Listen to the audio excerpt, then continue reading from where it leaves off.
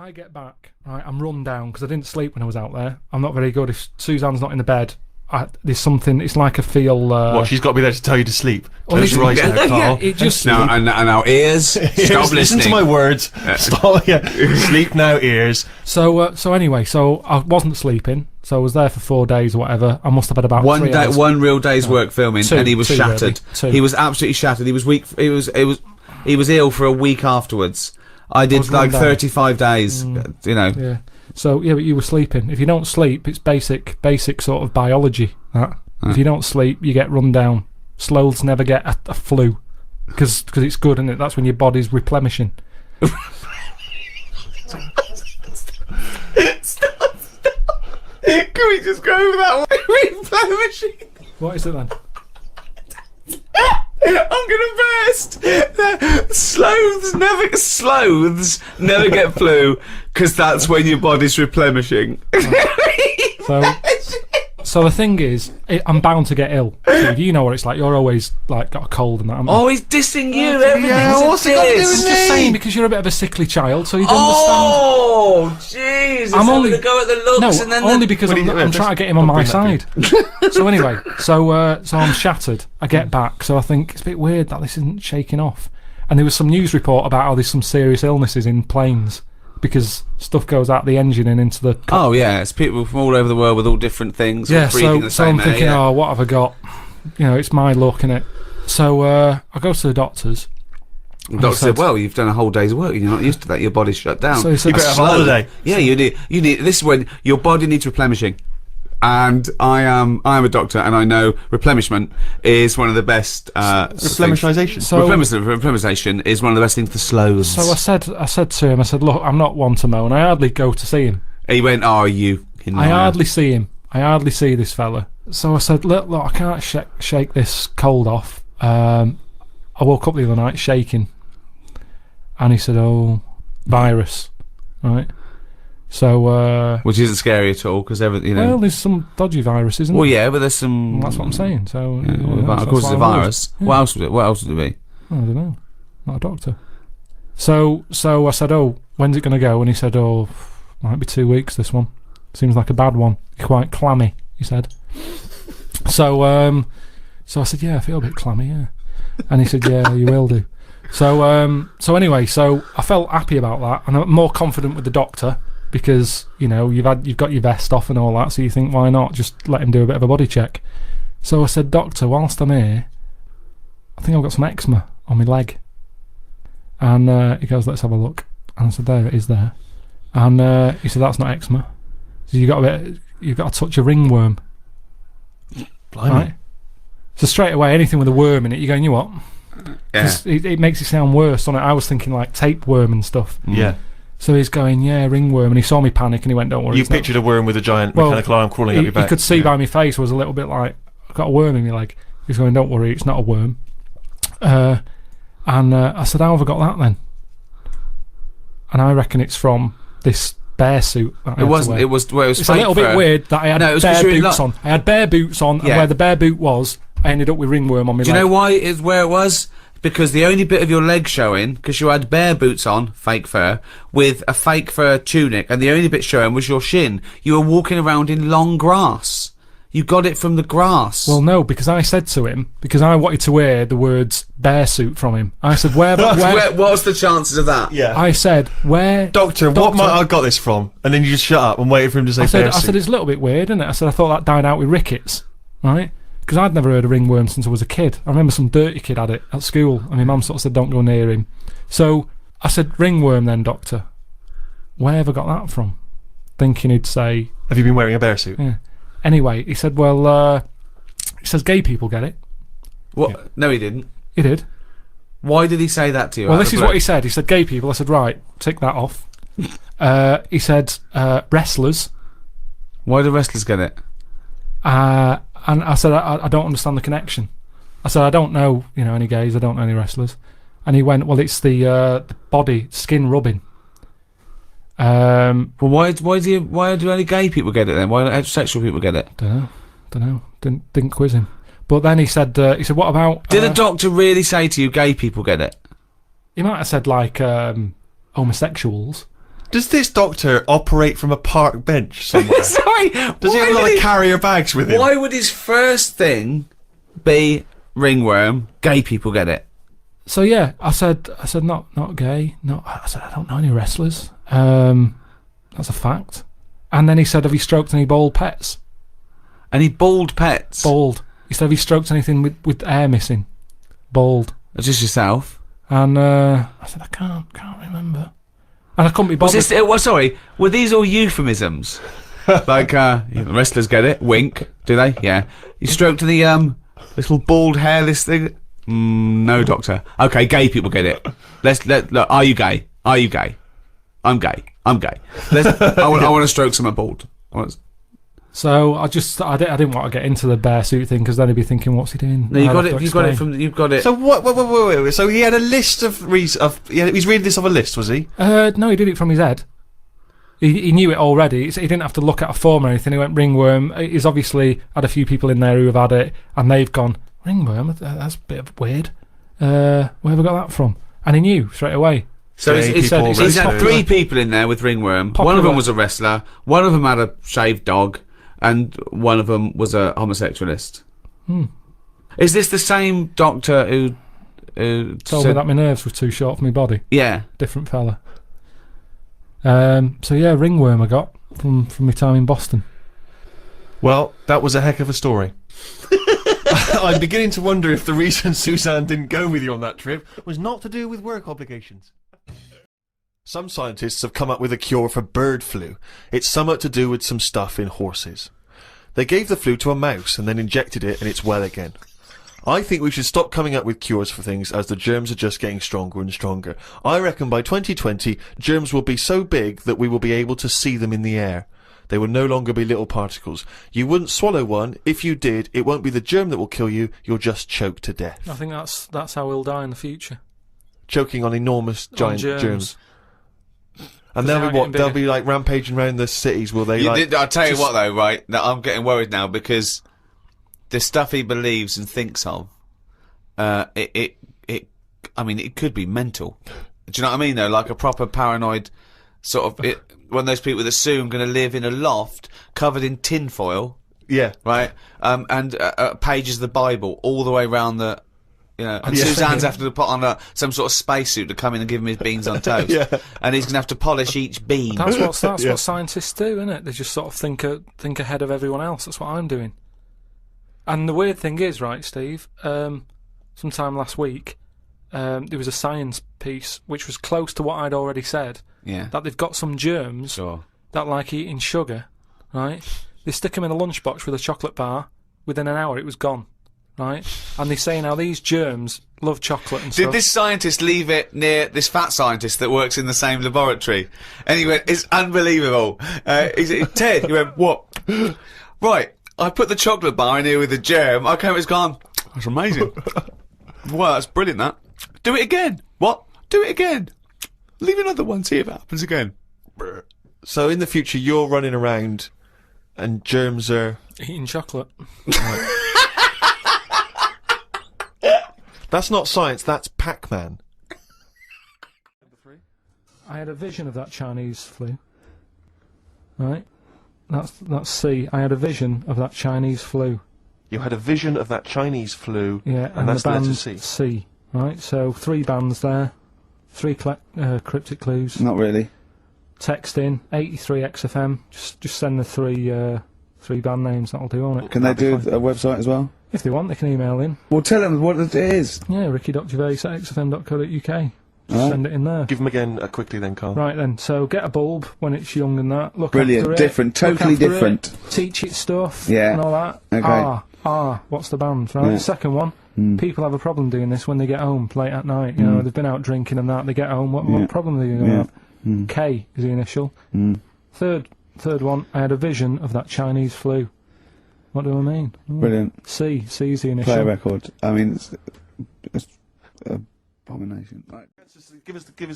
Go on, give us the clue. I haven't got an idea. Go on, give me the clue then again. Right, well, do you want to say who the winner is? Or no, let's hear the answers first. First clue was, if you get a bulb when it's young, you look after it and that, you teach it stuff. Yeah. What's going on there? Go on. The initial was R. Yeah. Right, that was razor light. All right? Razor light, you raise a light. Razor Yeah. light, okay. Kind of works. Yeah, it Second didn't matter one. what sort of bulb it was then. It was very Sure. specific. Thought it might. Go on. People have a problem doing this when they get home from a night out drinking. Yeah. What's the problem they're having? They have a problem getting the key in. Getting the key in, that keen. That's the That's awful. word. That doesn't count. The words, Keen. And they got it right. It's keen. It's keen. It's get it one's right. awful. The last one, Awful. I had a vision of that Chinese flu. Yeah. That the initial there was C. That was Caesars. Caesars. They managed to get that as well. Great. I love the fact that even he knows they managed to get that as well. Did anyone get all three? Yeah, a few people. That's terrible. Okay, who was the first one? Who was I the don't first- know what it says about XFM and its listeners that people are getting these answers right. I know. Go on. Shall we move on to the ancient world in terms of Egyptians, the Greeks, the Romans, of course, because they made huge advances, particularly the Romans, who understood, of course, the importance of sanitation. You know, famously their streets were clean. Yeah.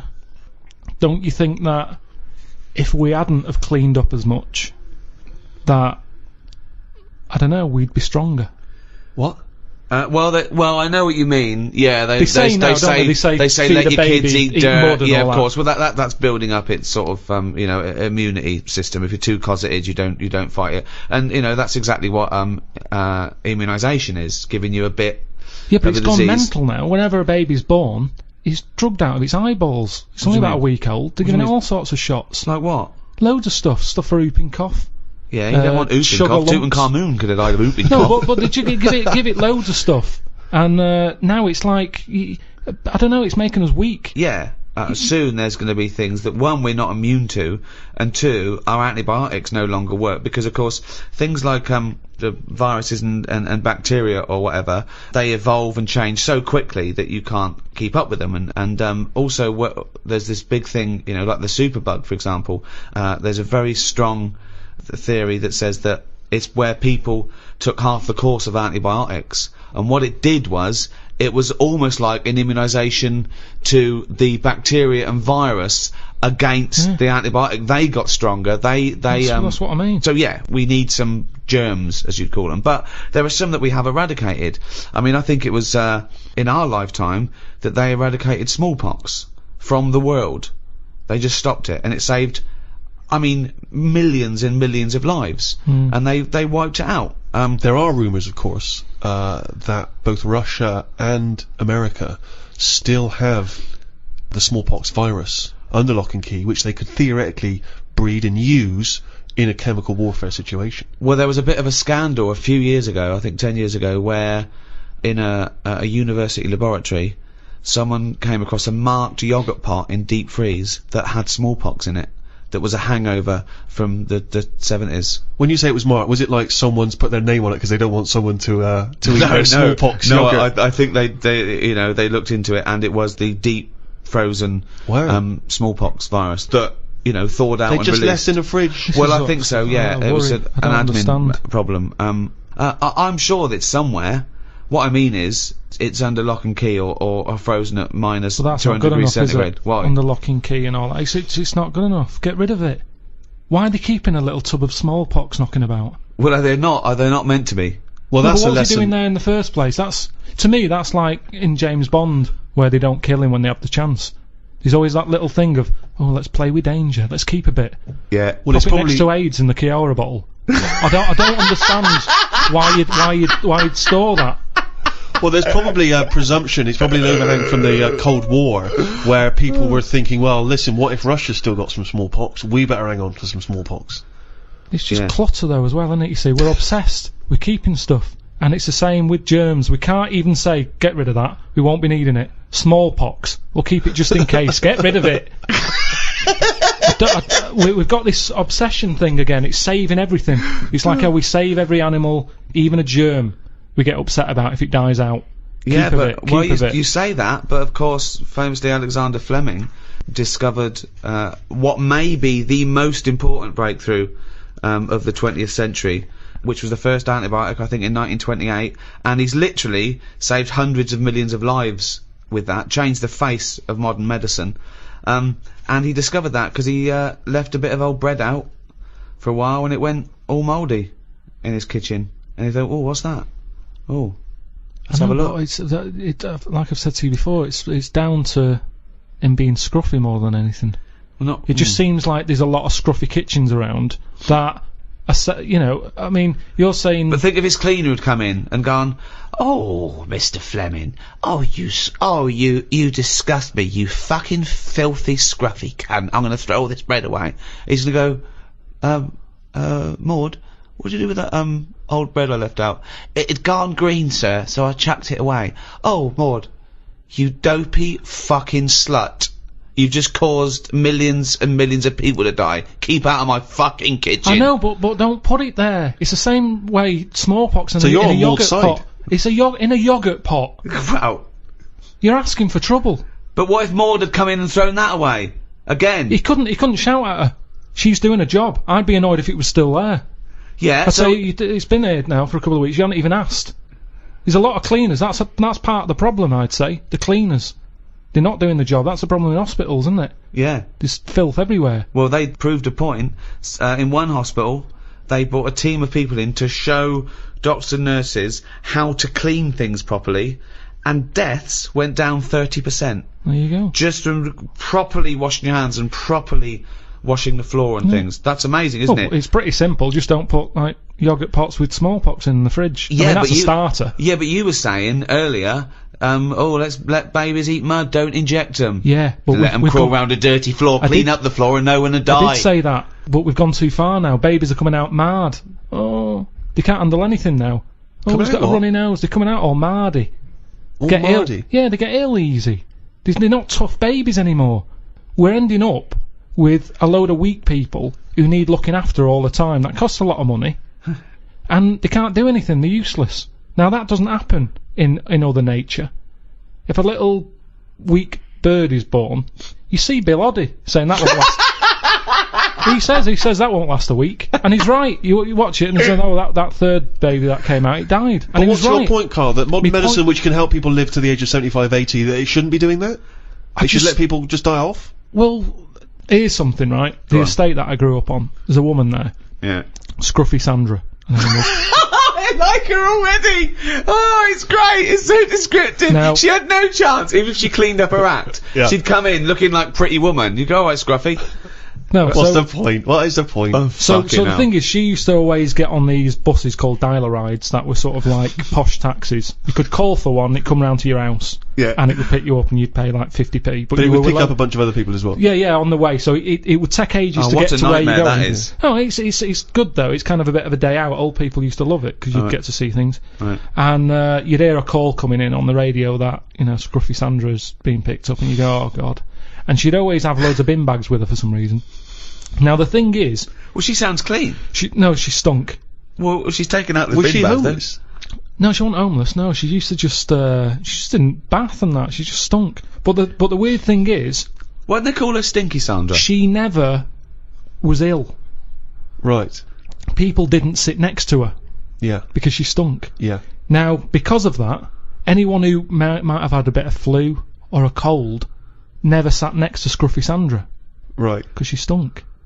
But that was good. That was like a protection thing for her, because she knew that because she stunk, no one wants to sit next to her. She wouldn't pick up the germ. Right. Now, but this is quite... Your point is, in order to fend off illness, you have to not bathe, and so you stink. So you're saying that it wasn't that she'd built up an immunity, it was that she stank so much that flu wouldn't come near her. This is such a specific example. It's not applicable in any other scenario. There's always colds, there's always flu. It's whether your immunity is good or bad. The times I get ill are usually after like a long haul flight or something, when you're surrounded by it and you're run down a little bit. Or maybe if you didn't bathe for 3 days before the flight. Yeah. So, it's always there. There's colds and flus everywhere. That's interesting, isn't it, that more sort of colds are spread through shaking hands than people, just taking in the air. Because people sneeze into their hand, and they think that's sort of safer. But then they shake hands, and you get it on your hand, and it sort of dies in the air quickly, but it stays on your skin a bit more, because it's, you're nice and warm, lovely environment. So that's why some sort of germaphobes don't even shake hands anymore. Yeah, but that's going too far, because they're going to die or something. You can't be that paranoid. You've got to get on with your life. Loneliness. And it's good to feel ill, because when you feel better, you appreciate how good Doesn't you feel. make any sense at all. It's good to feel ill. Doesn't make any sense at all. No, it does afterwards. The other weekend, when I was ill, I don't know what was up with me, but I got something. Symptoms? Went to the toilet a lot, felt sick at the same time, got a sweat on, felt weak, had the shakes. Just a bug, yeah. Lasted probably about 24 hours. After that 24 hours, you go, oh, I feel good again. It's nice to feel good again. And it makes you appreciate how good you feel. Now, sometimes I don't know if I feel well. Doesn't make any sense at all either. What do you mean, sometimes you don't know whether you feel well? Because I've been in my body for years. Here he goes again. Go on, yeah. Here he goes again. Now, the two minds. If there was some sort of kit that the doctor said, how are you feeling, Mr. Pilkington? I go, oh, I think I feel alright. And they go, well, do you? I go, I don't know. And they go, well, step into the machine, right? Get into the machine, and if he could somehow transfer my feeling into his body so I could feel how he feels, and then he can feel how I feel, and he'll go, oh, you're not well at all. Your heartbeat's irregular for a start. You're a maniac. This is... I don't know what's going on here. Because why don't you just accept that if you feel well, you know... Because you don't know if you feel well. Hang on, let's get this machine built. Sorry, why are people bothering studying AIDS? We got to get this machine built. Listen, this machine could do a lot of good if they could do it. Why? Because some people... You hear about people who go, oh, I think I've got a bit of wind. Before you know it, they drop down dead. Right? Because they didn't know. They just... Well... Didn't Mr. Jones have a sweat on, Mrs. Jones, before? Oh yeah, he did, but he always had a sweat on. Well, didn't it bother him? No, he was used to it. Happened for years. Why didn't you come in? Oh, so, and what would the right. machine do again? The machine would make my doctor feel like me. He'd be sat there and he'd go... Sorry, who's saying to Mrs. Jones, didn't Mr. Jones have a sweat on? The doctor. So the doctor knew he had a sweat on. Why didn't the doctor say, well, we look at that? No, he didn't. He asked He's Mrs. not a very Jones. good doctor, though, is he? He's not a very good doctor, then. Yeah, but this is the problem now, isn't it? Right. So Because there's too Mr. many Jones went ill to the people. doctor and said, oh, I've got a sweat on. Right? Right, so he'd go, well, I'll tell you what, get in the machine. So Mr. Jones gets in the machine. Yeah. The doctor hits the button. Mr. Jones gets into the doctor. The doctor goes, you have got a sweat on. I'm familiar with this because I had a fella in the other day with a similar thing. Take 3 of these. You are a mental case. I don't know what this is. Because But why can't the doctor make that observation like a doctor does? Why can't the doctor, using his knowledge, observe the person with the sweat on? This is like a scene from Ghost. This is like Patrick Swayze. Listen, do you know that time when I went to the doctors and he said my nerves are too short? That doesn't make any sense at all. No, but listen, I've told you about it. I don't want to go through it again. But he you know, looked at my legs and stretched them and that. He said, yeah, it's the old short nerves problem. Now, that took like 3 visits before he worked that out. Right. But how would he be able, just because if he was feeling how you were feeling, I wouldn't help him identify it, Yeah, would it? you're there in your body and you're not going, bloody hell, my nerves are a bit short. Doctor, you go into the doctor, okay, and we're just going to place Pilkington in. Right. Pilkington is in me. Oh, my nerves are too short. When my nerves were short...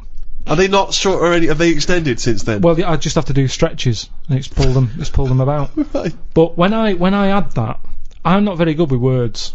Go on. So when I was going in saying, Doctor, my knee's aching, and he'd go, what sort of ache is it? I don't know.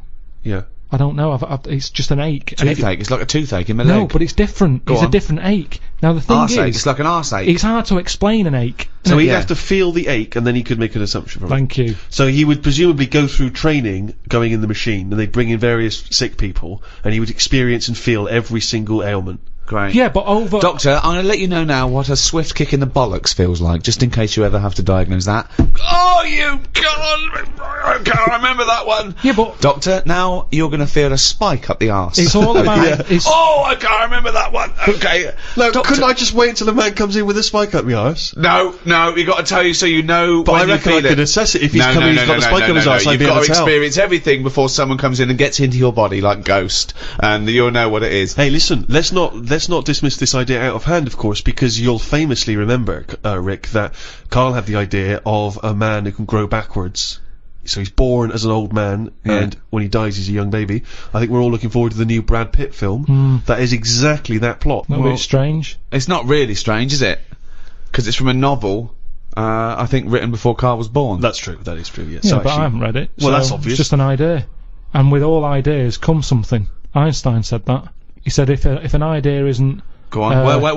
Wait. Just let him what did finish. Einstein say? We've got an Einstein quote here. Yeah. This is an historic day.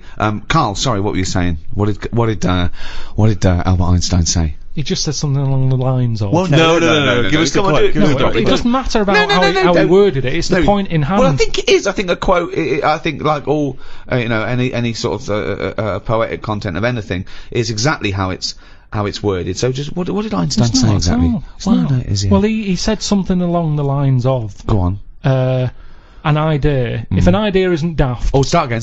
No, come on, let's hear it. No, because he started. He said if an idea isn't daft, it isn't worth thinking about. What? Say it again? If an idea isn't daft, it isn't worth thinking about. I can't imagine him saying No, I daft. can't. No, well, it was something like that, though, meaning that every new idea seems a bit mental, Yeah, right? it's a good But point. then it leads to something.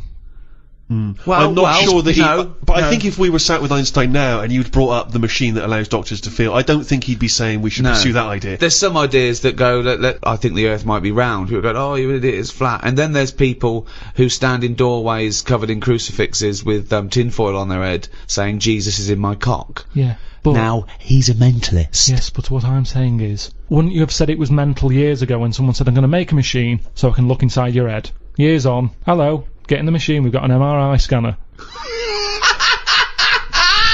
It's the next one along. You'd go, they'd go, well, why are you looking in their head? It's where the brain is. I'll tell you what, Go on. we've got similar to it anyway, because I've read about this machine where, right, say if, put it on Steve, right? Go on. I wear a camera on my head. Right, if this is going to be I can see Steve's thoughts. No, but it's similar to that, and it works as well. So, I put a camera on Steve's head. Okay, it's changed already. Whose head's the camera on? I don't think it matters. Okay, Okay, fine. okay, well, okay, Let's okay. put Just the camera explain on it to Steve's me. head. Okay, right, okay, we've the got a camera's- camera on Steve's head. Right, What I've got on my head are some goggles. right, Over your eyes? Yeah. Okay. okay. You've got the camera. Through my goggles, I'm seeing what your camera's seeing. And where's the camera? Is it looking out from my eyes? Yeah. Right? So basically you can see what I can So see. I'm seeing what you see. But couldn't you just just a stand where I'm standing? Well, that's just a monitor. Well, that happens now. Yeah, you can all listen, have the I same haven't monitor. Hang on. finished. So Okay. wait. So, how does it work now? Hang Well, on a no, minute. wait. Hang on a minute. This is you're at the Royal College of Surgeons. You're presenting this idea now. Everyone in the world is sat down here. The eminent scientists are going to Carl Pilkington. He's a genius. He's got an idea for cameras and goggles. No, you're saying this already exists. This has just come out the other week. Oh, okay. Put a camera on Steve's eyes. He sees through the camera. What I've do you got mean? the goggles Why on. is he seeing through a camera? I don't know what you mean. He's just got is Wherever it he filming wherever he looks, the camera's looking. Okay, so it's a camera, right? Okay, It's yeah. a camera on his head. He's not seeing through it. It's just seeing what he sees because it's pointing in exactly the same direction as his Yeah, eyes. if he turns his head to the right, Yeah, I exactly. will see. So it's monitored to tell you. So you're looking at a monitor, really. Right. So one of the simplest ideas, but it's taken us 20 minutes to explain it. Yeah. Okay, go on. Right. So it's the same as a cameraman pointing the camera anywhere. We're watching the telly. We're seeing what the cameraman sees, basically. Go on then. but it's not like you've that. just invented television. Well done. Okay, right. So I've got the camera on my head. It's seeing what I'm seeing. Go. Right. You've got goggles on your eyes. I've got goggles on. If you turn right, I feel like I'm turning right. Okay. Now my Yeah. brain gets Yeah. to a point that if you wear it for long enough, that brain thinks it's you. Because what happens What? is, because the brain's being kidded. At the end of the day, my brain thinks it's seen everything because my eyes are looking at stuff. Yeah, no, that's true. That's true. But it doesn't think I'm Steve Merchant. It experienced what Steve's see this like a virtual reality. No, but that's the weird thing. If you wear it for long enough, the brain's sort of seeing it like Steve's arm go up to his head and scratch it, and it gets to a point where the brain feels a scratch, even though it's not scratching my head. So they're saying this is like you're kidding your brain, basically. I can see kick how your that would brain. work. But you're not. You're not going to believe that you're me. No, you're not not believing going to you're Steve start Merchant. experiencing life as I experience it. My No. my brain would. What do you mean your brain would, but you wouldn't? Because We've I'm done this, kidding. Steve. I'm kidding the We've brain. done this. Yes, but you couldn't kid it into thinking you're me. You wouldn't forget that you're Carl wearing a contraption. But what it was saying is if someone went up to your stomach and started tickling you, my brain would look down and see that someone is tickling me. Yes. Yeah. And I'd start laughing. I can understand you No, might. you wouldn't. No, you would. Well, yeah, you might do because it might be a confusing But stimulus. yes, but the point is, there may be certain physical things which you experience through it, but you're not going to stop thinking, hang on, I'm Carl wearing the mask, are No. you? But you can do that. You're thinking you're Carl, seeing all the things that actually. You're going to Steve's start having memories that you think are what your memories are going to change? You're not going to remember your name, you're not going to remember Suzanne's name? What are you talking about? No, but say if we did that at that event with a load of students in front of us, I'd remember that day through your eyes. Right. So I'd be living your day. But you'd also remember that you were wearing life. a contraption. You wouldn't remember it as being, oh, I was Steve Merchant for a day. But I kind you'd have of different was. thoughts because you'd access. But look, Carl, listen. I sat down and we watched the same thing. We watched a bit of Brokeback Mountain, and we all had different thoughts. Yeah, because we're all sat in different places. No, roughly speaking, we had the same experience when we're looking at the same thing. But it doesn't mean you assess it the same way, it doesn't mean you understand it the same way, and it doesn't mean you apply the knowledge in the same way. No, I understand that, but... It's an interesting experiment. It is interesting. It'd be interesting to see it live... you're actually living... It's a different window to the world. Well, yeah, say if, like, I was a fellow with no arms and legs, but these goggles had a really long lead, and you went about living your day, and I was looking through your eyes... I could have quite an interesting life. Yes, you could, Without but you the wouldn't hassle. stop remembering that you're the person wearing the contraption. And also, But what is life? Yeah, Life but is what you experience. Yeah, but if Steve went off, but you'd know this, wouldn't you? I mean, Well, would you? If you stuck one on a baby? Well, yeah, that's different. Yeah, Well, I there mean, you go. if a baby knew no different, and those were his experience, then he would be feeling what he thought he was. Then there'd be nothing. But then, you know, let's face it, tickling someone is the sensation. It's not the thought. It's not the concept of being tickled is funny. Because if someone goes to tickle you, but they don't tickle you, you can actually laugh, can't you? Because you go, oh God, I know what the feeling's going to be like. Yes, because you've already experienced the real thing. Yeah. Carl, of course, has written a poem about the experience entitled My Ward. All I've done here, I've been through I don't know what the word is, a bad experience. Trauma. A trauma, yeah, I've been through a load of trauma. So I'm just finishing it off with a little sort of picture for people. Go on then. Me, a Chinese fella, and an old bloke who looked like Mr. Burns from The Simpsons. Don't know what was wrong with him, but breaking wind was the symptoms. No one visited him or called him. He seemed quite lost to me. As well as wind problems, he had a colostomy. Back. When I left, I said, see you to the old man. Turned out the other fella wasn't Chinese, he was from Japan. I never found out what was up with him. Well, I don't know anyone who's died in a war, but I know loads of people who have died from, cancer and what have you. So is that going on Carl's quote? Does that work? Is he right? What did he say? Good, well, we're off to a fascinating start. I think it's probably best, Rick, if we return to the very beginning of time, the dawn of man, because, of course, even in primitive, prehistoric ages, medicine was practiced in some ways, from the research people have done, cave paintings and the like. Carl, I wonder if you would just give us your initial thoughts on, the medicine of the ancient world. You've not. You sound like you haven't studied it, or you're being. You're being modest. You're being modest. Never really thought about it. What do you think? They didn't have much. I know that Tutankhamun. Tutankhamun. He died of having a knee injury, so they didn't have that much medicine knocking about back then. Right, where do you get this information from? It sounds vague. I read it at an exhibition I went to, and Did you read the whole sentence, or No, just... I just saw they had some video footage made up. It wasn't from the time, and they just sort of said this is probably what happened. Sure. Did you put the headphones on and listen, though, or do you just guess it from I the just pictures? looked because I couldn't have the headphones. Of course not. Why couldn't you have the headphones? They're expensive. How much? About £50, I think, deposit and everything. Well, you get that It's a back deposit, though if though, you isn't it? return them. All you have to do is take them off your I head don't and like hand the them idea in. of handing money over because it's like when you get a flat and that and you put a deposit in, you never get the full deposit back. I don't like deposits. Well, what do you think they're going to do? They're going to take £50 off because you put wallpaper on your headphones. No, but it's not the same, is Tutankhamun it? exhibition. So you're going to deprive yourself of education because you didn't don't trust deprive me. I saw it. the I saw Natural these History things. Museum. It came off a chariot. The dangerous things. He came off a chariot. You saw that on the... How do you know he died? How could you tell from visual images that Tutankhamun died from a knee injury? It's just, honestly, you're going to make yourself look daft here, because that's what happened. Imagine that.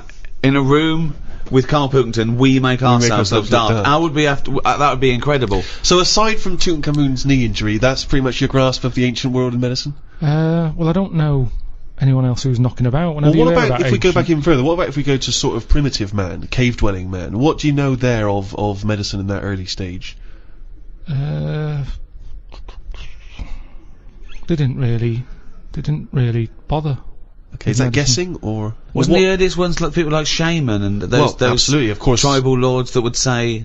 Well, that was, I assume, even, pagan man had sort of apothecaries that certain roots and... Yeah. Shaman who would use herbs and so on. But of course, if we go back to primitive man, you're obviously familiar, I believe it's pronounced, is it trepanning? Oh, when you take the top of your head off and let out the demons. And they found various skulls from ancient man with holes bored in the top, some of which had healed over, suggesting that they had indeed drilled holes in their head, or presumably they wouldn't have had drills in that point, cracked the head, and in their thinking letting out evil spirits, and then they healed back over. So in some instances, the people survived. Don't you think it's fascinating that there was one point when man discovered that this thing that we now call the brain, which sort of houses the mind, he knew was in his head? It's not that amazing.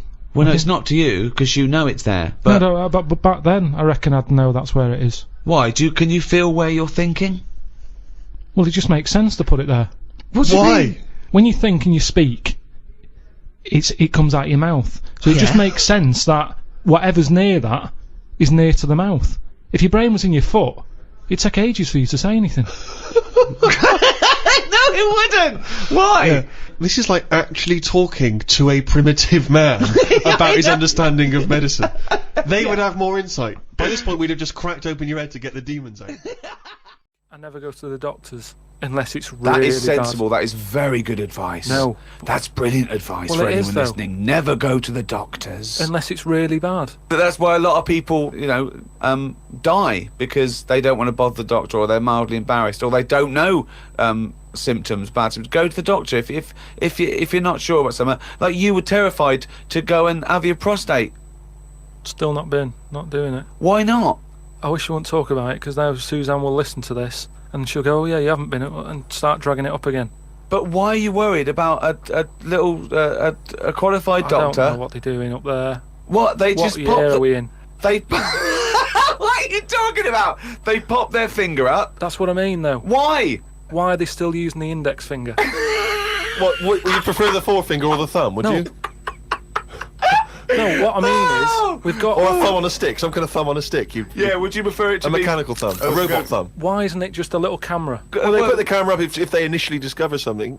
But just put the camera up straight away. No, they don't need to. They pop the finger up, feel that the prostate isn't swollen, wiggle it around a little bit up your back passage. What are you worried about? I don't think they need to do that. Are you embarrassed? Are you embarrassed about being in a room with your trousers around your ankles and little fellas popping A little bit, yeah. Why? And the other thing is, it's not just that, is it? So you go in there, they check your heart out and that, which to me is the most important thing, because that's what keeps you going, isn't it?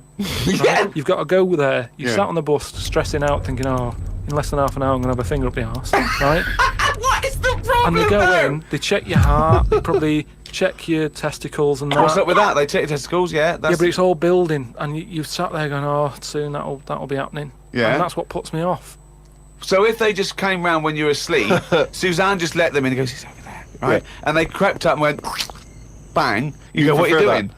I just don't understand why they don't teach you how to do it yourself. How can they? Wow! How can they teach? Imagine you squatting in a corner with one hand on your bollocks and the other finger up the arse going, it seems to be alright. Carl, you don't understand the phrase a stitch in time saves nine. I don't think you should be doing any kind of invasive medical research in your own human body.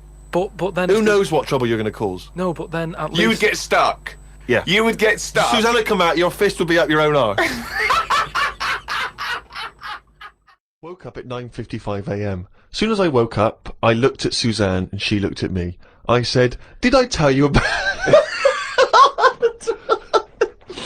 I just think of him opening his eyes and looking at Okay, alright. Okay, so he opens his eyes, he looks at Suzanne, she looks at him. What question, Rick, do you think he immediately asks his girlfriend? Go on. What question do you think? Have a quick guess. Am I dreaming? I woke up, I said to my girlfriend, did I tell you about...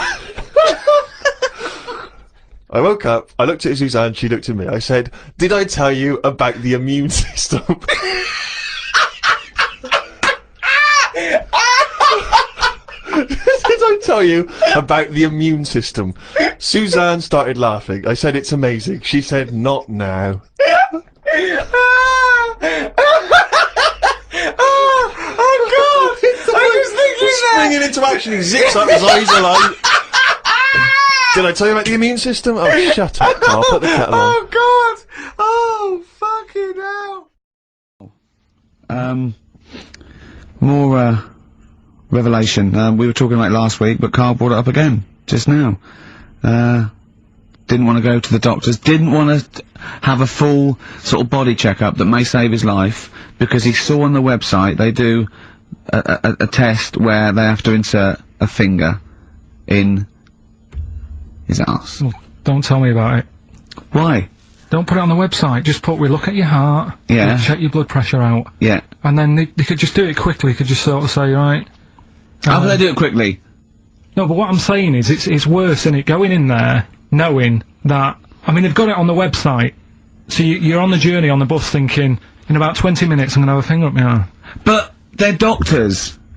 Yeah, but just They're not doing it for a laugh. They're not filming it with a two-way screen. They're not putting on boxing gloves so it hurts more. They're up. Oh, his prostate's alright. Out again. Out again. I'm just saying, in the day, the sort of. Do you think they're in the pub going, here he comes? It's Pilkington, I have my finger up his arse today.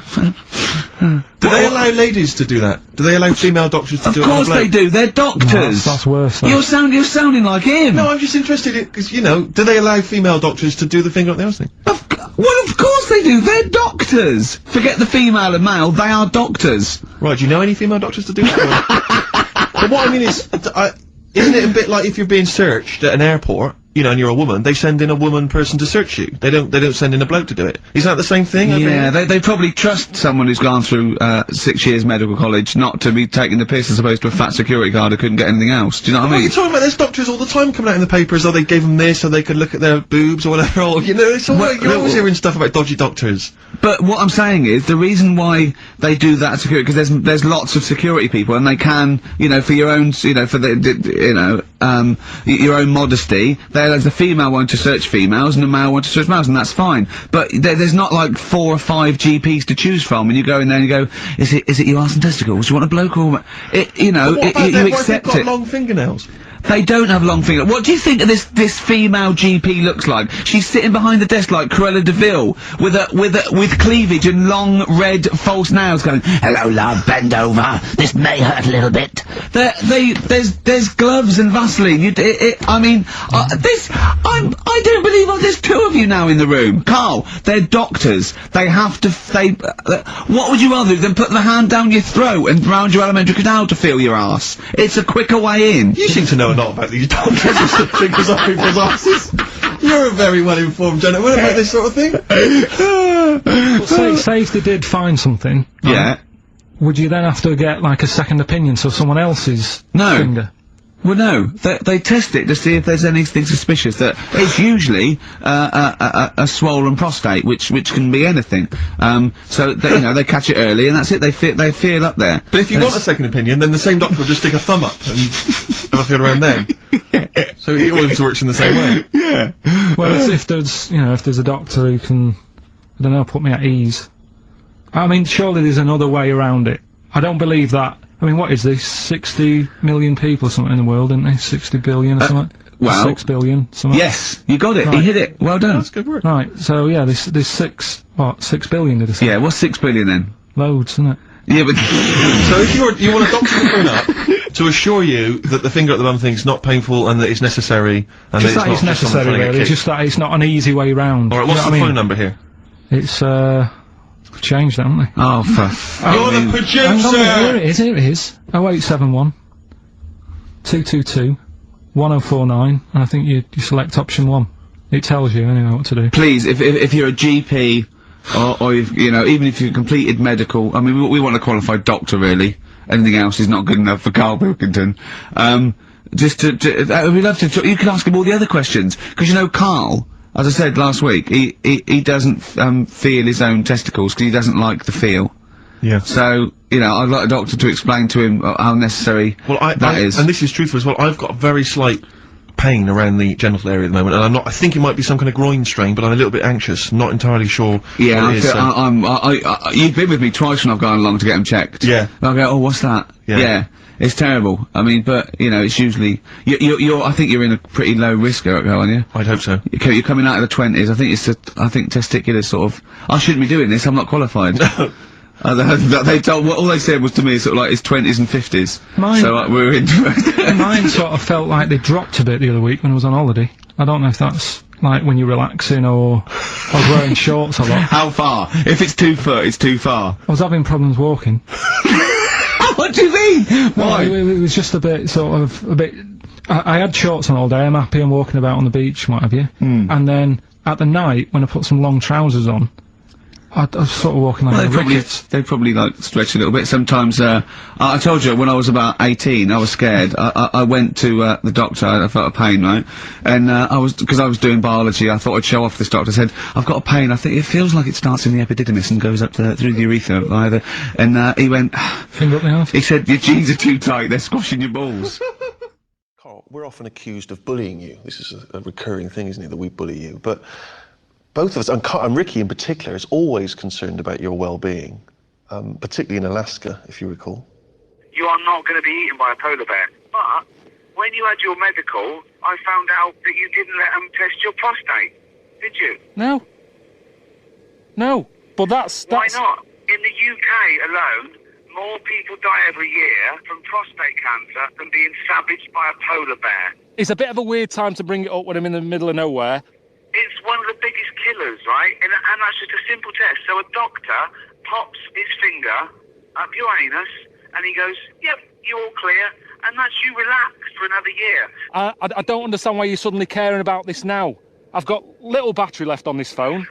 I'm wearing the battery out. If something happens, I'm dead. Right. He's my best mate. Sue me. I'm worried about him. Yeah. No, but why isn't there ever anything about how's your blood pressure? Or how are your feet? You're in the cold. Are you warm enough? No, it was none of that. It was, yes, I know. why don't you get a finger up your arse? Because often there are no symptoms. Well, I don't want it done. I know you don't, but it's good for you. So, can we bring the doctor out, please? Right, well, this is a waste of time then. This is Frank. This is Karl. Frank, how's it going? You all right? Good to see you. Is the consultant urologist at St Bart's? Yeah, St Bart's. Yeah. The thing about prostate cancer is you can be perfectly well and yet still have prostate cancer. And one of the ways that we can detect if that may be a problem is a rectal examination. The thing with just feeding... I don't want to finger up the arse, though. wait, You keep wait. going on about this. Right. I've told you time and time again. I mean, I presume there's a lot of ill people knocking around that Frank should be looking at. Instead, he's here debating with you two whether he's going to shove his finger up my arse. How long will it take if you did it now? If you went... No, wait, how long will it... 15 seconds. 15 That's seconds. a long time, as far as I'm concerned. What are you looking for? What we're looking for, okay, there's two things we're looking for. One is the size of the prostate gland. Number two, it's the consistency of it. In other words, what it feels like. It's a quick, simple thing to do. Karl, can I tell you what's going to happen? It's going to be about 10 seconds. He's going to say, you're all clear. You're going to say, what was the fuss about? And you know you haven't got prostate cancer. But not today. There's no better time. Maybe it's that you and I and the cameras and that are making it a bit intense. Oh, we've maybe got if a they private went room. privately to We've another got a private room. discussed it. We've got a private room. You may as well check his testicles while you're there. So what's the rules here? I mean, I know it's an important thing to have done. Yeah. But it's just the way they go about it. I've been travelling around the world in dangerous places. They've never cared about me before. Yet today they keep going on about having this done. Men are embarrassed about these things, you know? We're not used to these things. But for the sake of something that really is very quick and painless, we're talking about potentially saving a life. And before you know it, it's done and it's over. I know, but it's just that. I did this day in, day out. That's what you do, seriously, every day. Yeah. Every day of my working life, that's what I do. And are you going to move up and get to do something better, or is this your future now? Just sticking your finger up a fella's arse? It's just part of the job, you know. A lot of the time I spend in operating.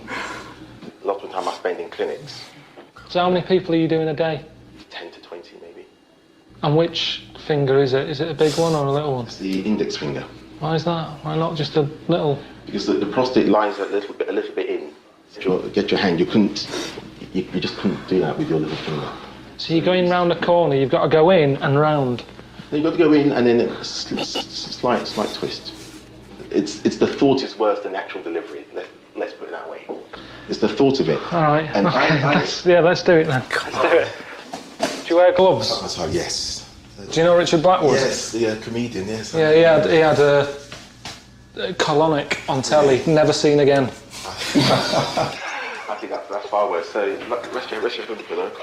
Then what you need to do is you need to bend your knees up. Yeah. You need to pop that arm over there.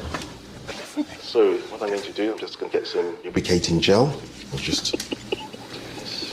Right. So what I'm going to do is, if I may, I'm just going to pop your trousers down. Bend your knees up a bit more. Come towards me a bit more. So you're at the edge of the couch. Marvelous. Okay. Take a deep breath. Deep breath. And out. Okay. And relax. Breathe normally. I'm just going to pop a finger in there. Okay. Deep breath. Well done. Jesus. Well done. That's high up. Fucking hell. Right, that's surely enough, isn't it? Right, you're touching a lung. Well done. Well done. Okay, I'll just Your prostate's fine. Hey! Well done. Excellent. Oh, God. Well done. Brilliant. Many alive. I don't think it's the sort of thing people pay a subscription for, to be honest. In HD. We'll see. Well done. Cheers for that then, Frank. Now, you're a doctor, aren't you?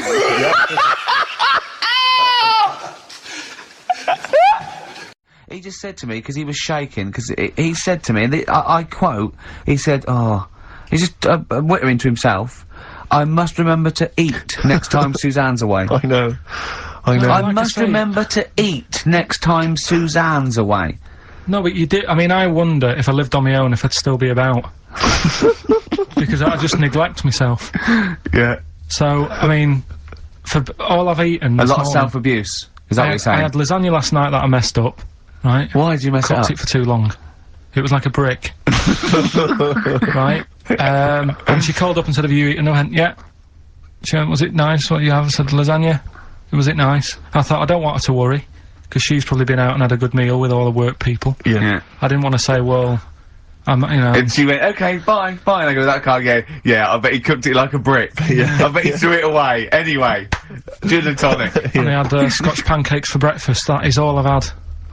So I'm starving, I'm shaky. Plus I've got that restless leg syndrome still going on, which I can't get rid of. What's restless leg syndrome? I find, if I go to bed, right, my body's tired but my legs aren't. Are you like Michael Flatley? You have to get up and do a bit of tap dancing. Do they just keep going even when you're asleep? Keep moving about, so I have to get up and stretch them or something. Or I've worked out that if I put a pillar on, like, the bedpost down at the other end, if I have my legs higher than my heart, it calms it down a bit. Is this why Suzanne works away so often? I don't know, it's weird. To get a decent night's sleep? I put it down to Smarties and that, it's like a sugar thing. But, stop eating them. Apparently Bob Mortimer's got it, as well. No, he's got arthritis. Oh, has he? You told me in the week that you've mastered moonwalking. Yeah. Yeah, I can do that. Is that one of the things you did, like, in the middle of the night? It's moon sleepwalking. Yeah. He just gets out, he finds himself walking backwards and wakes up and goes, oh God, I'm brilliant. I'm brilliant at this.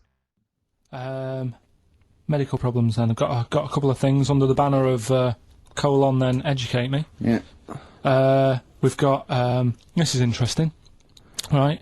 Do you know if you have an operation on your brain, right, what they do is, I mean, this is why I'd never go to the doctors. I don't like doctors because this sort of stuff freaks me out, right? They can operate on your brain, and what they do is, they put you to sleep first, cut your brain case open. Your skull, yeah. The brain case? Yeah, yeah. and then wake you up and operate on you. So you sat there with your head open, messing with your brain, and you don't feel anything. Well, there's no nerve endings, is there, in the brain? But still, it's not right, is it? Is it what you think they do it for fun? No, they but go on, Reg, wake him up so he all freaked out. Go well, on, is it necessary that you're awake, do you think, or... Well, they need the brain active, don't they?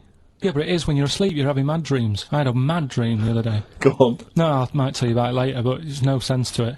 But, so your brain's still... Where is this conversation? Yeah, I mean, it'll turn out, I go, no, Carl, I was there, that wasn't a dream. Yeah. No, but... So, I mean, if I had an operation... On your brain, heaven forbid. Well, operation anywhere, I'd like to sort of think, well, I'll have an injection, I'll go asleep, but when I wake up, it'll all be sorted. Yeah. The fact that... Your brain case is open. And they wake you up and you think, oh, is it all done? They say, well, have a look in the mirror. And your brain... See, I don't think they do that. I don't think they try and frighten you when you're doing an operation. Yeah, I don't think that you go about your business and they sort of follow you around, dabbling. Yeah. No, but it's almost like they are having a bit of a laugh with you. Right, well, I'd just like to say now that they don't. Anyone who's going in for an operation on their head, do not ever listen to anything Carl says. Why have you got to be awake? Because you'll be bored anyway, you'll be sat there. Well, they give you a telephone directory, look, and they say, look how many Macs are in there. That's the Scottish telephone directory. And, you know, time flies when you're counting that sort of thing. No, but do you know, like, when you... What are you telling me? What are you I'm just asking saying me? how weird it is. It's weird, isn't it? It's like, do you know when you go for a haircut, right?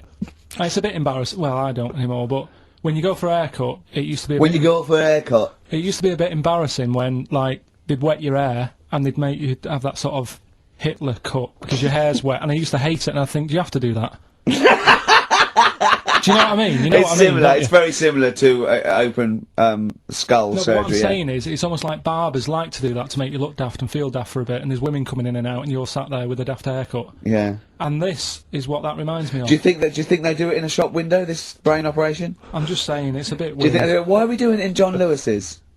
Just so more people I love can the idea that that's what doctors are doing. Let's make this guy look a bit stupid. Yeah. Open his brain Look case. at the twatty look with his brain out of his head. Take a Polaroid. Reg, take a Polaroid. Look at him. Look at his face. Right, clock his face when I give him the mirror. Get this on camera. Put this fake nose and glasses Sorry, did you teach me something then? Was that educational? I taught you that your brain case can be open with your awake, and you just sat there sort of letting them get on with it. Brilliant, I've learnt that. I'll never forget that. Right, go on, anything else? So we'll move on to this next one, right, which is brilliant. Dead short story. So, right, old woman, about 70 years old. Yeah. She's normally fit and healthy and stuff. Nothing wrong with her. She's having a good life. And one day she goes for a check to the doctors, just to check herself out. 'Cause she's getting on a bit. Yeah. Says take your clothes off and that. So she does, and checks her out. Says yeah, you're looking good. You're looking good. Turn round. He said, oh God. He says, you got a tumour on your buttock. Right? So she goes, oh, what, can you do anything to sort it out? So they go, yeah, we'll book you in for an operation. It's best if we remove this. Books are in for an operation. Operation day comes, strip her down and that. They're all stood round, the doctors. Start to operate. It only turns out it's a pork chop that she sat on 5 years earlier, and it had stuck to her buttock. Right, Carl. I can forward you. I'm not. Right. No, listen. Serious. Right, okay, Carl. I'm telling you now. I'm leaving. I'm never doing this show again. No, I'm serious. Honestly. You're talking. I've never had such. You are. Play a record. Play a record. I couldn't believe it. What do you mean you can't believe it? Stop the record. Stop the record. Stop the record. Right. Okay. Right. What do you mean you couldn't believe it? No, when I read it, I said I've got to tell Ricky that. This woman had a pork chop stuck to her arse for 5 years. You mental case. Of course she didn't. This other day. Yeah. Oh, what was it now? Listen, I felt listen. Do you want this? Alright, no, come on, alright, he's got it now. Go on. This fella goes to the doctors, right? Oh, right, okay. Right, if this isn't any way apocryphal, stupid, illogical, impossible, right, you are never, ever speaking again on radio. So make sure this is at least possible. I'll tell you what, I'll even give you improbable, but possible. So if anything that breaks the laws of the universe or logic, okay, that's all you have to avoid. On you go. Right, so this fella, right, he goes to the doctors because he's got earache. Right. Okay, if a chimp's living in his brain, Go on. Go on. So he's got earache, he's sat in the waiting room and his ear's all bunged up and it's hurting a lot and what have you. So the doctor comes out and he goes, right? And because his ear's all bunged up, he doesn't hear it that well, right? So he thinks it must have been me, right? So he wanders in. Keep going. Anyway, I'm going to hate this. I can just feel it in my bones. Steve, I'm going to let you take over. Okay, Let's hear it. Come so on. the doctor says, sit yourself down there, right? So he sits himself down. He goes, right, take your pants off, right? So he's thinking that's a bit odd. Anyway, he heard that though. he apparently he took his tackle off. The doctor did some operation. What, there in the waiting room? No, in his office. In his office, yeah. What? Wait, so he removed what? His genitals? Yeah. In his office? Why, Carl? Because he hadn't called him in. Oh, he'd called in the bloke who wanted his testicles taken off, and he didn't do it. You what? So the doctor went out and said, Mr. Jones, who's here to whip off your cock and balls, just here and now, right? Bloke comes in, didn't it? It must have been me. So the bloke who wanted his balls taken off didn't say, oh, I think he said me. So he didn't interrupt then. So the bloke goes in, he starts taking his testicles off, and he doesn't say it. Right. What's been going on? I've been to hospital. I was rushed to hospital, emergency and that. Had a tube put on my knob. You had a tube put up your knob? Yeah. What's the story? Kidney stones. Ooh. So, shouldn't really be here, to be honest, doing this. He said rest. And that. Climbing them stairs on the way in. To be quite honest, it doesn't look like you're expending a lot of energy at the moment. It's like at Zookeeper going, oh, that sloth move today. Calm down. Yeah, but I had to get here. It's been raining. Yeah. I had to come up the stairs. I had to carry the computer. Yeah. Well, that's not entirely true, because your girlfriend was carrying it. I saw her outside. Yeah, but I'm just saying. And then you handed it to me and said, Steve, carry this. Almighty. So Yeah, I know. that's already a lie. Christ almighty. Whinging. Not whinging. I'm in show business. I know loads of people that wake up every day with a sore knob, feeling like they've had their kidneys probed, and they would say they're unconscious. So they don't whinge about it. They get straight back onto it. They, a lot of them on TV now. Yeah, straight back to hosting game shows.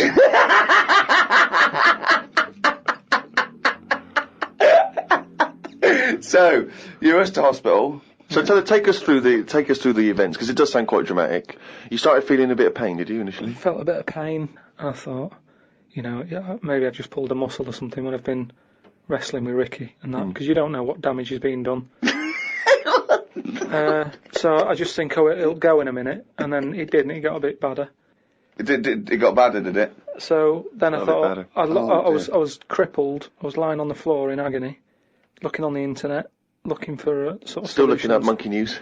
No, I just put in bellyache and stuff, and they were saying it can be loads of different things. And what I used to do when I was a kid, I used to always just get a cold ashtray and put that on my belly, and the coldness used to get rid of the badness. Amazing. The coldest got away. What, like a witch doctor? Yeah. This is like a witch doctor happens to work in a pub. It's like some sort of 5th century remedy, written in mud. Coldness doth get away with the badness. Why specifically an ashtray? Just because they sort of old cold.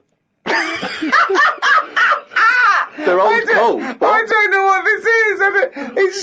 I love this idea that he had the operation and he comes round and they're talking to him, and his girlfriend gets a phone call and they say, Mr. Pilkington's maybe complications. He's just talking rubbish. She goes, oh, good. Yeah, he's back to his old self.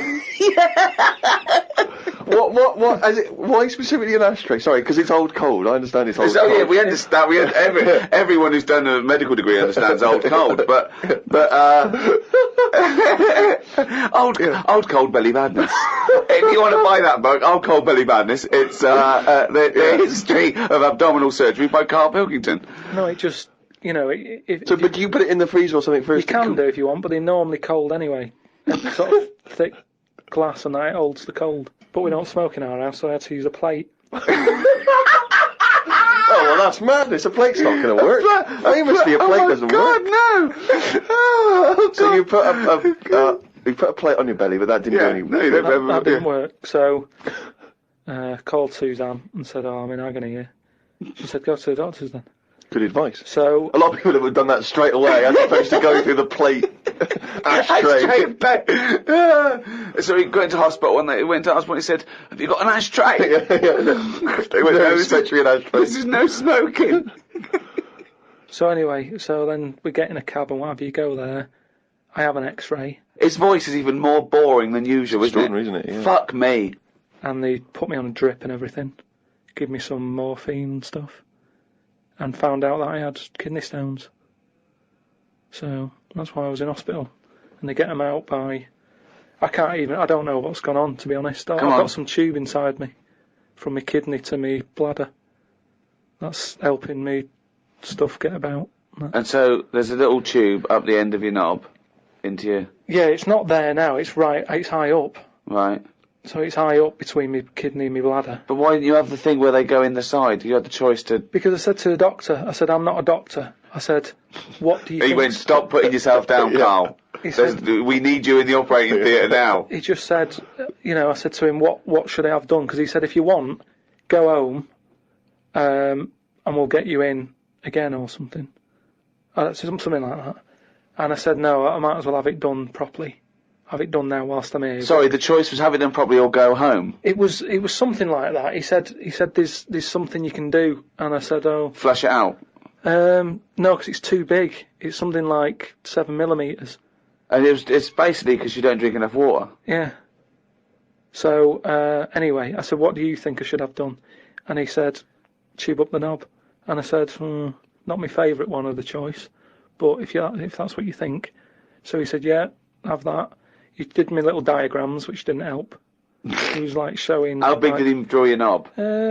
Sort of normal size. Yeah, was it? It was all right. You weren't offended by them? But he went into detail. It's just more the tubes and stuff in your bladder and your kidney. What was your ball bag like? Did he draw that? He didn't do that bit. He left that bit out. Okay, right. But he said, we'll just pop that up there, and then that's when Ricky turned up to visit. Came in laughing at me because we sat there in like my underpants and stockings. In stockings? Yeah. Why were you? He was there. He wasn't in bed. He was sort of out of bed with his little drip, right? He had his little boxer shorts on, just sat there, right, in his pants, right, and he had stockings on. Yeah, because they stop clots or something. They put them on your legs. It's like, when people have got big veins and they go on a plane. Right. Yeah. You said you're not a doctor. No, but I've seen it because Suzanne's mum did it, and she put them on ridiculously early, like 3 days before we were going away. And I've never been away before, and everything was like over the top. Do you know what I mean? She was like, I best put them on. And so I put them on, and they I don't know what it is. It's something when you're under, your blood doesn't move about the same, Right. and it can clot up in your leg. So you wear these tight tights. And I came in to cheer him up, didn't I? Yeah. Was that a nice cheery experience, him coming in? I had a headache at the time. I think I was a bit stressed out. Well, he's just the man you want at that point. Yeah. He reassured you, I imagine. Well, it's weird how it suddenly all happened quick. It was like as soon as he came in, it's like they got the finger out. And when I say Not that, literally. I mean, Yeah. suddenly I was being rushed down to, have my stuff done. And I woke up and there was an Irish woman over me going, "Are you all right? You all right?" And I said, "Oh, it's stinging a bit." She said, "I'll give you some more morphine." And I sort of put my head up to have a look at my tackle because I wanted to see If it was still there. what was attached to it. Do you know what I mean? Because they said something about they might leave some string hanging out of it so they can pull the tube out. It makes you talk. So, I had a look for that. Couldn't see any of that. Yeah. But as she put the morphine in, all the muscles in your body go funny. My head just collapsed. Your head collapsed. I sort of looked up to look at my stuff, but then she said, "Oh, you just need a little bit of morphine," and she put that in, and I just sort of went, oof. And then they sent me home about 2 hours after. But I'm in agony now, and Are you in agony right now as we speak? yeah, certain. Now, are you a man who's had this kind of hospital experience before? Is this your whole first time? I don't go to hospitals and stuff because I don't like them messing about. But it does make you think now. Do you know what I mean? Like life and everything. It's weird how it's all happened in the last month. From seeing that bee sort of die, No, Well, not really. No. This is not a near-death experience. It is You a had a little bit. routine operation to remove kidney stones because you don't drink enough water. No, I know, but This is not a shark attack. Yeah, but it's all life-threatening. Otherwise, you wouldn't have to fill out forms, would you? Saying if everything goes wrong, Suzanne can have the house or whatever. And then you find out more about the body as well, which has been sort of doing me head in a bit. You're more aware of stuff in your body, which I don't like knowing about. Yeah. They keep checking your heartbeats and stuff, and your blood pressure. I don't like knowing about that. I just leave it. It's happening. Don't be messing with it. Stop measuring it. Stop measuring it! No, do you know what I That's mean? same with a knob. It's that thing of like, they put that thing That's what on. the anaesthetist was doing when you were under, wasn't it? Yeah. He was comparing the diagram to the actual thing. Oh, God. The fella across the way from me had the same thing as me, but he'd had it a couple of days ago when he was in agony. So that doesn't help when he's saying, "Oh, I've been to hell and back." Like, don't tell me that. Sure. I don't want to know. Just say it was all right and stuff. So it just the whole thing of a hospital is stressful. Do you know what I mean? They wake you up like every half an hour in the night, saying, "How do you feel?" It's like, well, what, it's 3:30. What are you doing? I've got to have it done again in a couple of weeks, because what they've done now, they've popped that straw up, but the stone's still in there because they didn't have the laser team in with them. Blast the stone, and then that time they're probably going to leave a little bit of string out the end. Then I have to go back 3 days later and they pull it out. I was out the other day, right? A woman came up to me. She said, "Oh, excuse me, you go to the gym much?" So I was going to lie, but they find out, don't they? They say, "Where do you go?" and all that, and how many star jumps can you do? She said, "I know what's probably putting you off." She said, "The fact that it's hard work." She said, "It doesn't need to be hard work." She said, "Come to my class." She said, "What we do on Wednesday nights, breathing classes. Classes teaching you how to breathe." I said, "I'm 32, I think I've got the hang of it." She said, "No, it's not that." I said, "Forget it." See, I think the reason there's so many gyms in London is because of the amount of gay people who are here now. I'm not having a go. I'm not complaining about it. I'm just saying, gay people, they always sort of like to look after themselves, don't they? They're always sort of muscly and that, sort of tight t-shirts and stuff whenever you see them. I'm not looking out for them. I'm just saying, when I do see them, they're sort of muscly and that. So because there's more of them, more gyms are needed.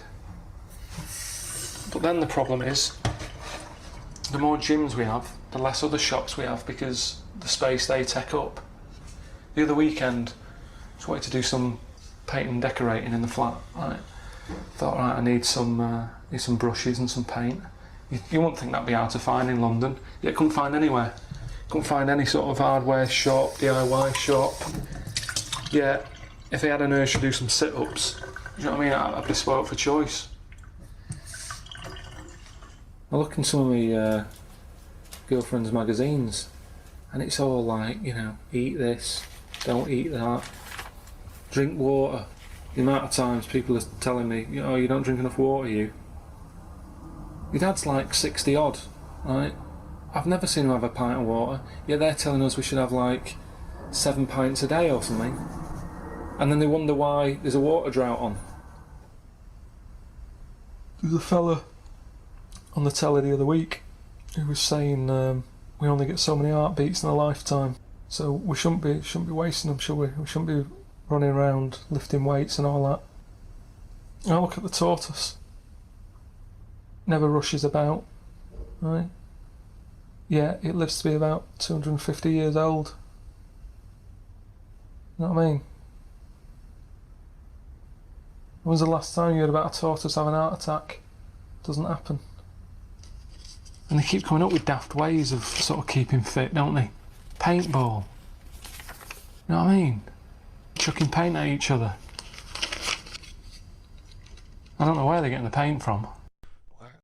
We get on to, I said, well, things are, I said, we can see the speed of evolution in lower life forms like bacteria, viruses, they evolved, and that's why, soon we won't have an antibiotic that can kill some certain bacterial strains. And he said, and this was about, 11:30, and I said, I'm going to bed, right?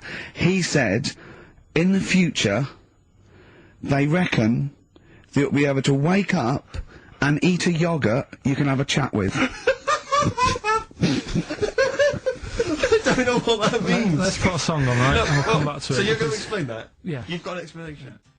He said, they reckon, and I said, I'm going to bed. He went, no, really? I said, no, I'm going to bed, Carl. There's no point now, because I mean, it's just like you're talking gobbledygook. You know what I mean? I might as well talk to a pot plant. Yeah. He said, in the future, they reckon, I don't know who they are. Sure. I don't know, people who post things on the internet that he reads. I think the Telegraph. Anyway, complete the sentence. they reckon that in the future you'll be able to wake up. I love it. There's always a little scenario, an embellishment, like this little. Oh, hello, darling. It's your yogurt. Hello.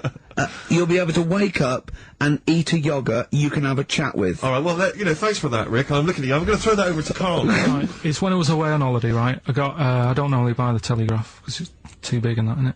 So, but, they were giving it away for free on the plane, so I thought... Ding dong. Might as well have it. And I saw a couple of things in it, I thought that would be interesting. I saw this thing about the future, and it was talking about evolution and what have you, right, which I always find weird, because I always think that maybe we've sort of done it wrong anyway. Do you know what I mean? I sometimes think... by definition, evolution can't get things wrong. Things change, that it's not successful, it can't pass on its genetic material, or but if you're around, it's working. If you're around, it's working. Slugs are as evolved as they need to be. Slugs are as evolved as you and well, me. that's true enough. No, yeah. No disrespect, but it works. It works. Sorry, they're but around. anyway, what's your point, Carl? No, I mean, I think we probably would have been better off staying as a fish. Just because there's more water than land, isn't there? Right.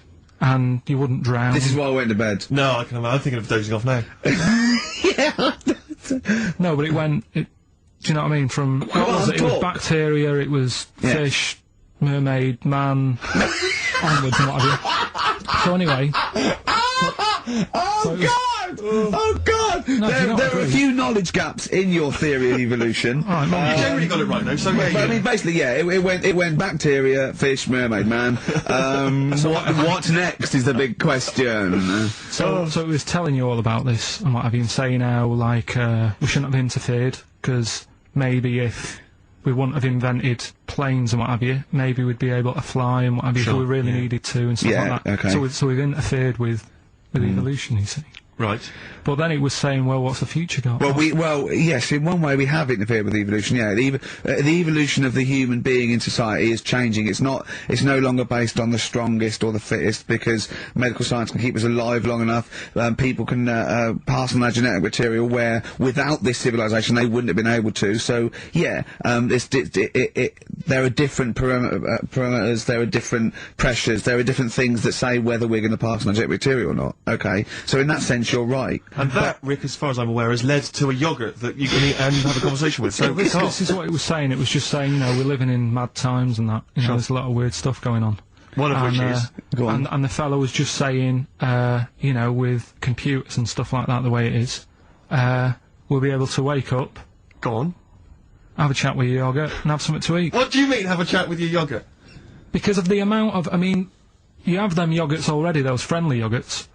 Those bacteria-friendly ones, so this is just a really friendly one. Yeah, they don't... Oh, God! I'm my best! Do you know what, sometimes, Carl, I think that we're having a chat with a yogurt. Do you know what I mean? There can't be any difference. Yeah, but then I'm always reminded that would be more entertaining. That would be more informative. You know, I mean, maybe I'd murder a person. You know, just see, you know, I don't know, but I think I'd probably go mental. Because I've always been a very reserved person, you know, I've never got into a fight, I've never caused a rumpus. Yeah, but that's a worrying thought, because we don't have to have the end of the world for it to be the end of your world, because a lot of people know that they're terminally ill, so they don't go around smashing up bars and killing people. But I suppose I know there'll be no repercussions ultimately, because they're the next day everyone's gone, so there's not going to be mourning families. But then how dare you deprive that person of his last 8 hours or 10 hours of life? I don't care, because it's the last day on Earth.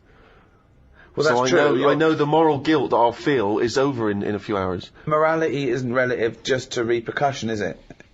Because no, but the point is you can do things without repercussion. But often people say, you know, what would you do if you never got caught, or would you do it if, you know, there is repercussions for that person, as grave as they might be, just because you feel that it's no big deal either way, that they're only going to live another 8 hours, they might feel differently.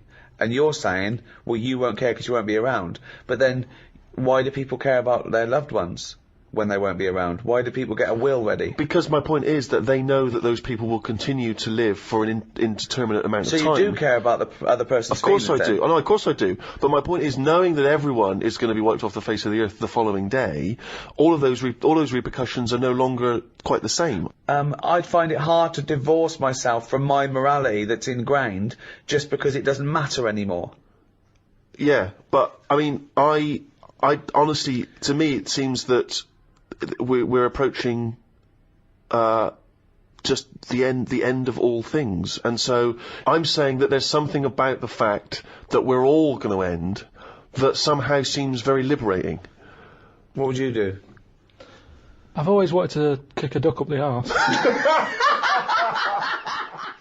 One prediction for the future, Karl, is from an academic study, what the world will be like in about 75 years from now.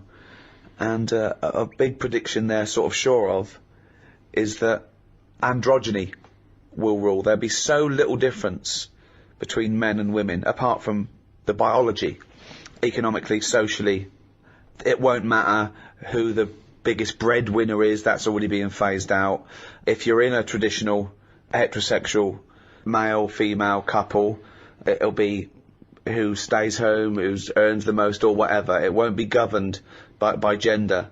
And that's getting less and less anyway, as it is now. But soon you won't even need a female or a man in your life. You'll just need the egg or sperm. And you'll be able to have any coupling you want or not. Thoughts, Karl?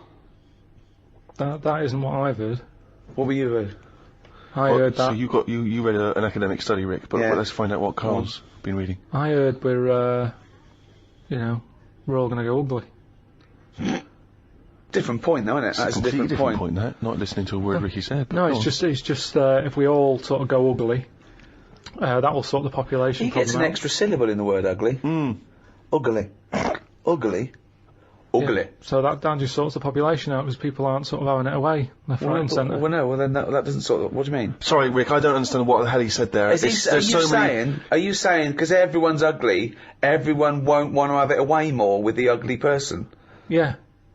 Okay, I still don't. You seem to understand what he's talking about, Rick. I'm still confused. But what he thinks is that if we're all ugly, then we still have this strange paradigm of beauty that won't exist, so we won't fancy anyone as much. No, they'll still sort of fancy, because at the end of the day we're animals, aren't we? Yeah. So we'll still have it away, but not as much as they'd like to do now, because it's all based on looks. Sorry, but what's this got to do with what What's this world like? Describe a typical town or country It's exactly right. Imagine London, you've still got the gherkin, you've still got the big wheel. It's just everyone's ugly. Right, and they're doing all the same jobs, are they? Everyone's still, the world's got to carry on. What do they look like? What's ugly? Just imagine, like, haven't you ever seen anyone when you've just gone, look at that? Yeah. Right, well, like that. Yeah, but hold on. It's ugly by today's standards, is it? So I throw forward to 75 years, you'll go, oh, everyone's what we call ugly. But what's happened to society? What do they think of everyone? They won't suddenly go in, isn't it annoying? We've got uglier. Because it's not like because we have got better looking, haven't we? If I look back now at a school photo, you look at my class and you go, what was going on then? You can't tell the difference between some of the girls and the blokes. No, but that's not true. Because it is, honestly. You that's look at fashion it and you see nutrition. And I see that, when I see an old episode of Bullseye, I think, Jesus, the men look like rakes with no teeth and a moustache, and they're bald with their hair down like a paedophile, and he goes, now how old are you? And I go, 52. 50 goes, I'm 22. He's what? Yeah, but that's more because of the sort of people that used to go on Bullseye. I mean, Paul Newman was never going to pop on Bullseye. No, exactly. Because he was actually a plumber from, Essex. And then think of the people that he grew up with, some of them live in holes now. Yeah. So, I don't think the class of Pilkey 1982 doesn't really count.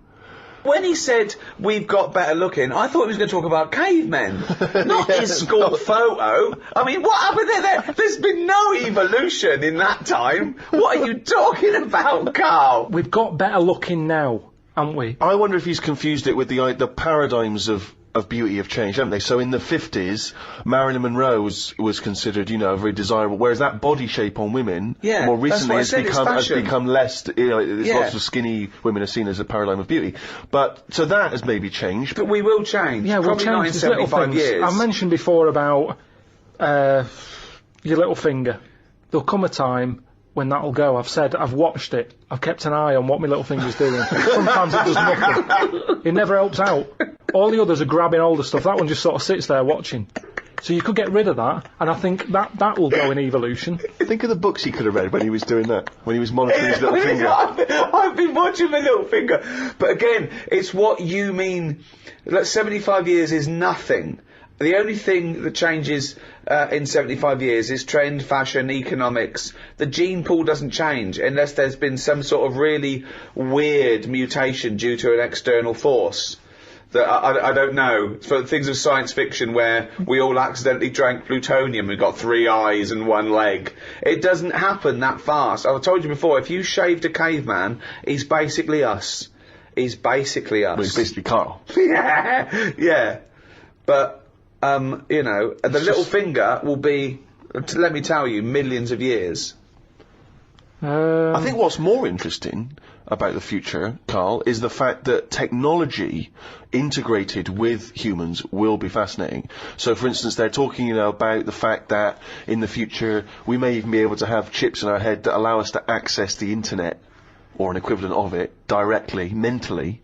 So imagine that. To say, not French fries. It doesn't But mean hang that. on though, at what point are we us then? Yeah, this is good. Go on.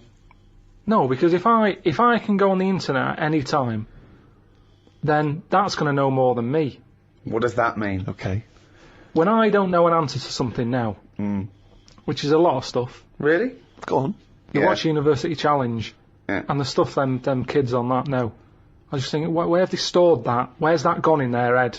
How have they left that somewhere, and it's just sat there waiting to be used? For me, if something doesn't get used within a time period, that's it. But again, It's forgotten about. okay, that's application and training and all that. I don't think. I think But that, basically, you've got about the same hardware I as haven't. those people. Honest to God, I haven't. I know I haven't. Your brain capacity is It's not the same as huge. theirs. It's not the same. Well, you might not be what's considered as academically intelligent as them, but again, an awful lot of it is, you know, nurture more than nature.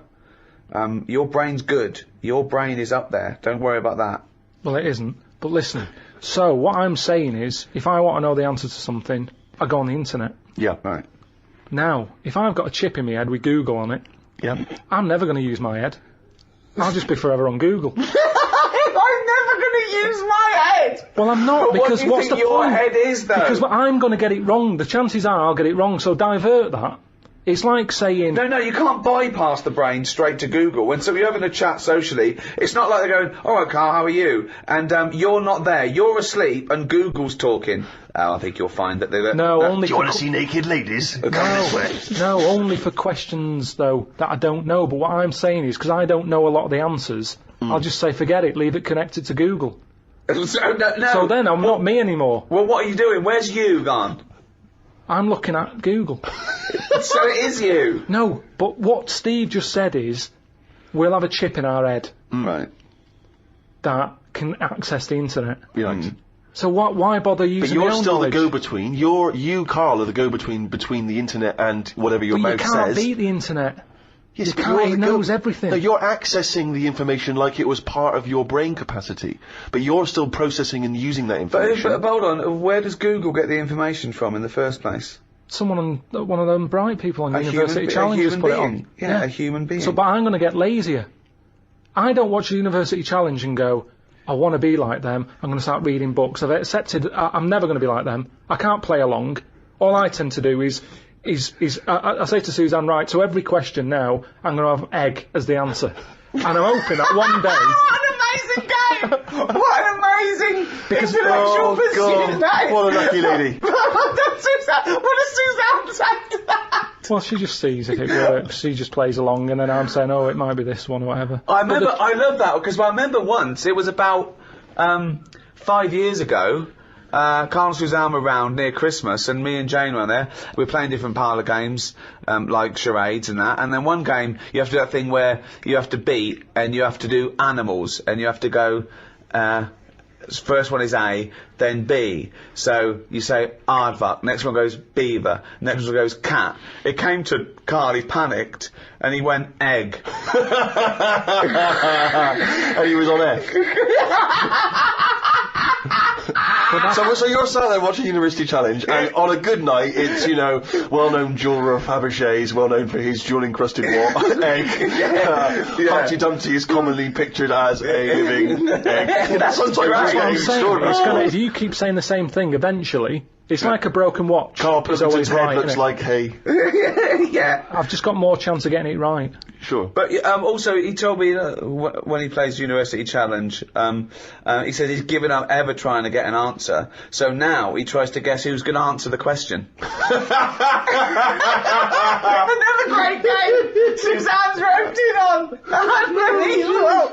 How do you do with that? That's not. I'm normally all right on that. Normally, all right. There's got to be something else. There's watch. another evolution thing though. When you watch brainy people on that, or wearing glasses, Yeah. what does that tell you? We are reading too much. We're wearing the eyes out.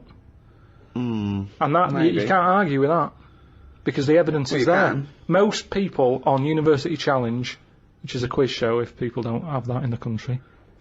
It's the brainiest quiz of all time, and to be honest, I don't know why they don't go on Who Wants to Be a Millionaire or something, because they'll get a better prize than what do they win on University Challenge? Because they'll be stitched up by a question of who's in Hollyoaks.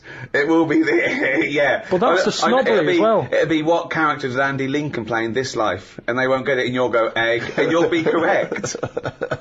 But that's the thing, isn't it? This snobbery on like braininess. The way that if you're a specialist in I don't know what something. Well, no, don't help him. Go on, finish.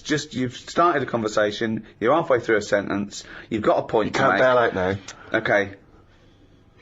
Say if you're a specialist in Go on. Latin tattoos. Latin tattoos! Don't know what that is. What Latin tattoos? I didn't know you wanted something so specific. So that's a tattoo you have on your arm with Cogito ergo sum underneath, or is it a Just tattoo? any sort of. Well, it's the only reason Latin's still alive, isn't it? Right. Right. Tattooists. So you go on Mastermind, Yeah. and people will go, "Oh, he's clever, isn't he?" You got 40 correct in 60 seconds. Yeah. Now, if you go on and say any questions about Coronation Street between 1990 and 92, people go, "Oh, he's a bit of a knob," because there's a snobbery to education. Yes. Yes. There is. But a question is still a question, isn't it? Well, to a certain degree, although, yeah, that's fine. But there's no application to knowing who played Ena Sharples, whereas presumably there is something useful in. Well, not perhaps Latin tattoos, because No, not Latin none of us tattoos, understand no, exactly what no. that is. But if you have knowledge of astrophysics, obviously that's going to be, as Ricky says, it's going to take more application to become an expert on that than watching Coronation Street twice a week. But it's still information that you've had to learn. You've not learned it, have you? You've just sat down in front of the telly and it's just piped into your brain very directly and very easily and enjoyably. Let's say the people working on that microchip that one day you'll have in your brain, are they not doing something more interesting and valuable for society than the Coronation Street fella? No, because Coronation Street that fella who knows a lot about it. He's enjoying his time watching that. Oh, well, I'm saying he's not enjoying it. So he's enjoying it, but a brain in a jar can be enjoying it if it doesn't know it's a brain in a jar. Right. So what you asking me? But we were talking. Didn't seem a difficult point what we were saying. What I mean is, Okay, one more go. What do Right. you mean? the chip in the brain isn't part of filling your head with stuff. The journey of filling it with that stuff. What do you mean? Whereas if you had a baby, the baby pops out, it cries a bit. They go, right, what do you want your baby to be interested in? And you say, I want it to be a plumber. You go, right, when it's 2, we're going to stick a plumber chip in its head. Right. Yeah. It's not right, is it? No. No. I don't know why you chose plumber, either. Well, we still need plumbing. Yeah, I do we? know we do, but... It's odd that they would have chosen, but they've got such such kind of small ambitions for their It's what his babies. granddad did, and they want the sort of the thing to go through the business. They own a plumbing business. They want the baby to carry on the business of the plumbing. They want the baby to be able to plumb. It goes on now where parents force the kids into riding horses, and you see the kid without the parents about, and you go, "Do you like horses?" And they go, "No, not really. We've been forced to get on a horse. Can't stand them." Yeah. And people would go, "That's wrong. The kid should have the freedom to decide if he wants to get on a horse or not." That's right, yeah. Well, what about this chip in the head? But you've made this You've up. made the scenario They're up. not putting chips in babies' I heads. thought you said they were. No, what? Well, no, I say that, I never said that. I think Steve's right, and I don't know, I haven't read it, but I imagine he's saying it's the next step in convenience with technology and an interface between a human and a research tool or fun. You know, computers went from being the size of a room to a thing you can wear on your watch. So the next step may be, you won't forget your palm top, you won't forget your iPod, you won't forget your laptop. It's in there, it's an interface. I know, but it makes us lazy. But you straight away thought that now that it went to some sort of weird laboratory where it's all white and there's just a doctor and everyone's in a silver suit, right? And they go, "We're removing the self. We're removing the self and putting in chip. You are now computer boy." Yeah, But I it's want to not. watch Coronation Street. Well, you won't in a few seconds. But I hate Coronation Street, me. Carl, it's not a question of. It's not that Google is now Carl. It looks like Carl, but it's just spamming, little pop-ups about offers you can buy and cheap holidays here and there. He's not the man I married. Right, look at it like this. Jesus. Look, I see it all the time now. Go on. You go, "Where are you going?" to someone, and they go, "I'm going to Dorset." Right. All right, what road are you taking? Don't know, just pop on the sat-nav. Now, that's a start, isn't it? Okay. Let's act that out with me, okay? I'm going away for the weekend, Carl. Are you? Yeah. Where are you going? Dorset. Oh, yeah. How are you getting there? Car. All right, yeah. Well, which way are you going? Don't know. Why do you want to know? Well, just making a friendly chat. I'm interested in geography. Which way are you going? Well, I don't know really. I've got a sat nav in my car, and I want to get in there. And what do you know? What? Bit lazy, isn't it? Well, I'm not a pigeon. I don't. Have you got an A to Z? Well, yeah, but it's on a computer the A to Z. What's the difference between looking at an A to Z and? Lazy, though. Not really. No. Why? Why is it any different that I've got it computerized so I can go along? The A to Z's a bit dangerous, isn't it? It's a bit. Don't have to go to A to Z when you're driving along. Clive, who are you talking to? Because we need to hit the road. We need to get going. Well, it's this fucking idiot who wants to know what road I'm taking, which is a fucking boring thing to ask anyway. Sorry, who is this twat? Because we really got to get going. He's a fucking dickhead. I think he's an A to Z salesman by the I mean, We'll just tell him we're using the sat nav because it's the quickest, most efficient way to do it. It's the quickest, most efficient way of doing it. No, but look what's happened. Who the fuck are you? Would Columbus found America if he had a sat nav? Yes! No, he wouldn't. He didn't put in America and he would have taken him to He wouldn't. America. He only found it because he got lost. Now, if everybody just goes... Hold on. How would an undiscovered country be on a sat-nav? No. Go on. But I just What's mean... the difference between the sat nav and the map in that regard? Because I've found some lovely little cafes on roads I've never been on.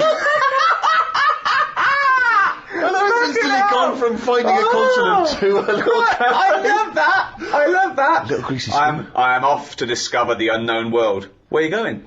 Well, I don't know yet, it's the unknown world. What are you taking? Just a boat, all lazy swim, you cunt. I love the fact that he's so Luddite now, he's annoyed at the sat-nav. I mean, you'd have probably given Columbus a hard time. Oh, got a compass. Don't you know where north is, you twat? I just think there's something in being lost. I never feel lost. I just think, I've had a diversion. Because you find new things. I'm forever going down... Suzanne's asking the French peasant where I just think, Columbus... Alright, what's the most interesting thing you found when lost?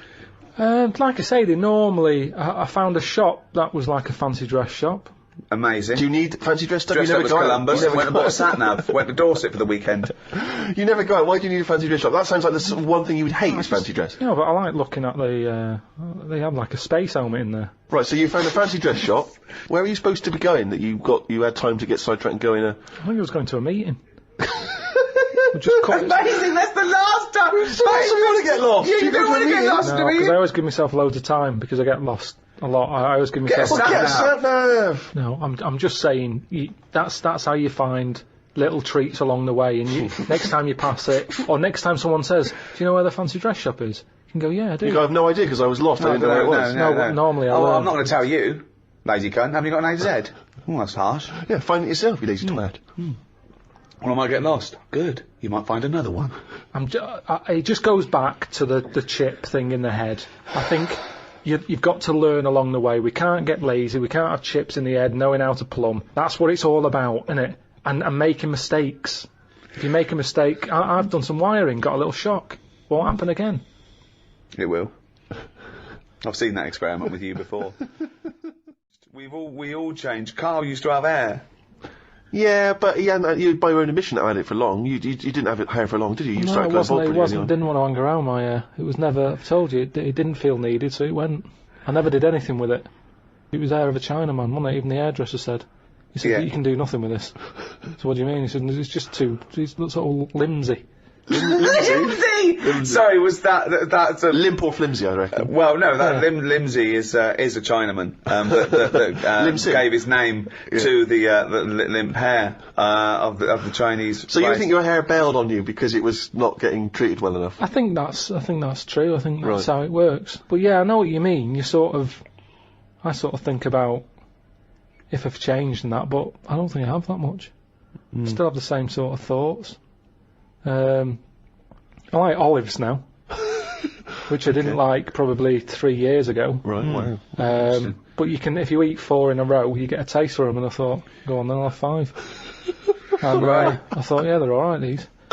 So that's different. But other than that, I mean, So what were your dreams and ambitions when you were young? Didn't have any. Right. It was kind of 5 years old. What do you want to be? What was your thoughts for the future? I didn't worry. At 5 years old, you're not worrying about work and that. 10. What's your hopes and fears of all these years? I met in thee tonight. I wasn't worrying about work till about 13, 14. Just thinking, right, people who are new had left school. They weren't getting work. I was thinking, I don't want to be like that. That's when I did boxing. I could have gone down that route. Got into boxing, didn't I? How many fights do you have? Don't know, about 3 or 4. How long is it? When does brain damage kick in? I guess it can. I guess it can happen almost instantly. I mean, that must be part of it. Were you really? Did you really get a bad beating on one of those fights? Yeah, Leroy gave us a right good clackering. Clackering. Yeah, the thing is, your jab was a bit limsy, but Leroy's was clackering. Then there was the dancing. I don't remember this. What, breakdancing? Well, I did that. I did a bit of body popping. Yeah. But did you ever really think that you might do this in the future? You never know, do you? But did you, at the time, do you remember thinking, I wouldn't mind doing this professionally? I must have thought that for me to go, well, let's try and join, Twiggy's dance club and all that. And my mum and dad always sort of, if you want to give it a go. With the boxing, my dad was saying, right, I'll get you the proper shoes and that. And my mum's like, don't bother getting him them yet. Let's see if he sticks at it for like 4 months, because they were about 30 quid for the shoes. Let him carry on in my furry slippers. Then with the dancing, it was the same thing. I said, I need some leg warmers and that. And these tights are just as good. Come on. No, Pop on your nan's tights. My dad gave me he cut like the sleeves off a shirt. Amazing. And that were your leg warmers. Yeah. Amazing. But it's funny, when you're a kid, it don't bother you. But surely cut them off a jumper. No, I don't know why. I know it looked daft. I had cuffs on leg warmers. That's amazing! But when you're a kid, you roll them up. It must have looked Lancelot and Bowen doing a handstand. But then, that didn't last long, and then my dad, I was getting older now, and he's like... Dad needed his shirt back for a wedding. Yeah, as long as he didn't take his jacket off, it was fine. Yeah. Oh, Dad, I'm losing my hat, I need a hat. Dad, I don't need a bloody hat. Pop my pants on, Fed. But then you've got to make sure you try and get a job, and school was sort of saying... So 15 now. Hang on, why did you stop going down Twiggy's? Well, it was shut, wasn't it? Amazing. Oh, it closed down? It closed down. It had a load of toilet rolls in there. It'd been turned into like a storage unit. I've never really had a had like a dream. I've just bumbled along. Because, like I've said, it's that thing of Clackered, sort of Limsey. It's like, call my fucking bluff. there's no point sort of wishing for too much, because if you don't get it, you'll be fed up. So it's better just to sort of go, well, let's see what's around the corner. This is what I've said to you about a sat-nav system. Right. Isn't it? It's the same thing. Yeah, sure, have the sat-nav, type in where you want to go, and it'll take you straight there. But what I say is, use the back streets. Have a look around, turn off, don't go straight ahead, turn right. The little dead ends. Yeah. Have a Well, you look. might get mugged. Have a look. Don't go down the dead ends. Why not? You've got to reverse back There's out. nothing there. Dead end. No, but have a look. Well, there's nothing there. It's dead end. Well, what's the road doing there then? Well, it's a dead end. There's Yeah, but there dead must be ends. something down there. There's nothing. It's dead. It's just ends. Just a wall. Right, so it's not a problem. Reverse. Well, don't go down in the first place if you know it's a dead end. Don't tell people to go down a dead end. They've got to reverse out. Difficult. Well, I'd say just have a look. You see, that's the difference between me and you. I'd Right. have a look down the dead It's end. dead end. No, don't worry. It's What's dead down end. there? There's nothing, mate. Dead end. Rubbish? Just Yeah, no, rubbish? nothing. Dead Nothing end. at all? Yeah, no point going there. Dead end. Right, so I'll go, well, I'll just have a look for myself because I don't believe you. Okay, well, go on then. Right, I'll have a look. Yeah. Oh, look at this I've found. What have you found? Box of money that you didn't know about.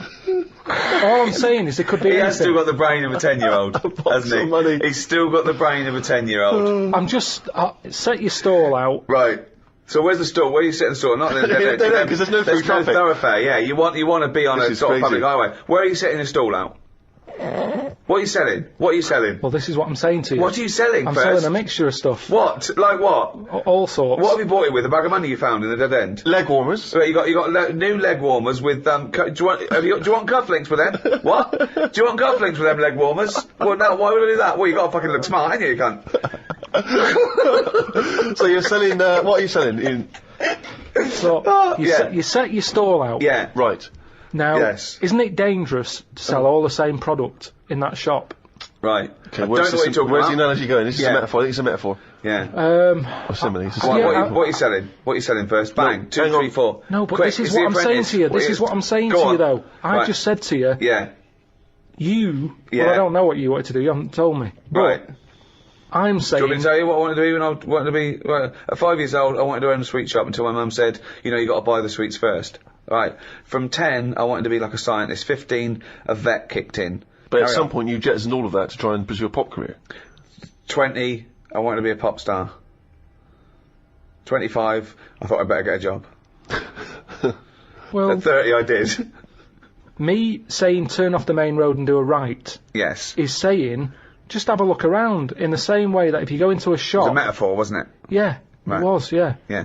In the same way that if you go into a shop, you're thinking I'm getting a quarter of bonbons. Right, bum-bums. Bum-bums. But by the time you get to the counter, You're clackered. and you get some licorice all sorts instead because you thought, actually, I forgot about them. Sorry, now this isn't a metaphor, is it? This is a real shop now, isn't it? I just mean you're gonna be let down. You're gonna be very, very disappointed with life if you know But I haven't been disappointed with that. If what? If what? the thing you're aiming for Yeah. doesn't happen. But what if it does happen?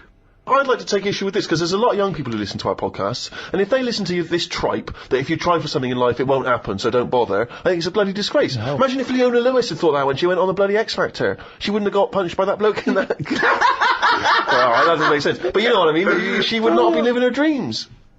Yeah, but we don't know what Leona wanted to do. She might She have wanted had to a be a backup singer. plan. That's why she's done it. She might have had a backup plan.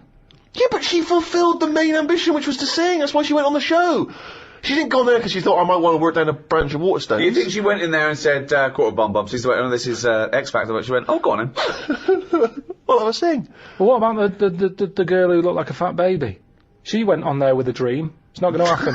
Oh, yeah! But the point is, I'm not saying you all have to go on the X Factor if you're a hopeless idiot. I'm saying if you've got a little bit of talent and you pursue it, it might take you somewhere. If you want to be a vet or a doctor or pop star, you might have a chance. You may as well Yeah. have a stab for it than say, no, it's alright, I'll just sit around in my underpants. Yeah, they're doing a new one, the X-ray Factor, where you can actually, become a top radiologist. But I've said this for an idea. I think Go on. they should do that. Because how many singers do we need in the world? You see, that's the thing. We're talking Yeah. about the future. Yeah. I think we're not going to talk anymore. I think it's going to be like living in an opera. The way Yeah. things are going on now, everyone wants to sing. Yeah. Whereas, if you did a TV programme to try and get a doctor, you know, X-ray factor. You know, it's all about, you know, getting in young kids, do live surgery. You know, there's big queues anyway. People are queuing up to have operations done. Yeah. So you say, look, Hilda, you have got a problem with your left bunion. You can either wait for your proper doctor and hospital, but it's going to be a 2-year waiting list. Or you can have Jedward do it for you. Are you free Saturday night, live? Because we've got 2 17-year-olds who are going to do it. Hilda! She comes out. They sort little voice. I've never heard him do a little voice before. So Okay. So this is what is this? This is a talent show where people can have a go at being a doctor. Right? Well, this is like something from the Middle Ages. But they need volunteers who would rather have an apprentice, someone have a go. It's not even an apprentice, it's someone with no training at all. Yeah. They learn how to do major operations in a week. But no, not major ones, that's for the final. You do a heart, oh, of course, yeah, you've got to build up to that, sure. But you're building heart up. transplant for the final. So anyway, amazing. so it's Hilda, and Hilda's not the person, she's not operating, she's just the person who needs a No, bunion removed. she's the foot problem, yeah. So she comes in, they have a quick chat with her. Have a chat with her, how's your life been? Bit of Coldplay under her. She's going, oh, it's terrible, I can hardly walk and all that, and they go, right. Here's a fowl who looks like a baby. And then... And you think this is you don't see any problems with this so far? You've not identified any concerns yet? If it means you get younger people into other jobs other than singing... I agree with you. I think it's crazy that everyone now just wants to be famous, a singer or something, and we don't need them. They're just contriving it. All they're doing is knocking the last one off the top number one spot. It's just a factory. But I'm not talking about everyone should try and be a singer, am I? What I'm saying is sometimes you're allowed to pursue your dreams. And they might be, you may fulfil those dreams. There's nothing wrong with that. It may be that you want to operate on a woman called Hilda or a bunion. Pursue that dream. But according to your negative views, we shouldn't even try and do that either. What I'm saying is... Go on. What's he saying? Leona was an example. I'm not saying everyone should try and be like Leona. No, but listen to his point, Stephen, because he's got a very good point coming up. Here it comes. This is it. Okay. He hasn't said a normal word yet, but he's going to say some now, and they're all going to be profound. People's dreams aren't their own dreams. Oh, hold on. What do you mean by that? Okay, keep going. No. He'll explain. You don't need to ask any questions. He'll explain. Because they think they know what they want because they see it on the telly. They see, you know, someone singing a song and they go, I want to do that. Yeah. So all I'm saying is, change the dreams. Change the dreams. Yeah. Surgery. They're watching that. They're seeing Hilda happy with a better foot. The doctor's getting all the praise. They go, I want a bit of that action. That's what it's about. They don't want to be singers. They want to be known. They want to be famous. Yeah. So, fine, have a bit of fame, but do some good. Fix Hilda's foot. Sorry, was that the end of the point? Yeah, because all we've done, we've changed the dreams. Dreams are... Well, you've hit on a good point there, because what is astounding is that when people are inundated with praise for people who are just clothes horses. They are just skinny nobodies who don't do anything except have their picture taken, and they're role models for, I'm not talking about, anyone in particular, but it's just these people who, want to be seen with other celebrities and marry celebrities and be a celebrity. People think that's an easy life because they're getting rewarded for it. And yet, someone who's stuck in a laboratory trying to come up with a cure for AIDS, they don't know or care about them. And okay, can I just point out though that if we're going to have a go at people being successful, making money, and being well known for doing nothing of any value, I point you to the man sat opposite me here. And that's, I tell you, there's times when I, lie awake at night, thinking, what was my dreams? Yeah, but I'd love to be a little I've doctor. got a new boiler. Hold on. And 2 houses. I'd love to be a little doctor.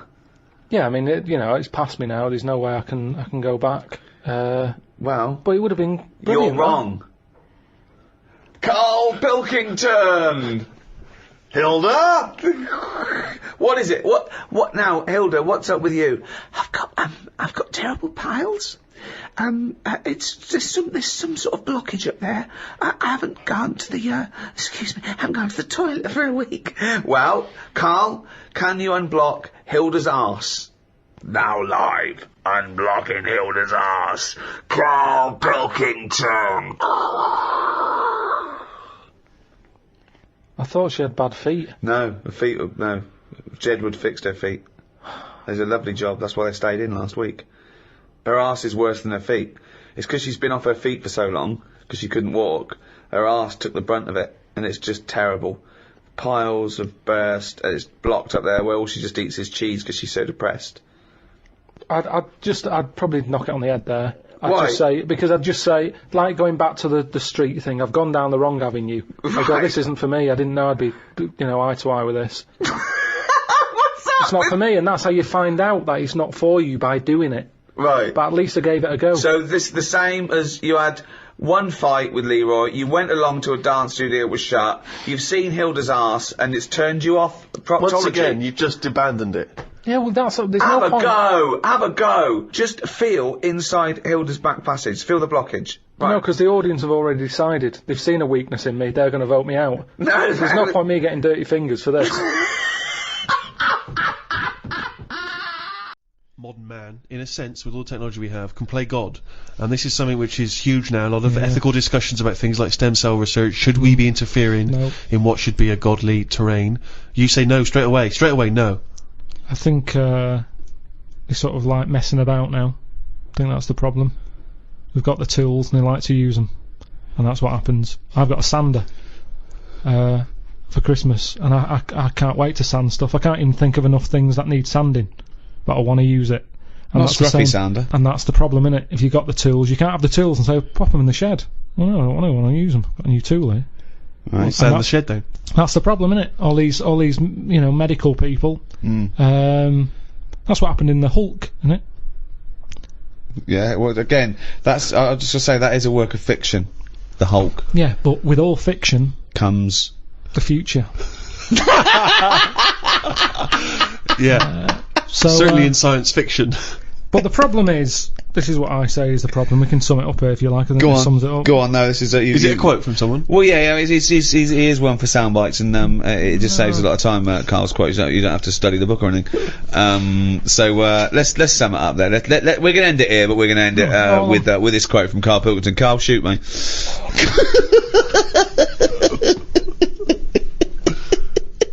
People are living too long. Okay, but that's your summary of medicine. Well, yeah, the it history of is, medicine. because it's kind of now. You see, I agree with medicine to stop pain because it's depressing pain. Stop the pain. I'd say, as soon as we sorted that out and we started saying, "Do you want a new face?" That's way over the line. Yeah. No one should be getting a new face unless they're really disfigured. Yeah.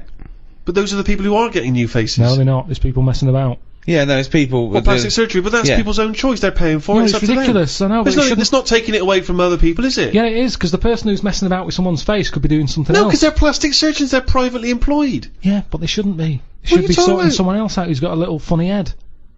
They shouldn't be messing about with pushing someone who's got himself nothing wrong with forward, them. trying to get some free treatment. Get some free And it treatment never for- looks right anyway. You spend all that money, it never fits properly. Yeah, but this is what annoys me about fish Carl. lips and It just looks wrong. that stupid little skeletal nose. You'd be and better off changing the head, all of it, rather than messing about with the face, because it never fits properly. But you've completely, as a form of summary, you have completely gone off tangent. No, on That's the not a mark. summary yet. Sum Right, up. One more go. so- This is the real one. Yeah. Okay, Carl. Sum up our global guide to medicine. Go.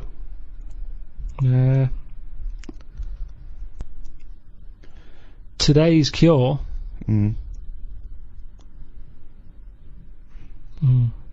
Today's cure. It's something like that. It'll be something like today's cure is tomorrow's headache.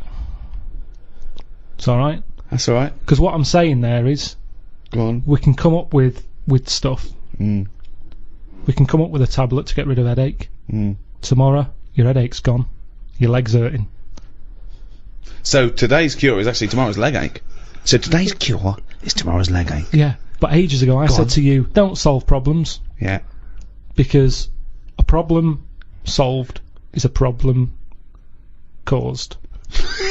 I'm gonna die. I'm gonna die. I don't remember that quote. But okay, so finally, in summation, what you said was So, okay.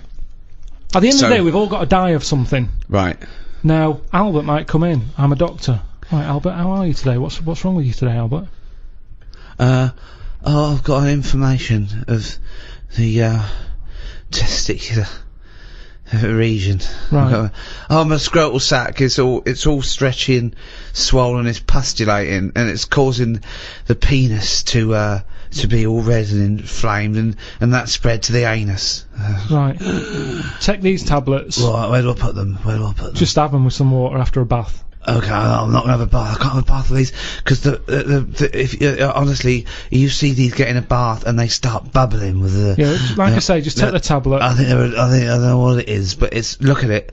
It's like a mess. It's like quite a mess down there. I can't. Take the tablets. Take the tablets and come back. In a week's time. Let me know how it goes. Okay. Right. So do you know what it is? Let's imagine that perfectly normal scenario has happened.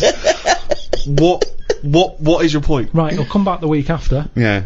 The problems downstairs will be sorted. Yeah. But at the end of the day, he's 76. He's going to have something else wrong with him. I do another check on you, and even though your sack is sorted, they're not quite right, to be honest. no, but they better. Well, it swings and roundabouts Yeah, because well, that's life. That's life, Albert. the penis is much more functional. The testicles are really they've lost all their skin. It's just like a bag of spaghetti just hanging on the chair, and the arse. The arse is the itchiest arse I've ever had. I've had to, at some points, I've got blood under my fingernails and scratching my anus. So it's not completely cured. And this is why no one wants to be a doctor anymore.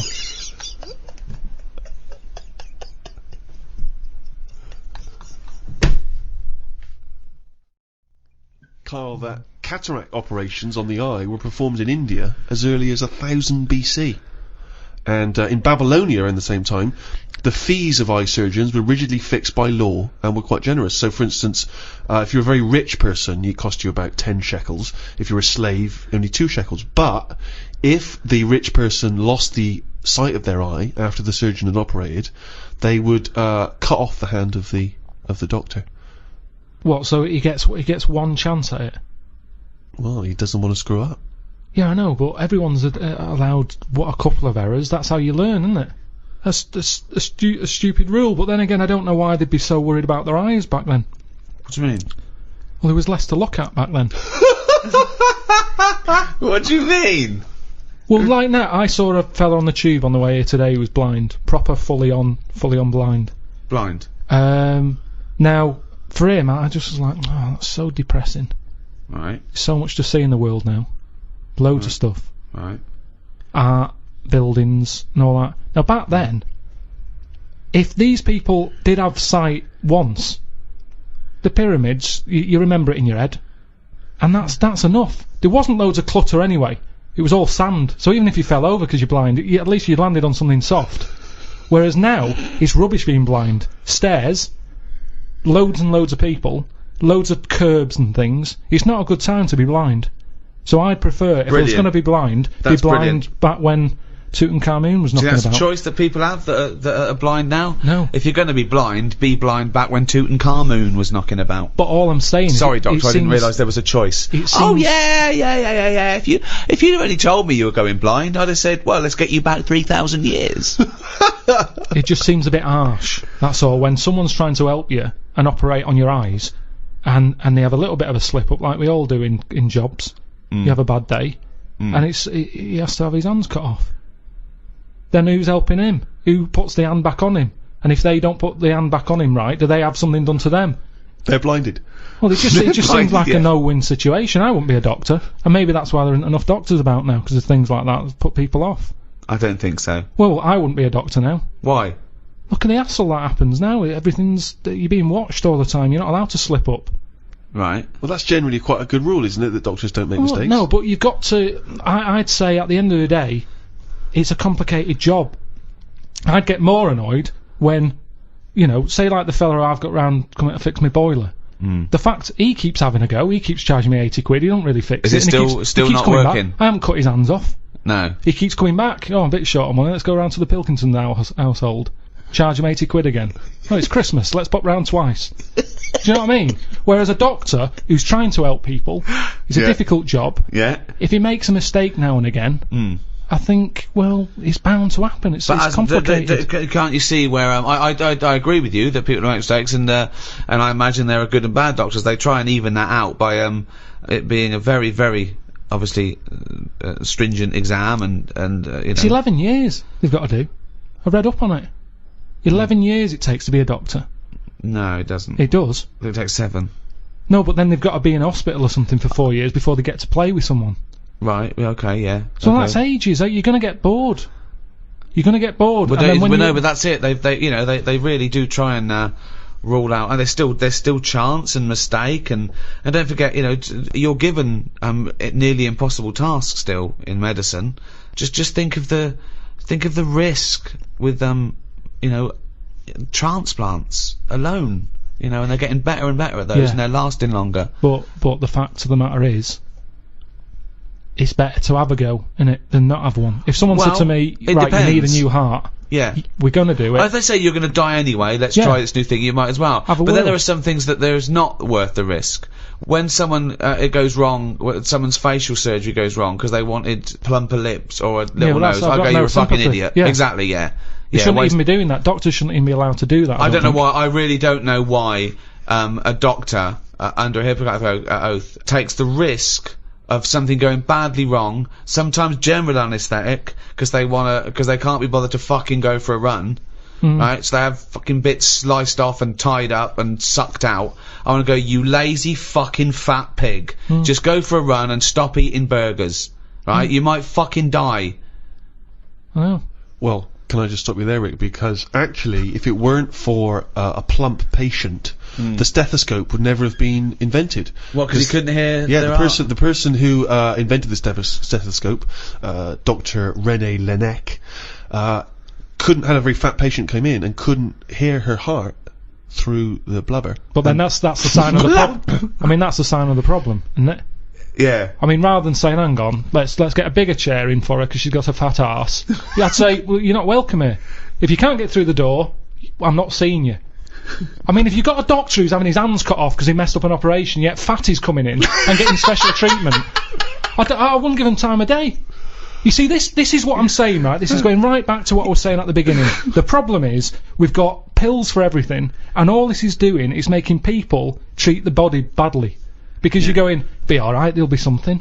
It's funny, isn't it, that like these tests, they go, well, let's have a look. It's what we were talking before about weighing kids. If they can't get through the door to get to school, you don't know. If they go, oh, I'm just going to take a sample of your stool. Actually, I don't. You're too fat. Your shit's come out like tagliatelle. Your ass is too fucking fat. Stop eating your gun. I'm going to take a sample of your stool. What, the one you fucking broke when you sat down? I just think this is the problem. You know, we can do too much, and because of this, people are going, I don't care about my body. They worry more about the plasma telly getting a scratch on it than they do about their own body. Exactly. And if we stopped giving them tablets willy-nilly, they'd have to look after the body more. Willy-nilly is one of the worst diseases in the Western world.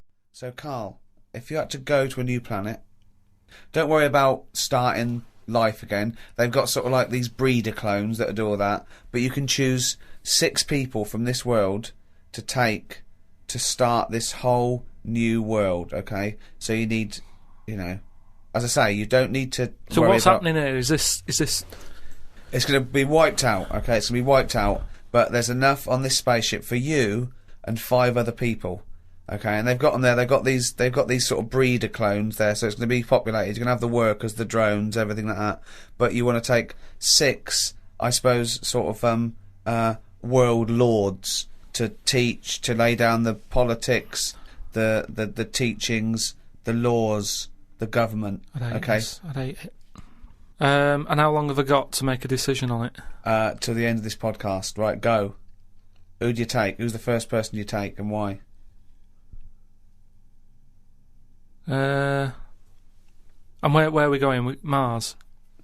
Okay, so a planet where there's an atmosphere. I've got to know where I'm going because I've got to sell it to the people who I'm asking. There's no point when I go, are you coming with me? Where are you going? I don't know. It's just like this world. There's oxygen, there's seas, there's rivers, there's forests, there's animals, okay?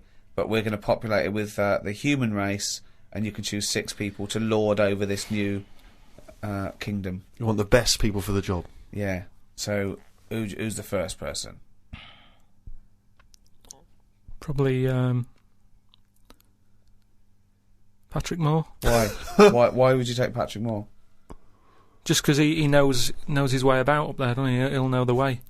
So just have him. I think that will, whoever I pick next, if they see that he's going, they'll go, right, you know, it's going to be a long Moore's journey on as it board. is. You don't want someone who's going to be going, is it left here? Is it right? Do you know what I mean? And he could play the xylophone on the journey. But Carl, Right. is Moore the most useful person to have if you've only got 6? Because he may be very useful getting to the planet. No, but I've once always you got wanted to there, meet him as well. I've always wanted a chat, and that'd be a good chance, wouldn't it, when I'm in a rocket? How long's it taking to get to Mars? I don't know, a year. That's what I mean. No, it's so, not Mars, it's somewhere else. Okay, so it's a year to get there and then... yeah, well, that's what I mean. So it's a good chance to have a chat with him Okay. about stuff. So And I think he'd be up for it as well, to be honest. Yeah. I think you know. it's why his- do you think that? Just because he's spent his whole life talking about what's going on up there, isn't it? And yet he's never been, and I feel sorry for him. You know, most people when they're into something, they get to go to a place, don't they? Sure. People who don't know who Patrick Moore is, he's an 80-year-old astronomer. Yeah, that's what I mean. So let him have a bit of a good life. So Moore's on board. Yeah, Patrick Moore, he's on. Right, out 5 others. 4 others now. Jamie Oliver. Why would you take Jamie Oliver? Just food and that. You need someone, because they say that like you know, you can feel down if you don't eat. He couldn't convince 8-year-olds to eat a carrot. What's he going to do in this brave new world? They're all going to be on turkey Twizzlers. I think he's got the right attitude. He wouldn't be faffing about. Remember, we've landed now on this new world. Yeah. I don't know what it's like. The people who've Listen, made me I go, love Jamie Oliver. I think he's great. Yeah. But he wouldn't be in my 5 people to start a new world. That's all I'm saying. Nor would Patrick Moore, because he knew the way. Well, what chef would you pick? I wouldn't pick a chef. Why would I pick a chef? Because you want someone who's going to, like I say, food's important. When you're low, there's nothing better. If you're a bit fed up, there's nothing better than having a good... But Carl, I don't think you've quite grasped that these people have to start civilization again. They have to be wise people who can make the laws. Yeah, and before you do all that, you need a good meal. So Jamie Oliver, that's his job. It's like when we get there, that's when he kicks in. Right. He's the first one, really, Can I who suggest gets something? going. Just to save 2 places on Patrick Moore and Jamie Oliver, take a map and a cookbook. Okay, who's number 3? What sort of state is this world in? Does it need... Oh, he's going to take a fucking gardener. It's like it's the world, but new. It's that exactly. It's the world, but new, untouched by humans. There's been no fossil fuels burnt, no machinery, no wars, just this Garden of Eden. And you, Patrick Moore and Jamie Oliver pitch up. Plus, who else, Carl? Go now. First thought. Attenborough. Oh God! Again, he's a genius, and he's a bit of a hero of mine. But I don't know if we need Attenborough. Just because I reckon if it's a new world, you're saying it's the same, but they always say, don't they, that all worlds are different. So I'd want him there, just to sort of, when we're roaming around, because we'll all stick together for a bit, won't we? When we're roaming around. Then they'll be sick of the sight of you. They go, let's lose Carl. But you've got 2 men so far who've got a combined age of about 150. I mean, if you're starting a brave new world, dare I say it, not going to be around very long. Shouldn't you be taking some younger, fresher blood? No, not really, because they haven't lived, have they? These have lived, and they can and they're useful, like I say. Patrick Moore's done his bit, he's got us there. Oliver has cooked us a dinner. Day 2, I reckon we'd end that on day 1 there. We'd have a dinner, we'd all have a chat. I don't think you're thinking of the future. It's a camping trip. Exactly, I think you're thinking of the journey, and then the first night.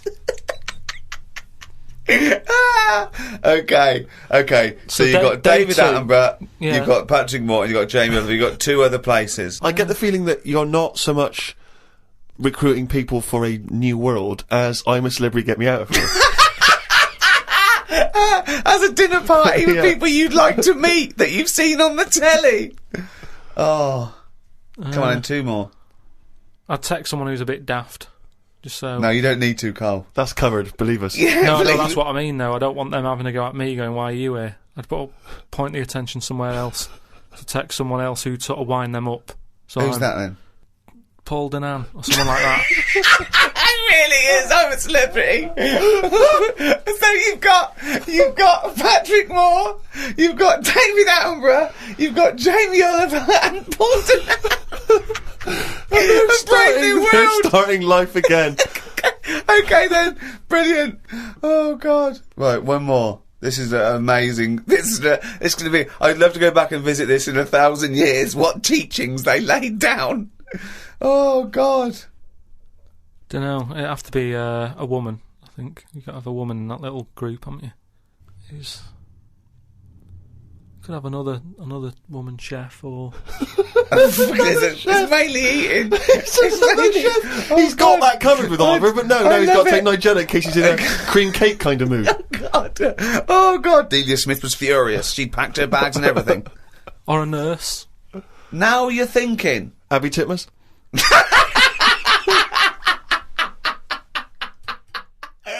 Medicine is the art or science of healing.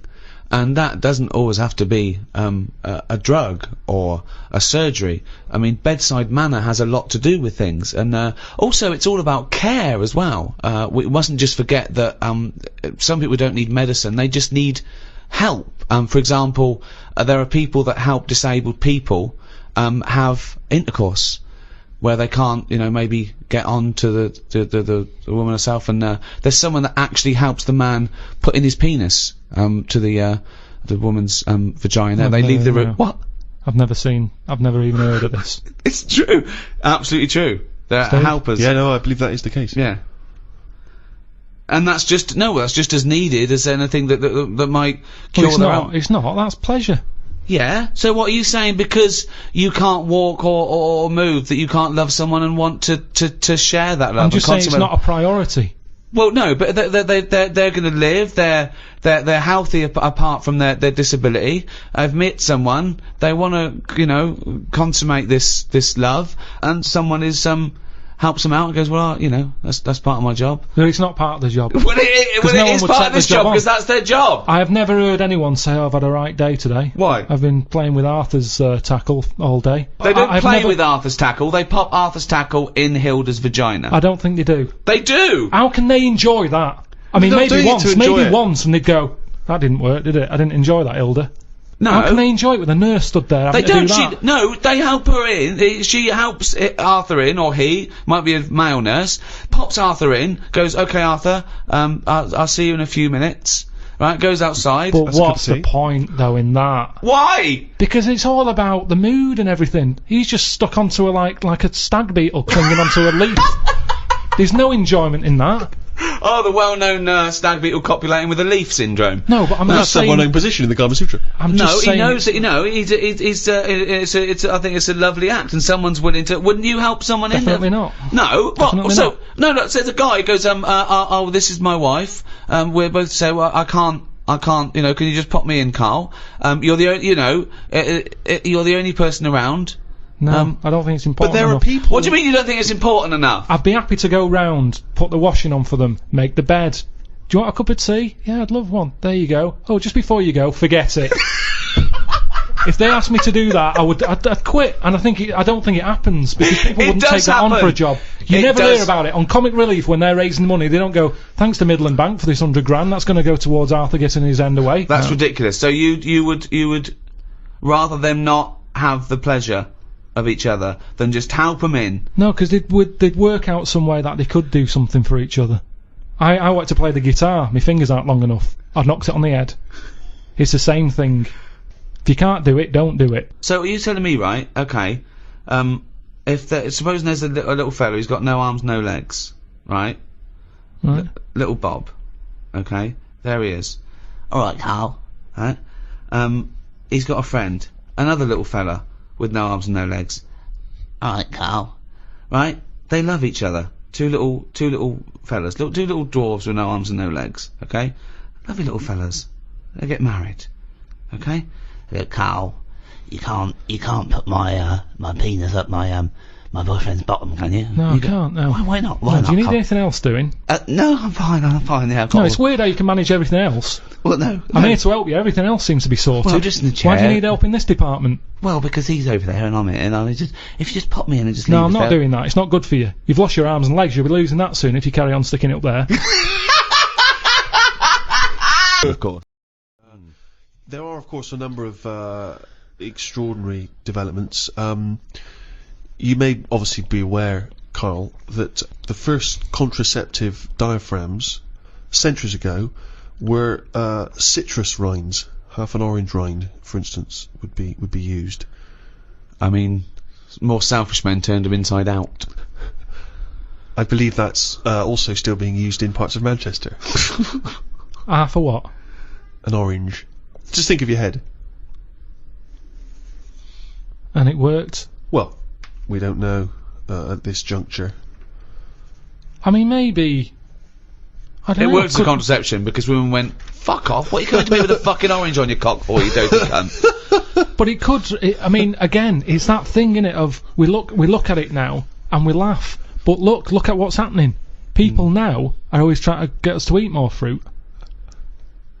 I don't. Amazing. That's a way of getting... I thought for a minute he was going to say, okay, so they start with, then they went from the orange rind to, say, a coconut shell. Yeah. That was too big, that didn't work. Run! Here comes Coconut John! No, don't put half a pineapple on your cock, that's insane. Yeah, that's mental. And then somewhere down the line, they finally got to contraception as we understand it. Is that, I thought that's where you're going, but no, something about eating oranges is healthy for you. What I'm saying is, if you go into any well-known supermarket, and you look at, say, some young kid who's had a kid, and you look at stuff in their shopping basket, they're not buying fruit. They're buying, you know, burgers and chips. Turkey Twizzlers, crisps and all that. No, but they love having it away. Get some fruit in. So they definitely have fruit in the house, which at the moment, a lot of kids don't have fruit in their house. That's why they're eating Turkey Twizzlers. But the mum loves having it away. So she would have loads of fruit in. So everyone's happy. If the she kids was are using eating an fruit. orange for contraception, she would also be giving the kids. Well, you wouldn't waste so half it. the orange she'd give to the kids, and half the orange she'd stick up her penny. Yeah, a treat for everyone. Have a bit of fruit, and she's got what she wants. Whereas at the moment, what happens? A burger's not coming in helpful for anyone.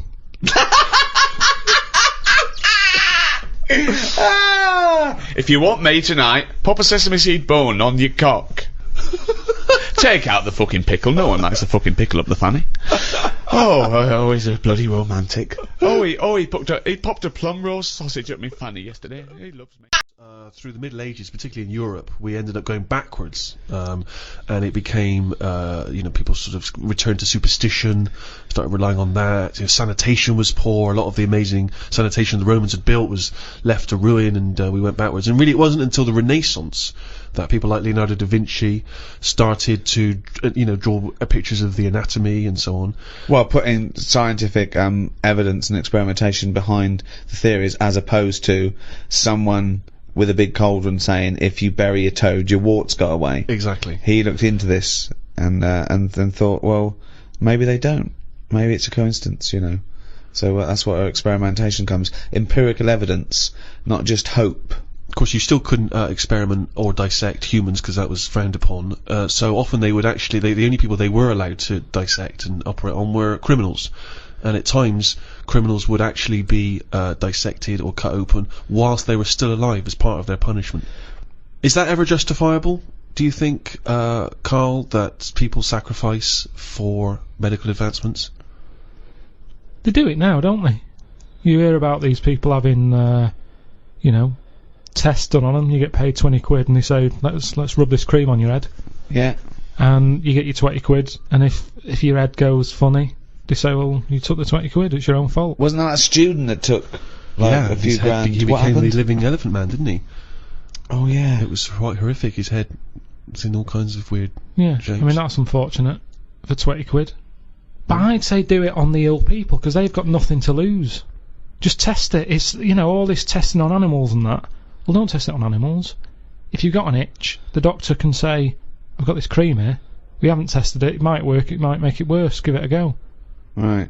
Yeah, but the whole point is that if you do that, someone's head might blow up to the side of the and it elephant might man. outweigh the ailment. That's happened already. A fella who had nothing wrong with him has now got a head of the elephant man for Yeah. 20 quid. Yes, I know. Well, but That isn't fair.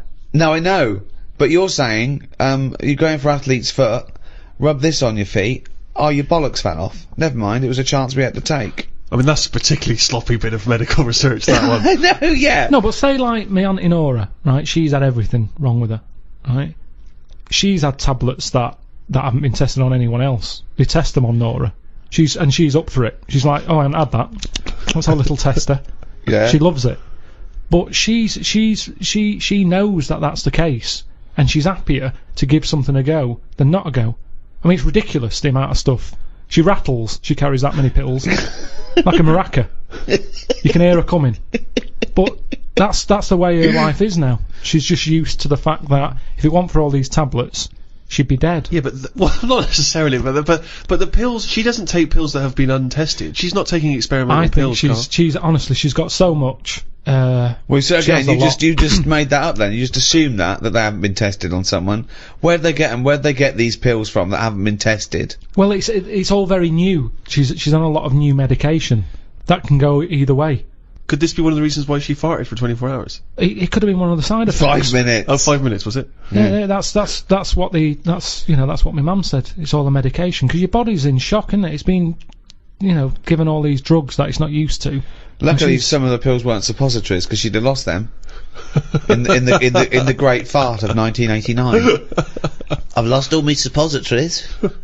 But that's what you do, innit? If you're in pain, and I mean, like, I don't know if I told you when I had kidney stones. I think you mentioned it. I was in agony. Yeah. And they said I was in A&E, lying on my back. Mm. And the woman at the A&E counter said to Suzanne, "Who's that over there?" And she said, "Oh, he's with me. He's in agony." So they said, "What's up with him?" I said, "Oh, it's his kidney stones again." Because this is when I went back at the night. Mm. I was like, I couldn't care that people were staring at me. I was rolling about on the floor like a dying fly on my back. I just didn't care about what was going on around me. But I was told that because it's busy, that they might have to send someone out to shove like something up my arse that would get to the pain quicker. Well, what do you mean send them out? Well, they send while you're lying on the floor in A&E, they're going to stick something in your arse. What do you mean? Oh, you mean a pill? I thought you meant to get to your kidney quicker than up your knob. No, a pill. They put it up there, and apparently it'll kick in quicker. Yeah. The tablet works quicker. Yeah. Up your arse than it does down your throat. Yeah, because it's a mucous membrane and it's... Well, I was up for it. I just was like, whatever it takes. Now, saying that to me now... But hold on though, what if the doctor said, okay, I could give you this morphine, take it will take a few minutes to kick in, or I could rub some on my penis, I pop an orange on the end of my penis, I rub that in morphine, and I pop that out of your rectum, Mr. Pilkington. Are you in agony or not? Are you in agony? Okay, look, I'm just smearing... I'd say I'll get a second opinion. Well, no, you haven't got time. There it is. Do you want this up your arse? It's covered in morphine. He's in his private life he's a promiscuous gay man, but in his professional life he is a doctor with a morphine smeared penis, and he's ready for action. So if and he's willing to do that in the middle of A&E. Yeah. So he takes no pleasure from that. It's the only way. So are you in pain? Do you want this done or not? Yes or no? He comes out into A&E reception, his trousers around his ankles, he has an erect penis, he says, "Carl, do you want me to stick this up your arse?" And your answer is? Yes or no? You're in terrible agony. He's wearing a condom. He smeared the condom in. I mean, it's not unprotected morphine penile surgery. Administration. And what? In and out, done. Just in and out. Yeah, it just administered your arse takes on the morphine from the Dr. Penis. And it's the only way, really. In and out. Yeah, in and out. Up once, okay, and out. It'll definitely work. You will. The pain will go away. No side effects. It'll be pleasurable. No side if effects. anything. No side effects. No. I'd probably call Auntie Nora and ask if she's had it yet. Woke up at 9:55 a.m. Soon as I woke up, I looked at Suzanne and she looked at me. I said, "Did I tell you about?" I just think if opening his eyes and looking at Okay, alright. Okay, so he opens his eyes, he looks at Suzanne, she looks at him. What question, Rick, do you think he immediately asks his girlfriend? Go on. What question do you think? Have a quick guess. Am I dreaming? I woke up, I said to my girlfriend, did I tell you about... I woke up, I looked at Suzanne, she looked at me, I said, did I tell you about the immune system? Did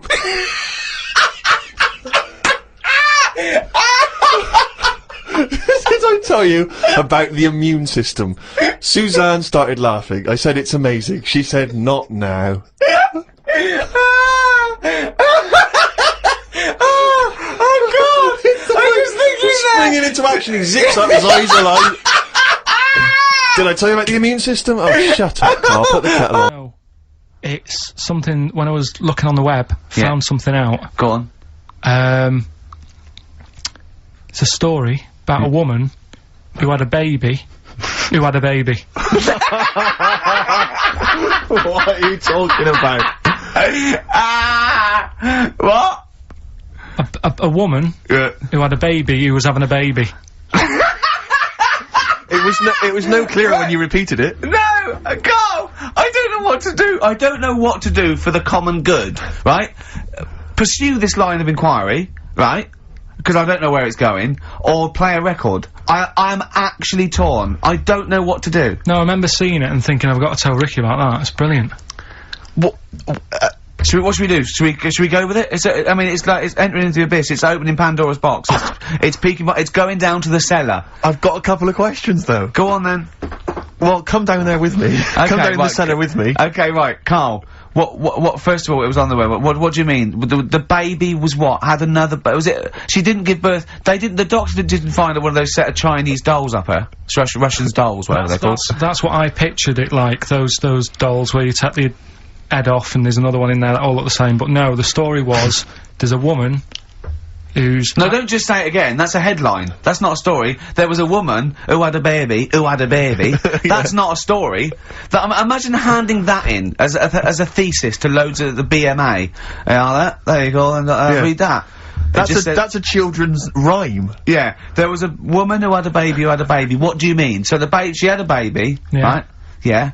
And, that bit's fine. We're okay with that. That's normal. That's normal. A woman had a child. Yeah, totally normal. She gave birth. Fine. Yeah. Next. Well, I don't know that much more, apart from the fact that the baby's, like, roaming about, and then, 12 months later, she's like, oh... Interesting, so the gestation period of that baby was actually 3 months more than an adult. Yeah. Excellent. It's weird, though, isn't it? So, was the headline, my baby's 12 months pregnant? What are you talking about? 12 months later it had a... What are you talking about? Forget it. No, you haven't even finished the story. That's what you said, and 12 months later, you didn't even finish the sentence. So what do you mean? No, I didn't read any more into it, because I just saw that and I thought, that's weird, and then I just was thinking, oh, like, imagine the kid at school, at parents' evening. Go on. And it's like, well, your kid's pretty good, now let's have a look at your work, sort of thing. Don't you think that'd be weird? But what? Did the child have a baby? Yeah. Of course it didn't! Play a record! We shouldn't have gone down in the cellar. We should have just left the cellar door closed. I never learn.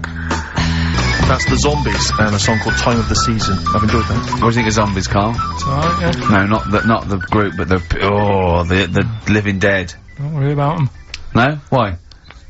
Not about, are they? Couldn't happen. You don't believe in that? Listen, right? You don't believe in zombies? So, but you do believe a baby had a baby? Yeah. On you go, on you go. Are you still saying that didn't happen? Yes.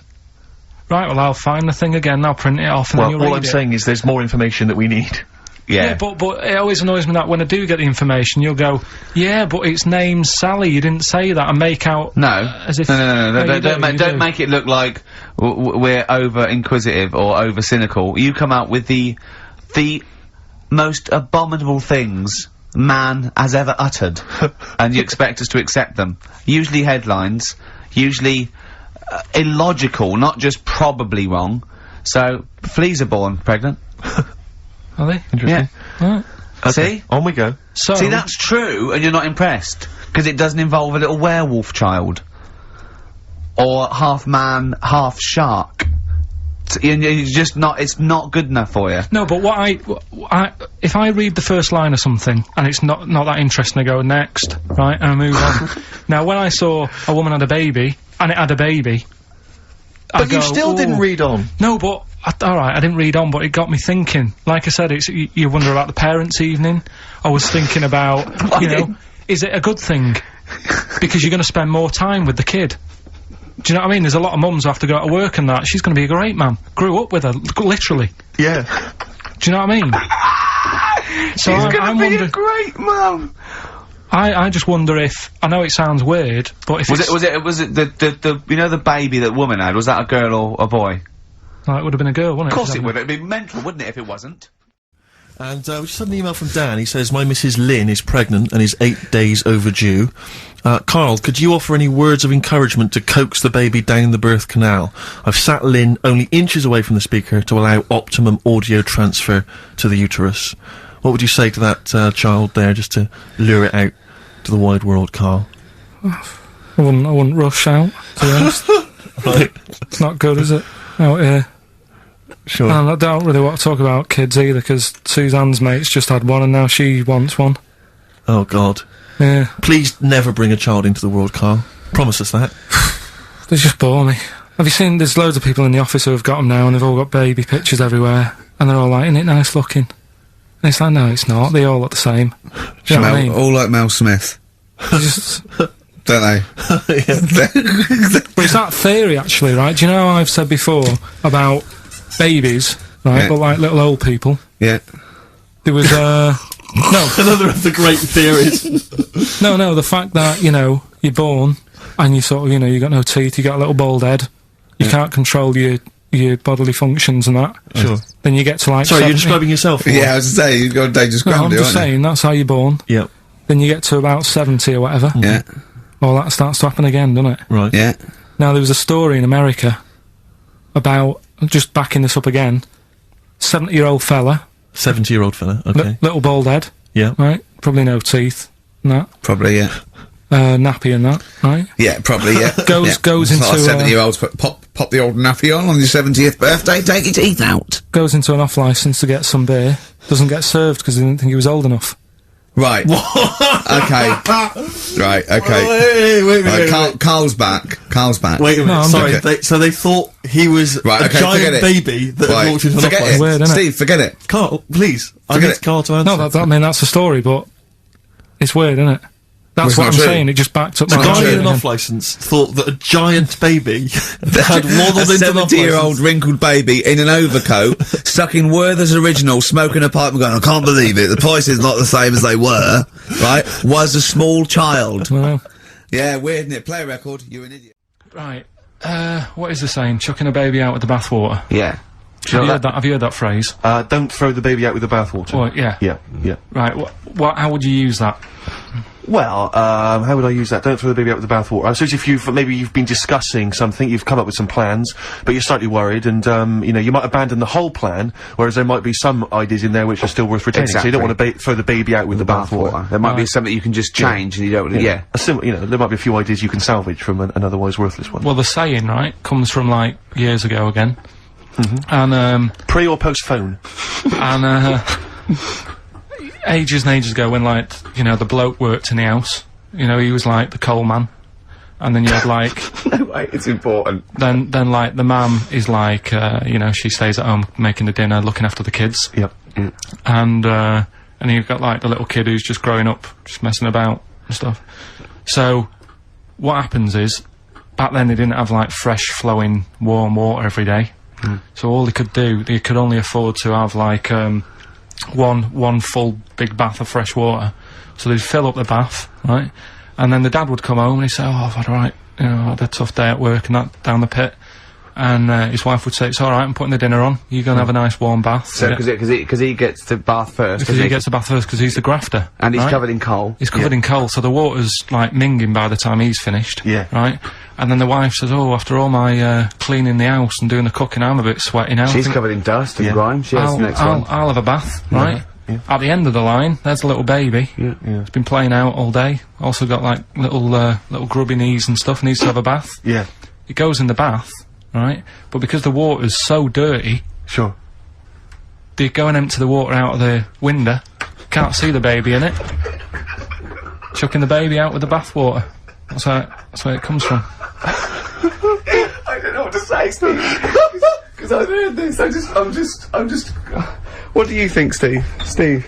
So firstly, that sort of, I mean, that doesn't explain Where do you why- start? well, You're struggling, aren't you? You're struggling where to Well, start. firstly, I can't see how we've now applied this to, I've you been know, the thinking of example this. that I I've thought been of thinking of earlier. this for days, Steve. Waiting for you to hear this one. These coal mining parents can Yeah. be negligent. Yeah, I love They've the fact left their that- baby in the bath, unattended. That's the way round to do it. The one covered in coal. Yeah. has You the go bath first. Sure. You go first. Don't wash the baby and then get in that. Yeah.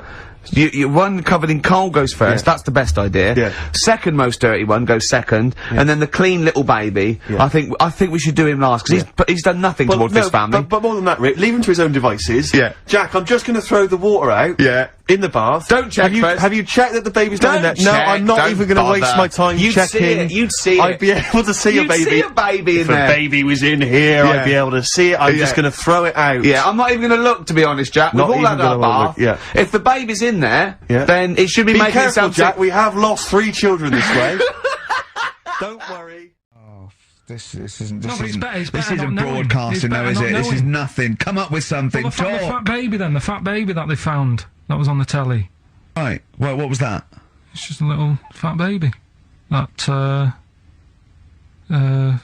Oh, for I don't know what, it's just a little fat kid and that. what? Tell what? It was What on is? the telly, it was on the telly and But that, what about was it. on the telly? You just said fat baby, fat baby, fat baby, fat baby on telly, fat baby on telly. You're meant to be telling them what's happened in the world. Tell me about the fat baby on telly.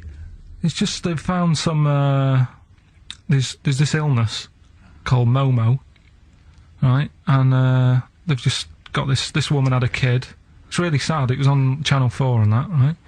And, kid's born. You sure it wasn't Jimmy Carr? Kid's born and that, right? Momo? It's called Momo, Isn't that yeah. that Black Music Award? No, right, little fat baby and that, and there's only 3 of them in the world. These little fat babies, Right. and So one of them, they're in danger. How fat? Are you not telling what do you mean? How fat are they? 6 stone. It was only 2. And there's 3 of them in the world, and there was this one, and there was one in Brazil. Are they like No. endangered? Is that the problem? Because there's only 3 of them in the world. I don't I'm know. worried. Is it like a conservation campaign? Hunted for their flesh. No, it's sad. If you, I know, it's easy to You shouldn't joke and laugh, that, but but if you you'd could make seen an it, you'd interesting go, handbag it's a bit sad and that. Well, I haven't seen it, and I know nothing about it. Well, I've told you, there's 3 of them in the world. I mean, when you've been saying I've got a round head, I was a bit like, yeah, everyone has. Stop having a go. Yeah. And then I saw this picture last week. I thought, God, he's right. Can't we is can't we just pop it on the XOM website? I'd rather not. I'll go on, just get Steve, someone. have you seen that man in a jar without a brain? Sorry, is that something? Is that a product you can buy? in like Sainsbury's? Is it a dream you had yesterday? Not in And a you wondered if jar. you could. Can I? Yes, hello. Could you make my dream into reality, please? Oh, we can't actually, sir. In plastic would be good. Sorry, what do you mean? In the a man- future, you'll be able to download your dreams and then just like act them out again, probably in the year 2000 or something. Soothsayer. No, there's some museum somewhere Yeah. that's got this little fella who was born without a brain, and he's in a jar, and it's just that he's got a really round head. Right. And when I saw this picture, I thought, God, it just reminded me of this little fella in Yeah. a jar. Oh, and what do you mean he's born without a brain? He was born without a brain. So it's a baby. He's not a little fella. Yeah, but it's weird. Do you know the difference? Do you have conversations with like people in prams thinking that fella's little and he doesn't talk much? Yeah. You know, babies aren't like little people. Well, maybe. Well, they are little people, but I mean they're not very small adults. They're not like midgets. They don't do a job of work, is what we're Yeah, saying. yeah. You're very there.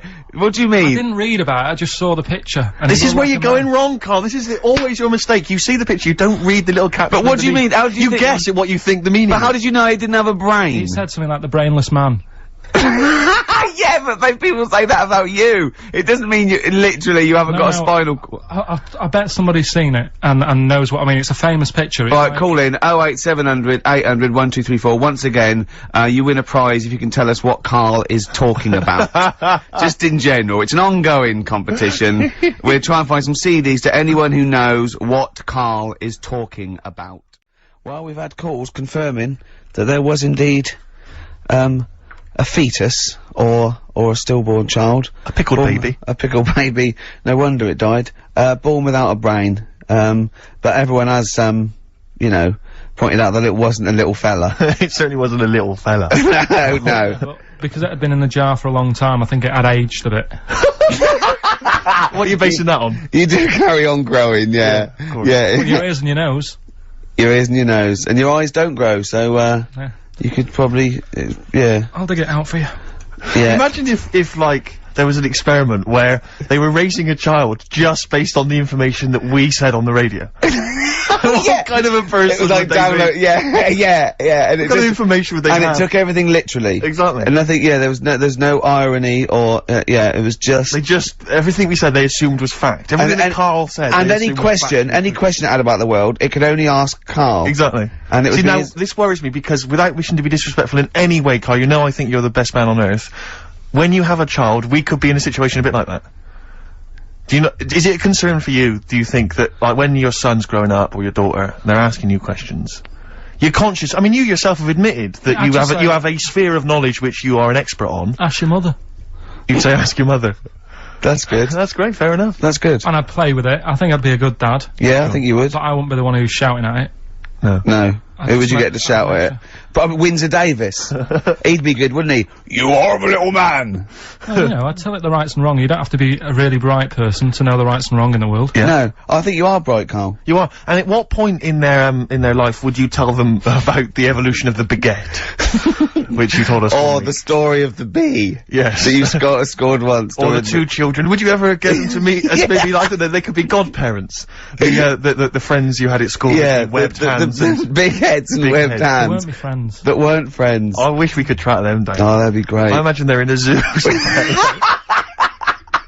Oh wow. Oh, Yeah. two big A safari jars. park, yeah. Two big jars. Industrial strength jars. Oh, dear. What do you make of the what do you make of the first genetically modified baby? Oh. Are you worried about this? Do you know what did they do? What? Let me see what it says here. It Well, says, isn't it just choosing the, you know, eye colour? well, this is the concern, isn't it? That in the future you'll be able to decide whether it's a boy or a girl, how intelligent it is, what it looks like, is it handsome, is it ugly? Obviously, no one will choose an ugly baby, and so on and so on and so on. And so it means that, you know, where will it lead? Where will it end, Carl? Are you concerned? I've thought about this a lot. What will us three look like in the future if they're listen. being, you know, genetically modified beautiful people? What will we be like? How will we be considered in That's society? true, yeah. But we've talked about this before, haven't we? About the cloning thing. Yeah. That's a bit weird. Yeah. But I don't think it matters because at the end of the day, right, you might look like some other kid, but it's the way you're brought up that will change your features and the way you are, you know, your personality. If you lie, you get a long nose, don't you? Well, no, but listen, right, because I remember when we, you know, I was growing up on this estate. This is gonna be good. Go on. No, it's not. It's just an example of how this doesn't work. Go on. So we don't need to worry, sort of thing. Sure. Right? Okay. So I'm growing up on this estate, and there was this woman about 4 houses down, right? Who's a bit rough. All right. Didn't fancy her. Oh God, no. Right, but she had a Why? baby. Well, tell me about her first. I'm interested in this woman. Why was she? It was a very. So like a man in a I dress. mean, I didn't grow up in a posh house or anything, and Sure. I'm not saying that if you live in a bit of a rough house, you're a bad person. What did she look like? But anyone can Tattoos? clean up. Looked and like Tony Green with a fag on. they didn't clean up much, right? Oh. Which, even if you've not got a lot of money, you can still try and make Get a some place look jiff. nice. Yeah. Right? But she didn't, and a kid used to take a horse into the house. Sorry. Whoa, whoa, Yeah. Whoa, Neddy. What do you mean a kid used to take a horse into the house? Where did he believe get it, a right? horse? Must have nicked it from somewhere.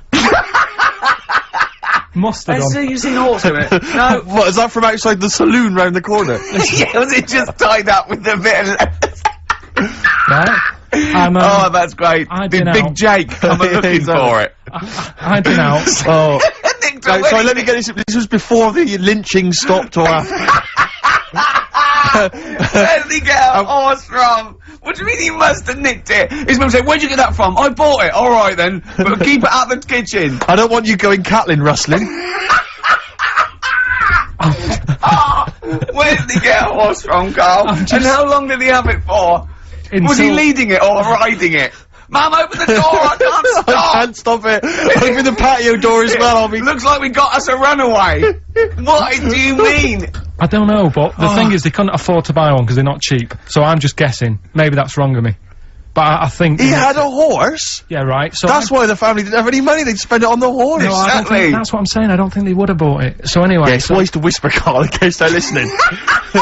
Yeah, and they could be in the room next door. It's not buying it, it's keeping it as well. Oh, so I was like in the car with my dad, coming into the avenue, and you used to have to drive down it to turn round. And, and you know, sort of go back to our house. You had the traditional method of transport, And, the horse was in the lounge. Reading a paper. Just like walking around. Oh God! What? And when I was doing, I tried to earn myself some money once by flogging little flowers in plastic cups. What? This is genius. It just keeps coming. What do you mean you're trying to flog little flowers? What do you mean? Wait. Let's play a record. Let's play a record and come back to this, because the story's going to just unravel and unravel. It's going to go on for hours. Let's play a track, deeper Carl. and deeper. It's like an onion, isn't it? We've created a whole world here where there's a man living with a horse. Just walking around the lounge. I mean, I come from the West Country, I've never heard anything like that. I just think of a big sort of like orange carpet and it's got a rediffusion telly and this horse going, I'm fed up in here. Exactly. This is really... I am not taking the rubbish out again. Yeah. We got on to genetically modified babies, but and somehow then Carl started telling a story about someone with a horse, and then he got on to, he was trying to make money selling flowers. Just do the flowers, briefly. Well, hang on, I just want to recap slightly. So there was a family, and who had the horse in the family?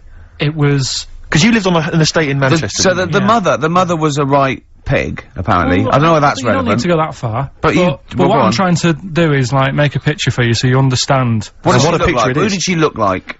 Bit of a... and no disrespect to her. Bit like Pauline Quirk. Quirky, yeah. Right? Okay. I knew you were going to say that. Yeah. I knew it was going to be Pauline. Did she have any tats? Did she have any tattoos? I've never got that close to her. Okay, alright. So who had the horse? Was this her son or her husband? No, her daughter. Her daughter had stolen a horse? Yeah, from, I don't know where, there was I think there was some stables down the road or something. And they kept the horse in the house with them? They kept it in the house. Did they didn't have it for long. No. So, and you said you were in the house one day and you saw the horse in there? What happened was, I was, they did this thing at school about raising money for charity, right? For some local charity. And they said you can do anything to raise money, and they came out with all these ideas, and I thought, that's good. What was the charity? But I don't know, I thought, forget the charity. Yeah, that's just a good money-making idea. So, you're a charity. So, so I asked me mum for some, because she used to have a lot of flowers around the house. Sure. I said, can I just take some snippings off them? And, I'll go and buy some plastic cups.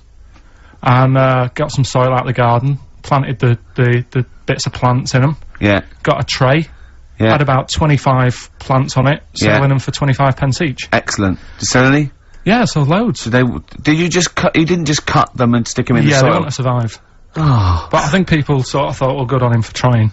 But anyway, so I went round to theirs, because I thought their house could do with a bit of colour and stuff. Yeah. Because it's a bit rough. So, as I went... The horse went, thank God for that breakfast. They've been feeding me kitty cat.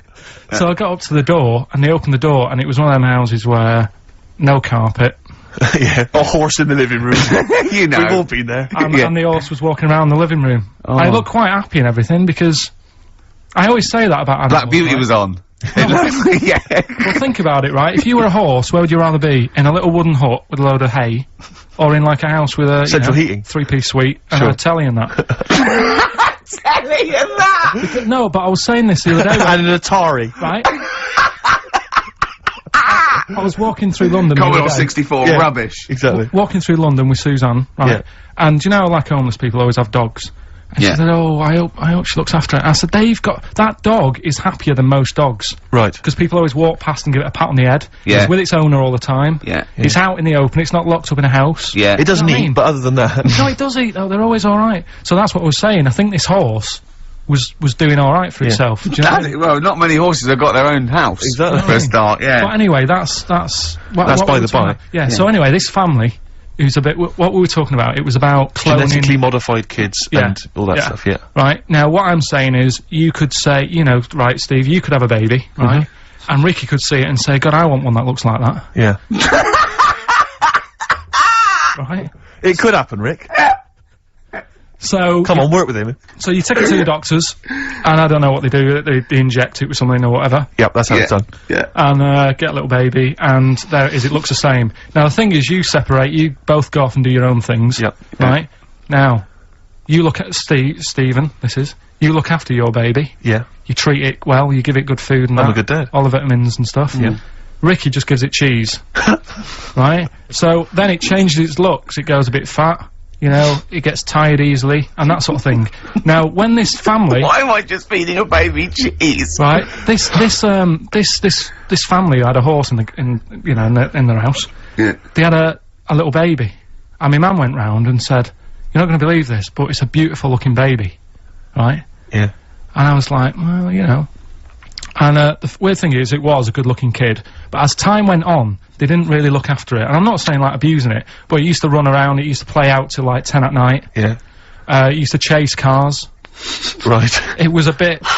Did it have hooves? Yeah, no. Chase cars! Right. What sort of kid chases cars? Oh, God. No. Was it called Rover? The weird Did it catch sticks? It's Liam, it was called, right? Right. Now, the weird thing is, it was a good-looking kid, but as time went on, and all that, like, not eating properly and its hair was all patchy... It's not Liam Gallagher, is it? and chasing cars and that, and it became an ugly kid. It's definitely Liam Gallagher. And that's what I'm saying, right? You can clone all you like, but at the end of the day, it's how you brought up. Brilliant. Wow. What a life. Wow. That was a hell of a point. Oh, God. But am I right? You're always right, Carl. Well, like when you're born, you're a little baby, wrinkly and stuff. When you get older, you sort of morph into a baby again. And you go through the same phases. So when you're young, you buy singles. You get old, you got nothing to do all day. You got all your pension money. What will I buy? Cliff Richard's on the telly. Here's my video, buy me song. You see, that started off as quite a sensible point, because I actually think they do it. But what was all that alien stuff about when you're born, you go wrinkly and you go wrinkly again? So sometimes you mix, like, normal things that human beings say with I don't know what. Well, look, when you're a baby, you've got a little bald head, no teeth. You get old. What happens?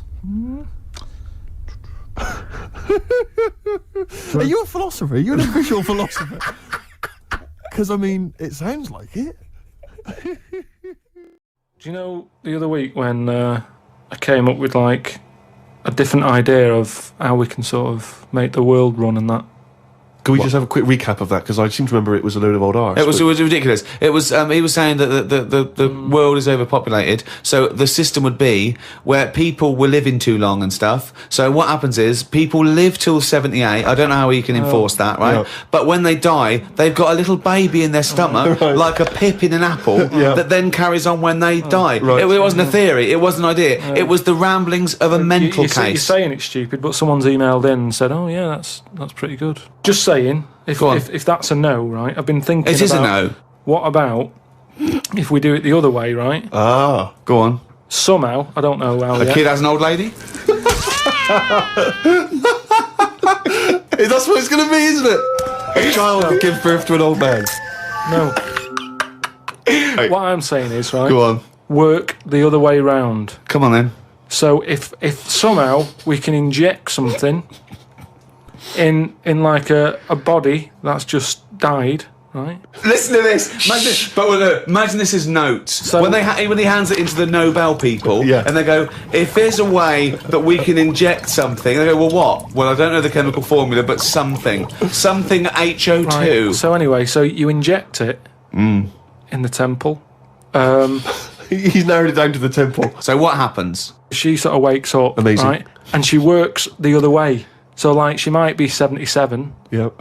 and then she'll have a birthday. She's 76, and she's working that way. Right. If you know what I mean.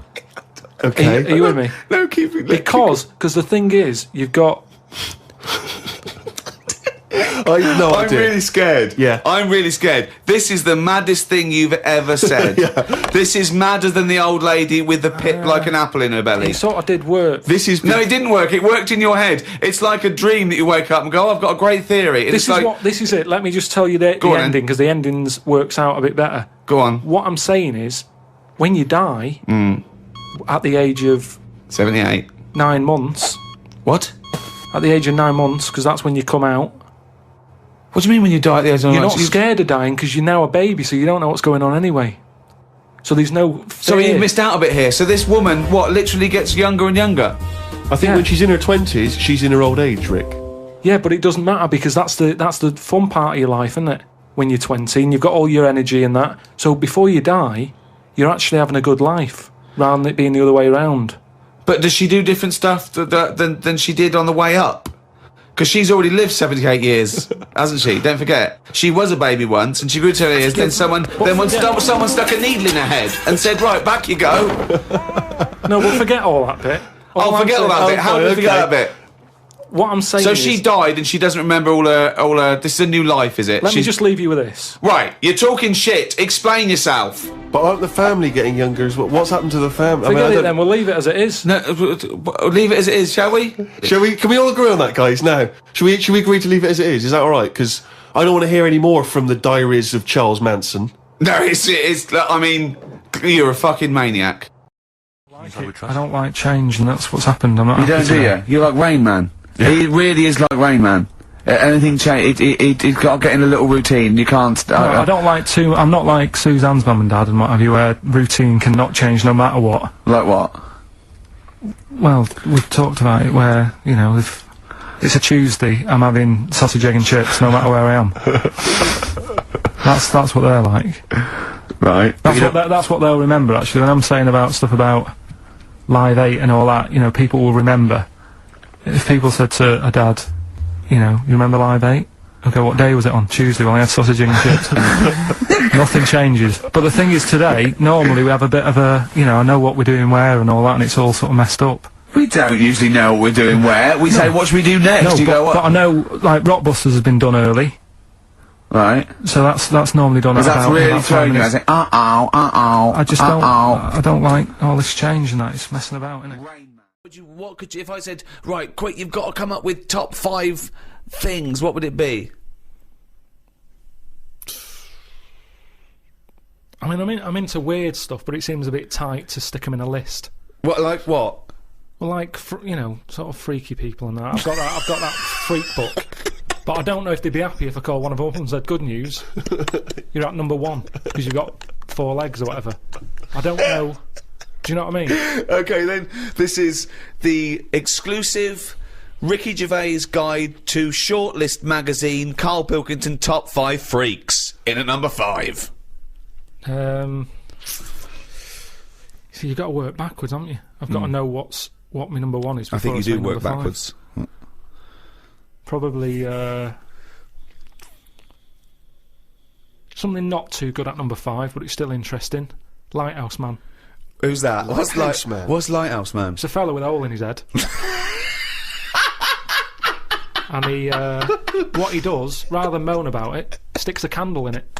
Shut up. What are you talking about? Sticks a candle in it. What are you talking about? Where is the hole? I bet he didn't call himself Lighthouse Man, did he? Well, I don't know, it's just what he got nicknamed. Because he had this hole, doctors were like, there's nothing we can do, can't fill it. He thought, what can I do with it? And it was of the days when there was no electric and that. You had to walk about with a candle. So, hang on a minute. I can have both got a hands little for candle you. holder here. Stuck a candle in it, he just got nicknamed the Lighthouse Man. So again, it's not that amazing, but I like the way he was sort of energy efficient. Didn't he have, like, wax dripping on his head? No, because it all went into the hole. So in a way, it was filled in. What do you mean? It wasn't a hole, though, it was a dip, surely? No, a big hole. Yeah, but not a hole through the skull with wax dripping on the brain. No, just a really big hole in his head, but it had skin. Like a golf hole. Yeah, I suppose a golf hole's a good way of looking at it. Perfect for a candle, basically. And then the drippage went into the hole. Yeah. Candle sort of stood up straight. Yeah. So was it in his forehead? No, on the very top of his head. That's perfect. You don't want it in the forehead, Steve. You'll have to walk back with your neck ridiculous. cracked. So he was like a kind of human jack-o'-lantern. He's a Lighthouse Man. What is Steve? What mate, better I description do you need than the Lighthouse Man? So yeah, he's probably at number 5. Wow, that's at number 5, Steve. Number 4. What about Pig-faced Woman of Manchester Square? Again, you're getting what it says in the tin there, aren't you? Now, Pig-faced Woman of Manchester Square, is that someone you knew growing up? No, it's a square in London. Yeah. Right. And it's just this woman who had a face like a pig. And the rumour was that it wasn't a woman. Someone said it was a pet bear and they'd shaved it. That's what Oh God! that's what Was I've this heard. someone? Yeah. Was this someone you saw? Or No, that you no, just read this is about? this is going back. This is years ago. This is years and years ago. Yeah. When there was loads of like weird looking people. I mean, the fact that it's Pig-Faced Woman of Manchester Square Yeah. says that there might have been one in Piccadilly Circus. yeah, whatever. So there was a lot more of them knocking about back then. Let's assume that it was a woman, and the first one, you know, the lighthouse fella, he's a human. Do you think people would object because of their disfigurement, deformity, like being called freaks? Do you think? Well, it gave them a purpose back then. See, if you were a freak years ago, there was work for you. You'd have these circus things. Now, if you've got a funny head, you're on the dole. They don't do these Or side working shows. with Ricky Gervais and Stephen Merchant on the world's #1 audiobook. Great. Number 3? What about Elephant Man? Right. Stick him at number 3. He's Number 3. He's surely the most famous freak ever to have lived, isn't he? he's the one who got me into it. Right. Yeah. Sure. He's a sort of entry-level freak. Yeah. A gateway freak. Everyone is aware of him. If the Elephant Man still existed, right, and you got the opportunity to meet him, and you walked in, a couple of questions. 1, what would your first reaction be? And 2, what would you say to him? What would your first question be? How would I react? Well, I've sort of seen him enough now that it wouldn't shock me. So I don't even think I'd flinch. Okay. I mean, like I said when I first saw you, that was a bit weird. But now look, I can look at you. I don't double take or anything. What would I say to him though? What? I'd probably say, where do you get that hat to fit you? He always had that on. Where do you get that from?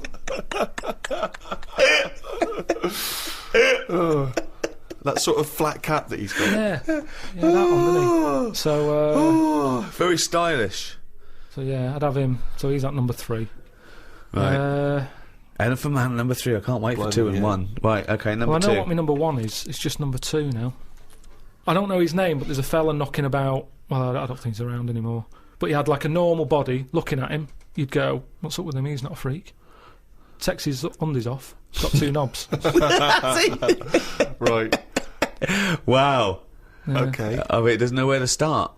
Do you don't think know. he uses them alternately, like I have a wee out of this one, I have a wee out of that one, or does he just like spread the load so he's weeing out of both? I don't think he knows.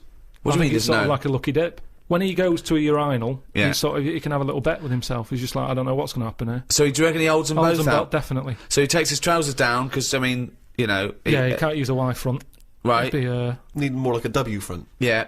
So he pops his kecks down there. I don't think it's that much of a problem. It's not like. Well, I don't know. I'd prefer that than Elephant Man's head. Well, of course you would. Well, that's what I'm saying. What if you had Elephant Man's knob? Yeah, but it didn't work like that, did it? That's the thing. They said he had the body of an elephant, but that's the only thing that wasn't of an elephant standard. His knob was normal. Whereas with this fella, it's the other way round. Everything normal. Take the pants off. Oh, well, what's going on here? But why would you ever take his pants off? No, well, I wouldn't. I'm just saying if... But why? I don't know why you'd be in a situation with this man with 2 knobs standing there with his pants on, and you go pop your pants off. You're not a doctor. No, say if I'm waiting in a cubicle and he's there. For what? Sure, you're waiting in the cubicle and he comes in. I'm waiting to have a wee at a cubicle. He's Oh, in the taking 2 toilet. urinals up and going, Right. hang on, you don't need them both, do you? He goes, well, actually, Oh, and then have a look at this. right. He's got 2 knobs. See, I didn't see him at 2 urinals. I saw him at 1, maybe them pointing inwards. If you had that, and say the first time that you met Suzanne, would you mention that straight up? Would you say, right, before this goes any further, I've got something to show you? Well, let's see. Tell me exactly what you would say. All right, Carl, I can't wait to go back to your place. Oh, maybe we should end up sort of like boyfriend and girlfriend and live together for the rest of our lives. You had normal head then, didn't you? I had the same head, yeah. Yeah, but it had like hair coming out of it, didn't it? And sort Yeah. of like, Yeah, but she also had a smaller arse back then as well, so I think we've both been dumb. If you want to hear more of this kind of intellectual discussion, then download our audios. Anyway, we need to get to number 1. Yeah, number 1. okay, it is. It's Pillow Man. Oh yeah. Pillow Man. Okay, now explain for those that don't know who he was. He's a fella with no arms and legs, just a head and a little body. nickname Pillowman. What else do you need to know? Well, why is he your favourite? Just because he's amazing. Just the way he just got on with his life. He used to light a cig, just using his lips and his tongue and that. Oh, I've And seen not this. fully lit. He'd buy roll your own. Yeah, it's in the film Freaks, isn't it? Yeah. And he He had a rolls shave it. as well. Yeah, that's right. Yeah. How did he have Do a you think shave? he used to do it? He used to get it in his mouth, and I don't know. Jesus. It's amazing. Did he have a knob? I think he did because he had some kids. What? Yeah, he had kids. He was an all right looking fella. He wasn't odd looking. It's just sorry? that he had no, his head. He looked like Samuel L. Jackson. Imagine him with no arms and legs. Right. That's odd, though, isn't it? Really? It's weird, but you've got to give it to him. You know, I mean, he's there rolling his own. He's pretty cool looking. I just want to say to people, it's not. You say it looks cool, to, with no arms and no legs to smoke, but don't forget that smoking can stunt your growth. Yeah, but yeah. Remember, he was on this circus freak show thing with a bearded woman. Yeah. Right. Which isn't really a freak, is it? She should have a shave. Have a shave, you're not a freak anymore. Yeah. A bearded woman. Compared to a fella who's got no arms and legs, a bearded woman, get out! But there was like a fella with no bottom half to his body, called Johnny Eck, was his name. So, when you're knocking about with that crowd, you're going to get a bit. You're going to get a bit. So... Yeah, he had kids, and they were all normal kids. They had all the limbs. Did his and wife everything. had arms and legs? Never saw his wife. Never saw his wife.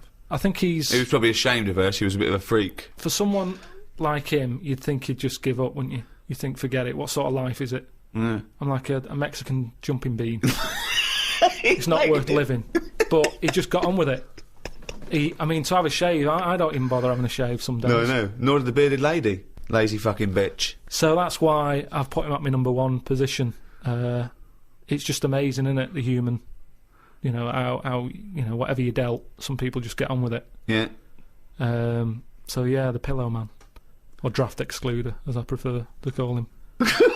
There you go. Oh God. Oh fucking hell. Okay, sum up mankind's foray into the future.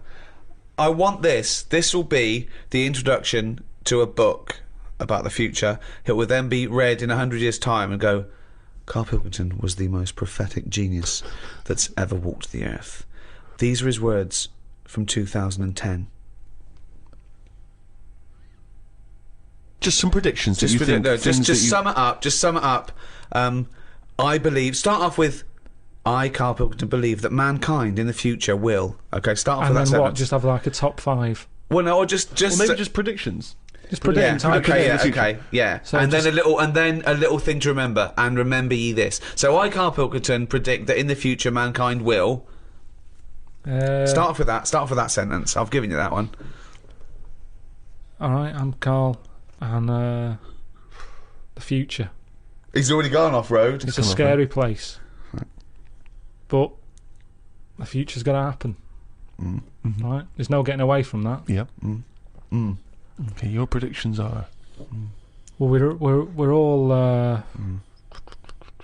It's not a soundbite. Keep going. Hang on a minute. Give him space. Give him This space. is Give him in a time. book. I've got to think about. I don't want to get it wrong. Think first. Think and then say it. Okay, starting from now.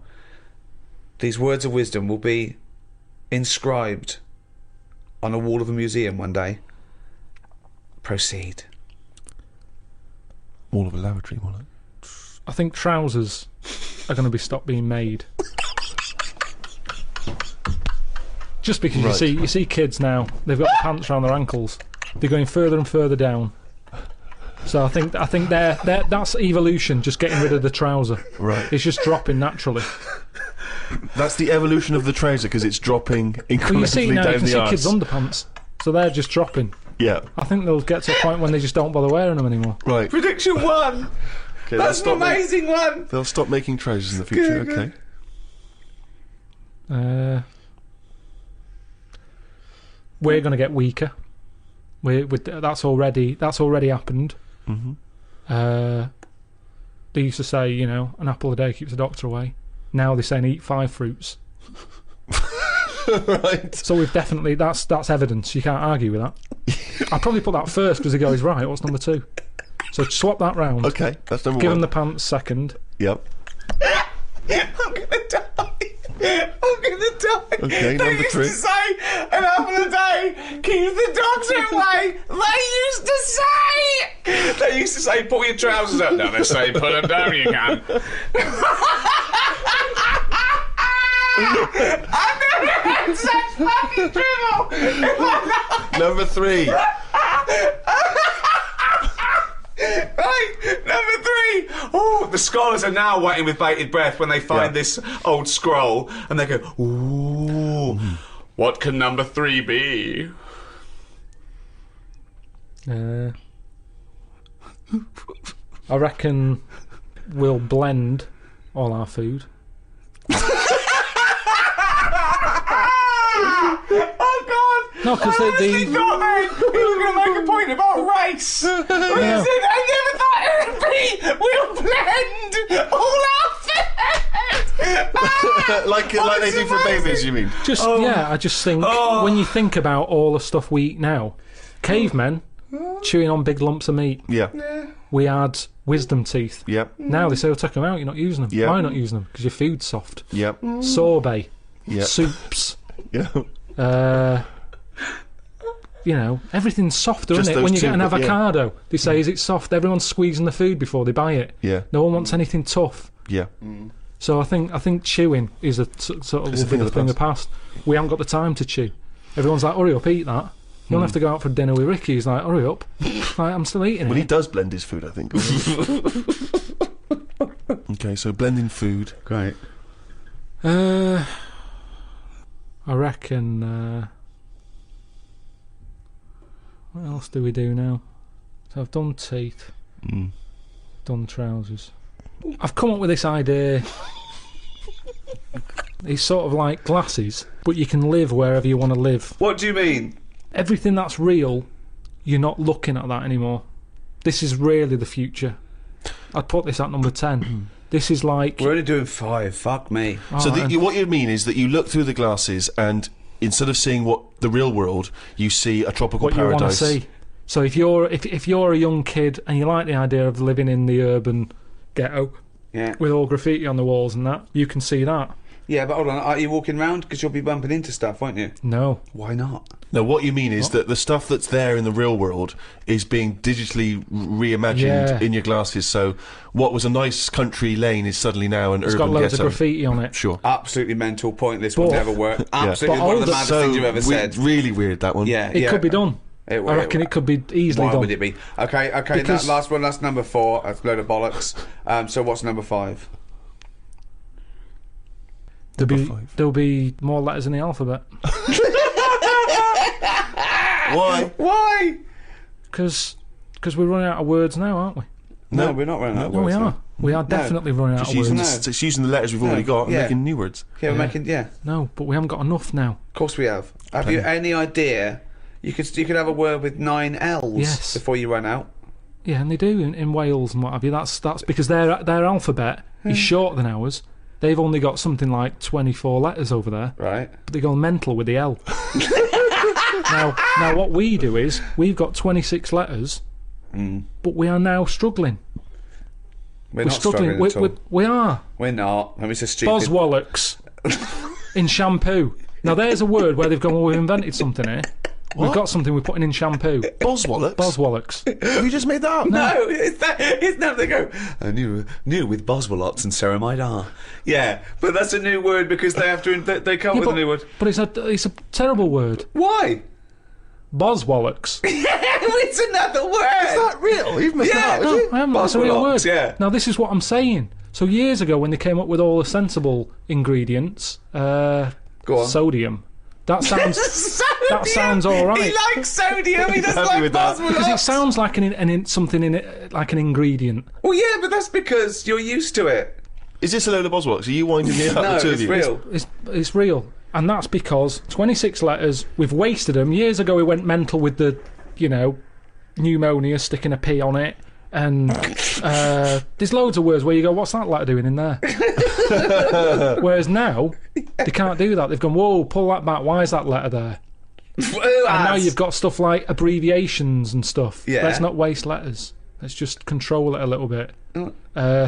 Cars are called things like, GTI or something, because they're going, well, I can't think of a word to call this. So they're giving them letters. Think of a word now. Think of a word that hasn't been made up. What do you mean? Well, tell me a word that hasn't been made up. All words have been made up. No, one that hasn't. That could be used. Say if I invent something now to put in shampoo, what can I call it? Quick. Cranberry. No, it's too close to that. No, we can't get that past the advertising person. Scrimpton. Scrimpton. Yeah. It took Ricky 2 goes and you accepted his second one. Well, I think we've sorted out the future. You know, that big thing about the fat people in feeders. They were getting up to like 60 stone and that big one. And there's a thing called fat admirers that just fancy fat women, right? And you writing that down? Yeah, sorry. And they had blow up versions. It looked like a bouncy castle. Wow. Yeah. Really? Yeah. You'd be knackered when you blew that up. Yeah, you just wouldn't want to go forget it. Yeah. Oh God, That's people being cruel as well, isn't it? Because after watching the programme on Channel 4 about the fat people and fellas who like them and stuff, there was a story on one of the news websites about some fella in Germany, right? He was a big fella, must have been about 50 stone, and he fell over, right? And I think he hurt his ankle or something. And Timber. they sent firemen instead of like an ambulance. Yeah. So straight away they're having a bit of a laugh. They're not. No, they've got winching gear. Well, they didn't know. They didn't have winching gear. They had to use the hose pipes What? to carry him out. I think it was Anna Nova, that news website. They had to use the hose pipes, so they made like a bed using the hose pipes. Oh yeah. And had to carry him out on that. And then they had to sort of get him into a special truck, they said. Mm-hmm. And do the same when they got to the hospital. I mean, that's a bit... That's mad, isn't it? They shouldn't do that. Although, Carl, I'm loving that story. I'm just worried that we're not going to be able to fit in Cheeky Freak of the Week. What's the which Cheeky is one Freak you of the week? nominated? Alright, Cheeky Freak of the Week. Something I found on the net. Yeah. Fella who had 27 toes and fingers. In a jar. No, still on him. And proper ones as well, not like little stumps and that. Proper, fully formed fingers. He Was had it- like... Was he a pianist? Close-up magician. I don't know what he did. He just said that he was... Cat's cradle professional. Did he ever work on finger bobs?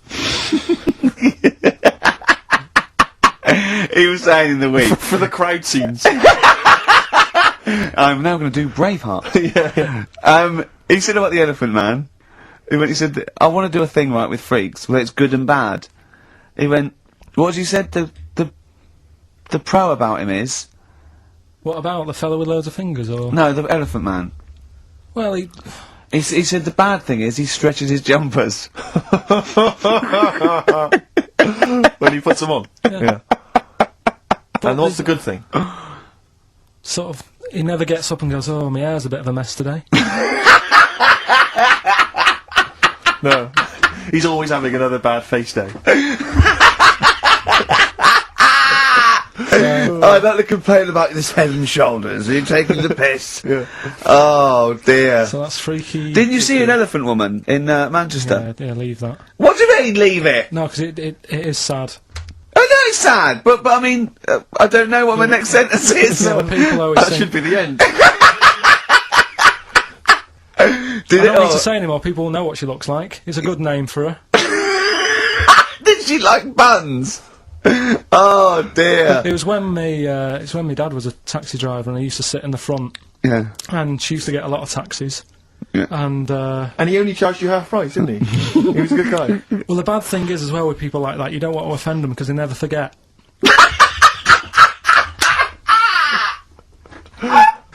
Oh, go! But, go, Pilkington! I was sat in the front of the cab and my dad goes, right, we're going to go and pick the I can't even tell you the name. It's just evil. Right? What do you mean? No, leave it. So she's got... No, Carl! Please. Tell me what he said! No. You've already stitched him up with Stephen things from Little Welsh I don't fellas. care. Right, what did he call her? Steve, back No! this. I really Carl, don't want to be to. fair, our opinion of him is already pretty low. Look, tell me what he said. No, it's not. I'm scared of what my dad gets. It's the person who's got. The She's thing wrong not with it. listening, is she? Well, her headphones wouldn't fit on her head. Tell me what he called her. I don't want to. Tell me what he called her, Carl. I'm getting angry, man. Tell me what he called her. No, we'll leave that. Honestly, Tell me what he. It doesn't matter. Tell me what he called her. Carl, just. I'm gonna go. Seriously, I want to know what he called her. Right, you're not gonna stop this show. We're not doing the next show until you tell me what he called her. What did your father call the elephant head woman? Tell me. Spudhead. How old were you? I don't know, about 9. So did you expect to see a potato with a dress? He did sort of, again, it's a good name. Do you know what I mean? They had an idea of what it was going to be about, and he said, do you want to stay in the car, I'll take you home, because you can't... Spudheads, you got lovely eyes. Can't. Carl just remembered, we've got Cheeky Freak of the Week to fit in. I don't know Freak what of to the do. What's your Cheeky Freak of the Week, quickly? Just throw that away. Right, well, it's just like, you know, we look at cheeky freaks. Is this show offensive in any way to some people, do you think? Ding dong. Got any buns? Oh, it's the Elephant Man. Go on. Right, well, it's a bit of a problem for you, this one, Steve, right? I'm chucking it forward to you. Remember the cheeky freak of the week that we were talking about? That illness where people age quicker? The 5-year-old girl that was older than her mum, and he said to you, what, if you ran off like you wouldn't serve her fags and beer? And you went, no. He went, why not? And you went, because it's a 5-year-old. Yeah. Right? He went, oh, she's got enough problems. Give her some fags. You remember that, don't you? Sure. Yeah, right. So, another dilemma for you, right? Picture this, you're running a restaurant, right? Door goes, right? Few people. Most of them look normal. You notice the woman at the back, crawling on all fours. Top half is woman, right? This is real. Yes. This isn't like a comic or anything. This is on, Yeah, on the internet. I've seen it. They're called dog people, and her legs just come straight down. They're like little, just with legs at the back, and so they walk on all fours because it's easier. Dog people, right? Yeah, not dog people. They're human beings with deformed back legs, so they walk. It's easier for them to get around like that because they can't stand up because they can't stabilise, and also it comes straight out of their hips. Right. So you're running a restaurant. It's a busy night. You haven't really got time for any hassle. She comes in. Would you serve her? The premise being what? That he doesn't serve dogs? Because the restaurants don't allow animals in. Right! Right. So it's a dilemma. It's not a dilemma, she's not a dog. She's a human being. Yeah, with I put, you know, a plate of meatballs on the floor, and she tucks in. And a little glass of, you know, a little bowl of wine next to it. He turns round, there's the woman older than... Get away from that plant! Have we got a cheeky freak of the week? Do you want one? Yeah. I think we should have a jingle for this. Okay, I've got a jingle. It's very similar to chimpanzee. Chimpanzee that. Yeah. Well, let's hear it. Okay. Oh, cheeky freak of the week. Brilliant. Yeah, no, I think that's excellent. So, cheeky freak of the week. You've spotted a freak this week? This is where somewhat, I think, offensively, you pick on someone who's not like other people and say it's your favourite freak of that week. Yeah, I remember we had the woman whose legs look like the hind legs of a dog. We've had the little fella with the aging disease with the little head playing the piano. That was your favourite. I think that's your probably freak of the year, isn't it? It's a pretty good one. So what's this? Is it a man with a horrendous injury, or is it a congenital birth defect, or what? Yeah, but you put it like that, and now it sounds like I'm being tight. Sounds like I'm being out of order. But I'm just giving him a mention. Just giving him a big shout out. Right. There's quite a lot going on in the freak world. There always is. You've been visiting hospitals the last week, have you, when we were away? No, there was a thing on a website. This isn't even the one that I've picked, so this is just a bonus. This is a bonus freak. Tease, yeah. Yeah, go on then. This is a free freak, right? It's a fella called the Lobster Man. The Lobster Man, of course. Again, good name, you know what you're gonna get. Yeah. What are you gonna get? Some succulent meat. I like the idea that the vicar on the christening suggested that. I know you want to call him Mark. Can I make a suggestion?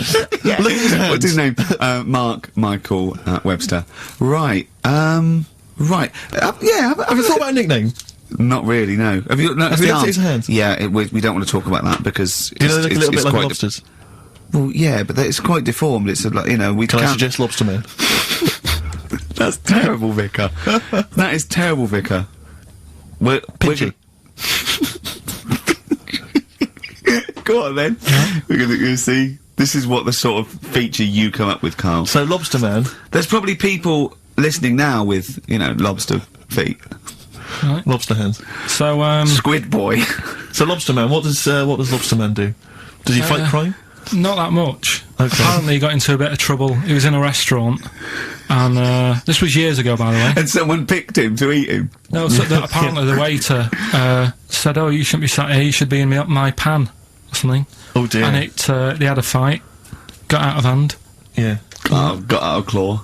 And yeah. So that was. What do you mean they had a fight? What did he do? A waiter took the mickey out of someone with. No, can I just make clear? I'm assuming it's his hands look a bit like those of a lobster. Yeah. Yeah, well, it's fused, so it's just like two big fingers. They're fused, I assume, probably in the womb, and they're just like, instead of like having five digits, they're fused, and it. But he can pick stuff up, can't he? Yeah. What does he pick up? He mainly eats crabs and jellyfish, doesn't he? Yeah. Yeah. So he was having a fight with the waiter. He snipped off his nose. Right, so anyway, he just held on to the waiter's bib. Yeah, and the waiter was screaming, "Go and get him off me." Yeah. So anyway, does he eat other lobsters? Does he think he would eat lobster, or is it kind of? Would he feel bad about eating lobster? Right. The little cheek of the freak that we've gone for anyway. The what? The little freak of the week. Yeah. Cheeky freak of the week. We've gone for this Siamese lad. Okay. Right. Happened back in. You can't have a Siamese lad, can you? All right. Yeah. This Siamese twins. Happened back in 1693. Oh, he's got a date. Blimey, that's the first time ever. Yeah. And all it was, he was doing all right for himself. He used to go on like those circus things he used to do. They're two people you're talking about, Carl. So we're going to him. All right then. All right. They did this circus show, right? Yeah. And everything's going well. They're selling out the tents and stuff. People coming to see them. Yeah. He was doing all right for himself. Yeah. Right. Sorry, before I said that, did you think a Siamese twin was a man with two heads? Well, it can be, can't it? It depends. There's two people. They're conjoined. No. But it depends, doesn't it? The one that I shown you in that book that time was a fellow with two heads. No, it wasn't. That was a stupid picture in one of your stupid books that he had a growth that looked a little bit like it had a face on it. It wasn't a man with two heads. You're the same sort of people who send potato chips to restaurants and say, "Doesn't it look like Norman Cook?" Yeah. It's not two heads. We'll bin this feature. No. No, they're two people. They're two people. Conjoined twins. Yeah. Right, so these... they just happen to have a similar taste in clothes. Okay. Anyway, so they were doing all right, and it all went wrong when he crossed the road, got run over. The lad with two heads got run over. That's it. What? How is that cheeky freak of the week? Just because it got my interest, and I kind of thought, why didn't he just look both ways?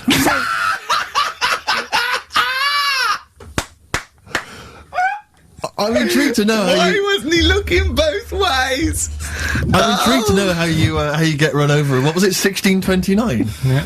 Well, it's horses and that, wasn't it? Yeah. Oh, why wasn't he looking both ways?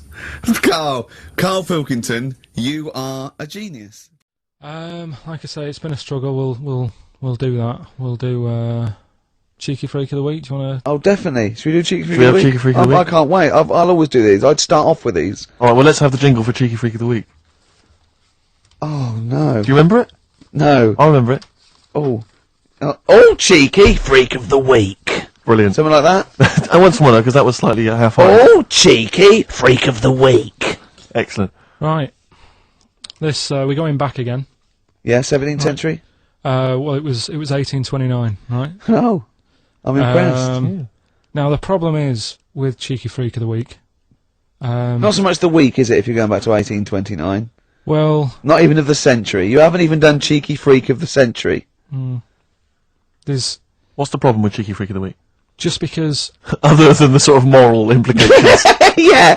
Yeah. Well, last week it was a fellow with two heads. Yeah. We've done Siamese twins. It's Siamese twins again. Oh, No, it was Siamese again. twins. It wasn't a fellow with two heads last week. It was Siamese twins. Conjoined twins, sorry. They're two different people. This is what I'm telling you. But this is the problem. They're going to crop up quite a lot just because they've got double a chance. Alright? Oh, please don't write in and complain. He knows not what he does. You understand, don't you? Karl will actually feature one day in this section. Yeah. So, right, go on, well, Karl. we're going back to 1829. Yeah.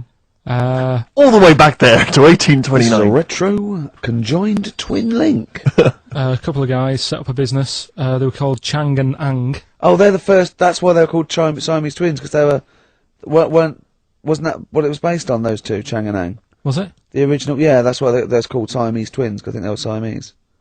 So these are the first ones. Well, they're not the first ones, but they're the First ones one. that got to fame, I think, and why people started calling them. People started calling them conjoined twins, Siamese twins. I think I'm right there. Anyway, Good. Well, the sort of set up business, sort of going around the US Well, both of them. and Europe, yeah. Yeah. And what they used to do, people were amazed by it anyway. But Yeah. people wanted to know how they get through life doing certain things that you think about when you think about Siamese twins. You think about, how do you get through a day like that? Yeah. Right? And the thing that cropped up the most with people was how they take a bath. So they used to go on tour around the US and Europe and sit in a bath, have a wash and that. And Did they ever wash each other by mistake? They go, oh, that ends there. That ends there. Like those things in supermarkets. They put one of those down. We go, oh. what do you Put mean? that there. What do you mean? You know the things on the conveyor belt? The little, dividers. yeah. They wind me up, those dividers. Now, it's Chang and Ang, they're in the bath, they're washing their own bits, they got one of those dividers, right? They go, well, that's definitely yours. I marked mine. That's definitely mine. What? Don't wash that, Chang. I wouldn't, Ang. I wouldn't wash that. Right? So what are they doing? They're in the bath. Carry on with the story. That's about it, really. I mean, that's the fact that people. So, two little Oriental fellas joined in the hip, had a bath. No. That's your story. No, they didn't have a bath. They sort of they must have done some sort of research, right? Who? Changarang, right? And they said, well, what do people want to see? Isn't that Bay City Rollers song? But it's an idea that people have queued up. They've paid their money. They're in a tent. They're going, well, I hear they're going to have a bath. They're going to have a bath. I wanna Two see- Siamese people have a bath. How would they possibly do it? Well, I've heard they get into a bath. But that's I don't know they what's wanted to see exciting. them nude and where the join was. No, More than how do you get in the bath? I don't know. They just that's what they picked. They said, what would be good to see? What do you want to see them do? Having a bath. How do you get into trousers? Was there Well, exactly. This is all part of it, isn't it? That's why they picked having a bath. This is all part of it. Well, then watch them get dressed afterwards. Yeah. Who was the best out of Chang and Ang? Who was your favourite? They both look the same, to be honest. There's a surprise. One was a short ginger woman. Oh dear. Is there anything what would be better than having a bath for you when you're seeing them? What would sort of make you go, oh, I wonder? One of them pulling and the other one going home alone. Yeah. I go, look, she's definitely up for it. I'm taking her home. I go, oh, what am I going to do? Can I watch? Definitely not. Definitely not. Look, you go to bed. I want to wine and dine her. But if he's got back to their place and they're going at it hammer and tongs, but it's only one of them. No, is Hammer and Tongs were their cousins. right. They lived miles away. Yeah. If one of them gets knackered, can the other one take over? God! I think we play a record. That annoys me. What? That sort of being at it all night. What do you mean? Let's put a song and I'll come back. What do you mean?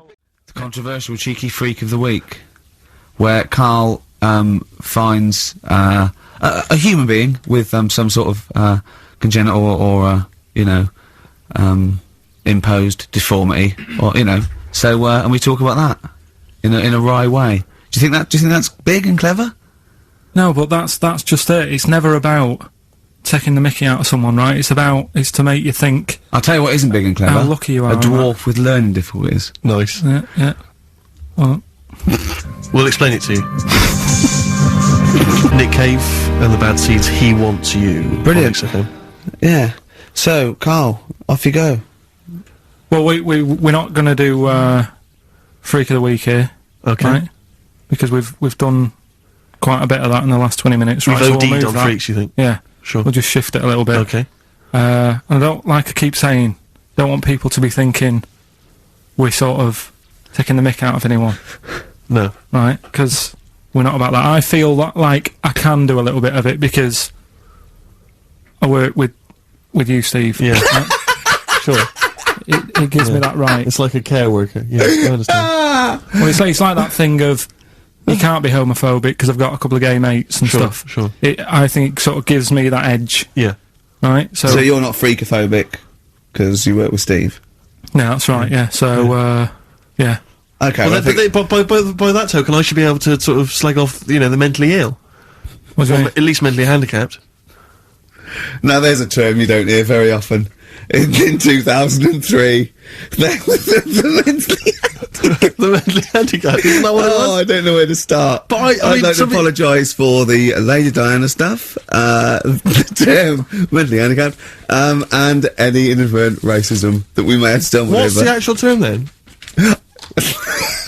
Is it retarded? Right, are we having Cheeky Freak of the Week? Do you want to do it? What Yeah. time have you got to shoot off? Could do with shooting off sort of soonish, Okay. to be honest. This is not radio. Have you ever heard that on a radio show? Chris Tarrant going, I got to shoot off right now. I couldn't get a later train. I know! Why did you get a later train? There isn't isn't any. a later train. So I couldn't get to Cornwall tonight if I had to. If I had to finish this show, I couldn't possibly get to Cornwall. Rubbish. Of course there's a later train. Oh, I've booked it now anyway. Right, well, that's Yeah. the point, isn't it? Yeah, you're not falling Right, through. whatever. I don't think the show's lost anything. I think we've still had the, Freak of the Week's coming up now. Oh, cheeky Freak of the Week. Right, well, we've had some interesting things we've been looking at. This week, it's about the strangest couple that ever got married.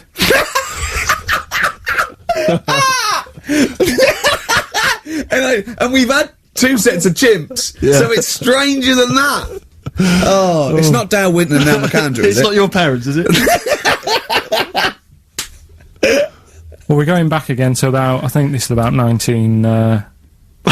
Something like that. 1940. Yeah, whatever. Yeah, whatever. Yeah. Not important. Strangest couple, a fella, right? He had skin of a lizard. Yeah, the skin of a lizard, okay. And the woman who he Which he married... used as a condom. The woman who he married... Yeah. Airiest woman ever. Right. And that was their act. They used to tour the world, and they'd say, it's like, couple who've met, they're having a great life. Let's get them out on stage, here they are. And they'd What do you pop mean out. he had a skin of a lizard, first of all? That's what it said. He had some sort of some illness. So he was called Lizard Man, and you like that because it was good description. I thought that's good. I'm Let here, me know. I'm here, hello, dude, we've booked a table for 2. Who are you meeting? I'm meeting Lizard Man. Oh, he's over there. Yeah. You know he is, right? Yeah. I'm Look meeting out. the hairiest woman in the world. She's over there. Yeah. Yeah. So what did they do for their act? Now, bear in mind that we had some Siamese twins last week, and their act was having a bath. yeah. So, I hope it's an improvement on that. What did Lizard Man? He came out and ate some flies, did he? I don't really know. I just think they stood there on that. Yeah, when you read this and it goes the most interesting fact ever, Lizard Man, and you go, that's enough. That's enough. I can extrapolate from Yeah, that. but straight away I start thinking. I'm thinking, right. I wonder if they got the wedding photos. Right? And then, like it said that they had a kid. Oh, what would that be like? Half Exactly, lizard, half exactly, that's it'd be what I like was an thinking. ostrich, wouldn't it? It would sort of like. That's what I was thinking. What did you think it would come out like, the baby? I didn't think what that looked like. I just was thinking, oh, parents' evening. Do you know what I mean? You wouldn't want them coming up to the school, would you? So, Well, that's so the little problem. Johnny, who starts off relatively normal, he's quite good at, he's good at nature, Yeah. isn't he? And his mum and dad come into the room and they'd be looking round, wouldn't they? Well, it's always like that thing at school when, like, you find out your mate's mum and dad are really old. Right, Have you sure. ever seen that? Yeah. When you go, your gran and granddad bought you? Yeah. It's my mum and dad. Yeah. And you go, oh. It is weird. What's that we're talking about? He calls him mum. What was that? Oh, sorry. Do you know what I mean? Yeah, And, no, like, that's always strange. I But just- if you had Godzilla and King Kong as your parents, Yeah. and it was And they're like you always say, fighting. they're always fighting, and you know, like you say, if you're in a school play or something, you wouldn't tell them, would you? You wouldn't want them coming out with a video camera. He didn't tell his parents he was in the... When we were... Well, exactly. You did Little Donkey, and you didn't tell your dad, did you? And he came along and videoed it. Yeah. Was kept that... it quiet, kept it quiet, don't want them to know anything. But you didn't... What was it was meant to be playing? You had a little drum, didn't you? Yeah, I was doing, I had a little drum. I think I was meant to be playing We Three Kings. Yeah. But, he started doing Little Donkey and I thought I can add a touch to this. Sure, you improvised. Started playing along It was like the with first yeah. remix, wasn't it? It went down well. But yeah, that's all I was thinking with, the Freak of the Week this week. That's what I'm saying about Freak of the Week. It's to get people thinking, right? Thinking how lucky they are. That, you know, they don't have to... Comb their face. What are you talking about? What do you mean, Freak of the Week is to let people know how lucky they are? Just... What about the little freak you're talking about? What are they thinking? They're going, oh, he's talking about me. I'm a little hairy lizard man. On a stick. Pop in, give us a call. I'd like, you know, that's what I'd like to do on a TV programme. That's what I want to do. I want to go and, like, meet these people and say, right, let's just go shopping, let's, you know, we'll film what your normal day's like. Yeah. Let's pop out. Nip into Sainsbury's or whatever. Yeah. You know, buy a comb. Park right up close to it. You know what I mean? Yeah, yeah. So what you're saying is you just want to get a little message out there, which is that there's always someone worse off than you. Well, there's proof of that in this room. You know what I mean? I just think it's a shambles. I've asked for Cheeky Freak of the Week, and it appears that Carl's not ready. He's not prepared. No, I can sort of remember it. It's just that I like to have all the information. Contempt for But the you've just listener. had a whole bunch of adverts and placebo in order to get it ready. We're chatting, we're having a chat and that. Right, do you want to sort yourself out in future? Yeah, someone that's what we were chatting about. Someone emailed in about they watched the £200 tumour thing, and when it was removed, it was carried away in a wheelbarrow, right? Carl said, what, even when she had it removed, she still carried it round in a wheelbarrow? And he went, I thought it's sort of like she'd become attached to it. I mean, you definitely are my favourite thing in the world. It's great. Look at the way he's looking back. But I think they're all the same. The people, I mean, I have had more emails about people saying I watched the £200 tumour and I shaved me arse than anything else. I know. When we ask questions we come about up with science, science, we talk, yeah. Nothing, High silence. concept, we talk about political issues. One person emailed in, they said, I tuned into the £200 tumour documentary, it looked disgusting, I couldn't watch for long. What were you expecting? Yeah. That it might sing and dance? Do a little show for you? I mean... Oh, anyway, so what's the these are really your listeners, Carl, now. I think you know what I mean? You sort of, you find your niche, you attract your... I think me and Steve are pretty much just here. I think the people that we had in the early days, Rick, they've long since abandoned us. They jumped ship. They've got jobs. Yeah. They've got jobs. They're out now. They've been released. Exactly. Yeah, they're getting their life back together. Carl, Come so on then, what's the Carl. situation with Cheeky Freak? I've got like a couple of bits. Like I say, I haven't got the in-depth stuff that I know. Oh no, because usually it's you know, it's Heavily pretty researched. scientific. Exactly. Yeah. Yeah. Do the jingle. We've come up with a new one, haven't we? The Freak! Say chic! Cheeky Freak of the Week. Right. Well, couple of bits. I don't know which one to use as the main feature for this week. It's that good, is it? Well, there's been another one born. What? Little kid. You go on. 4 eyes. Insult? Just a guy who wears glasses, come on. 4 eyes, 2 noses, 2 mouths. That's weird, isn't it? This bloke, did he also have 2 heads, 2 bodies? Sort of born, sort of slightly separately? He wasn't stood next to a mirror. No, it's weird that, isn't it? That's all you've got, is it? I love that. That's weird. That. Imagine the doctor said that. Well, Mrs. Parks, kid's got 4 eyes and 2 noses. Weird, isn't it? Any clues? Any clues? So well, that's it. That's all the one. information. Well, I'll tell you what. No, that but that again- shouldn't be the main one. Okay, No, I've answered but your like I question. say, what's the idea of this feature? What do I say all the time? Don't know.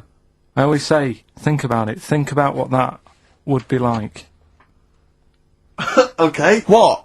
Giving birth to him? No. Being, I think it's a girl. Being like her. 2 mouths. 4 eyes. What would that be like? Mad, innit? I don't know what this feature is. I don't know why. Is there another one? Is that you said? I mean, I hope everyone took the opportunity there during that silence to just think about what it would be like. I know I was. Could she talk with a mouthful? What? Is that allowed? Because she's got 2 mouths. Yeah. Yeah. Would that be alright in her house? She'd be eating. Yeah, one, she could talk with one mouth and eat with the other. I Right, well, suppose. listen, the main one, right? You've thought about that. That's good. The main cheeky freak of the week. I haven't got all the details. Smallest person ever. Right. How big would you say that is? Carl is now sort of like holding his hands up like a fisherman, long ways. That's about 1 foot. Right. Smallest man in the world. I printed the thing off and I can't find it. There's a little picture of him. Right. The odd thing was. But why have you asked me? How did it say, or was it a picture of him? I didn't really read it. Of course you didn't. Jesus! I just saw it and thought, oh, that's. What? You that's I assumed it was natural size. No, it was that big. But what do you mean it was that big? Little fella like that. But why are you doing that? What? It was a page with a little fella. How do you know that was natural size? No, it was because it said it's world's smallest man. And the funny thing is, I've read the first line. I always read the first line. It said world's Well smallest done. man. Well done. The weird thing is, he got an head like a light bulb. The shape of it, apparently. I don't know if that's got anything to do with his shape and size.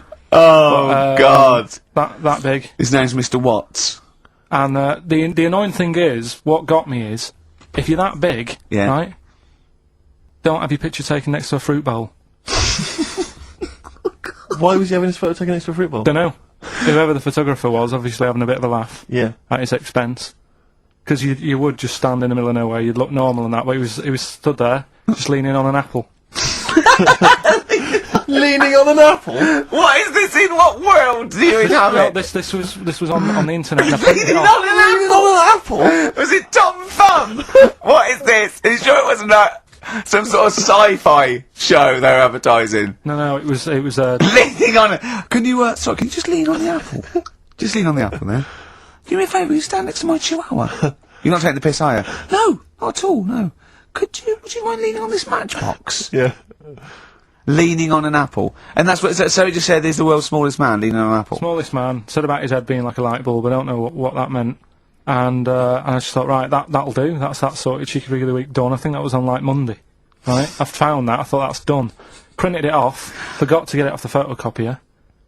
Someone's nicked it. Play a record. You got to... You know, it's just, Steve. No, can I just say, there's no Carl, point. please, There's no if point. I say, let's have Cheeky Freak of the Week, and you haven't done your research, you haven't got the information, just tell us you can't do it. But don't lead us on. Don't say things in like this on charade. radio, hold your hand up to me and go, how tall is that? It's nothing. That's This is radio. nothing. It's nothing. I think it was that big because he was leaning on an apple. It's not enough information. But imagine Trevor McDonald coming on, going, some news, some stuff, how big's that? How big do you think that is? Yeah. Because there was a fella, coming up after Chris Tarrant. Play a record. Carl, if you were president, would you sort of make it compulsory to maybe have a little monkey? Everyone has a little monkey of their own? Little chimps out and out, old age pensioners? It's not a bad little, It's funny, you know, because there was, a story the other day, when I was looking for monkey news. Right? There's a story about a couple who couldn't have any kids, right? There's something wrong with them, but they really wanted a kid. And they got some dodgy email address where they could buy a baby online, right? It was someone who would have a kid, and you could buy it for $3,000 or something, right? Yeah. So anyway, they got one, they got picked, and they're like, brilliant, there's the money. Got the baby and everything, they were loving it.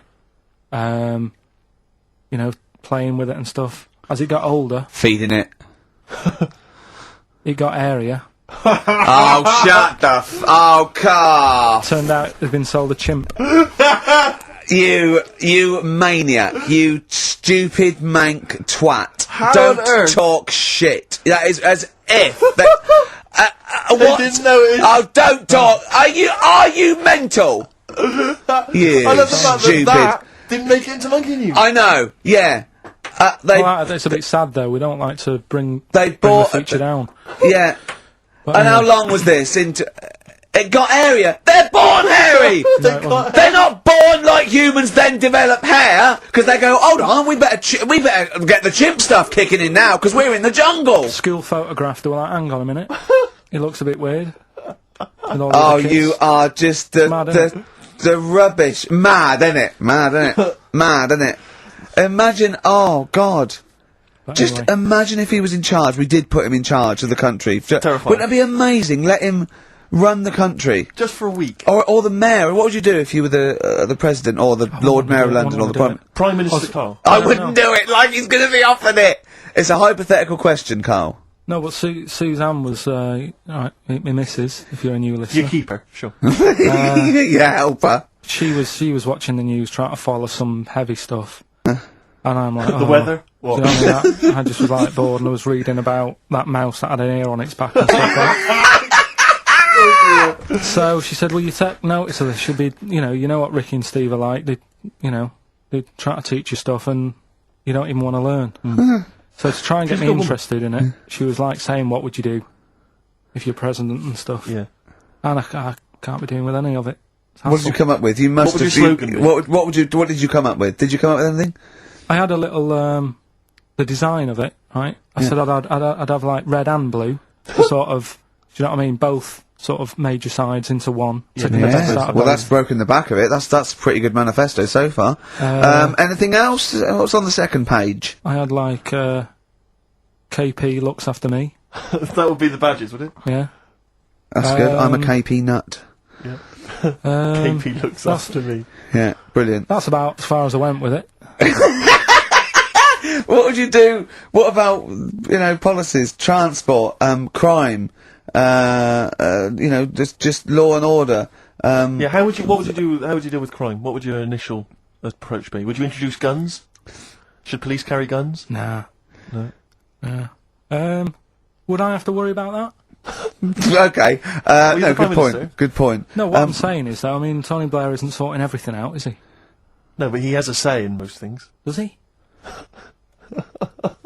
Well, go on then. What are the problems at the moment that need sorting out? Well, generally, what's the best way to combat? Would you bolster up the prison system? Would you introduce more community service? Would you go harsher for say I don't know drugs? Would you go harsher or less harsh? There's pros and cons of Higher or both, isn't lower? it? Because of course you can't see to condone it, but some people, you don't want to go through the court system and cost taxpayers thousands of pounds of money for someone, I don't know, the difference between smoking a spliff and dealing crack. Do you know what I mean? You have to all these things. Have I lost you? Yeah, I'd just think about it for a bit. Do you know what I mean? Brilliant.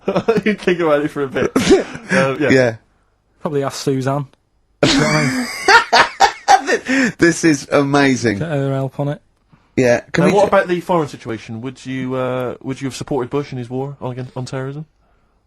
You're aware of this war that we had recently? Yeah.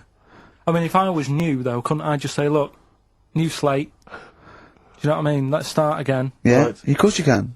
I'm in charge now. Let's see if we can sort this out. What would you do then? Then see what happens. Just leave Brilliant. it. Just leave Suck it and see. Brilliant. Brilliant. This is excellent. Now, this is not really your jurisdiction. This is not really your area, but I imagine you'd have some powerful friends who might have a say in it. Go on. Yeah.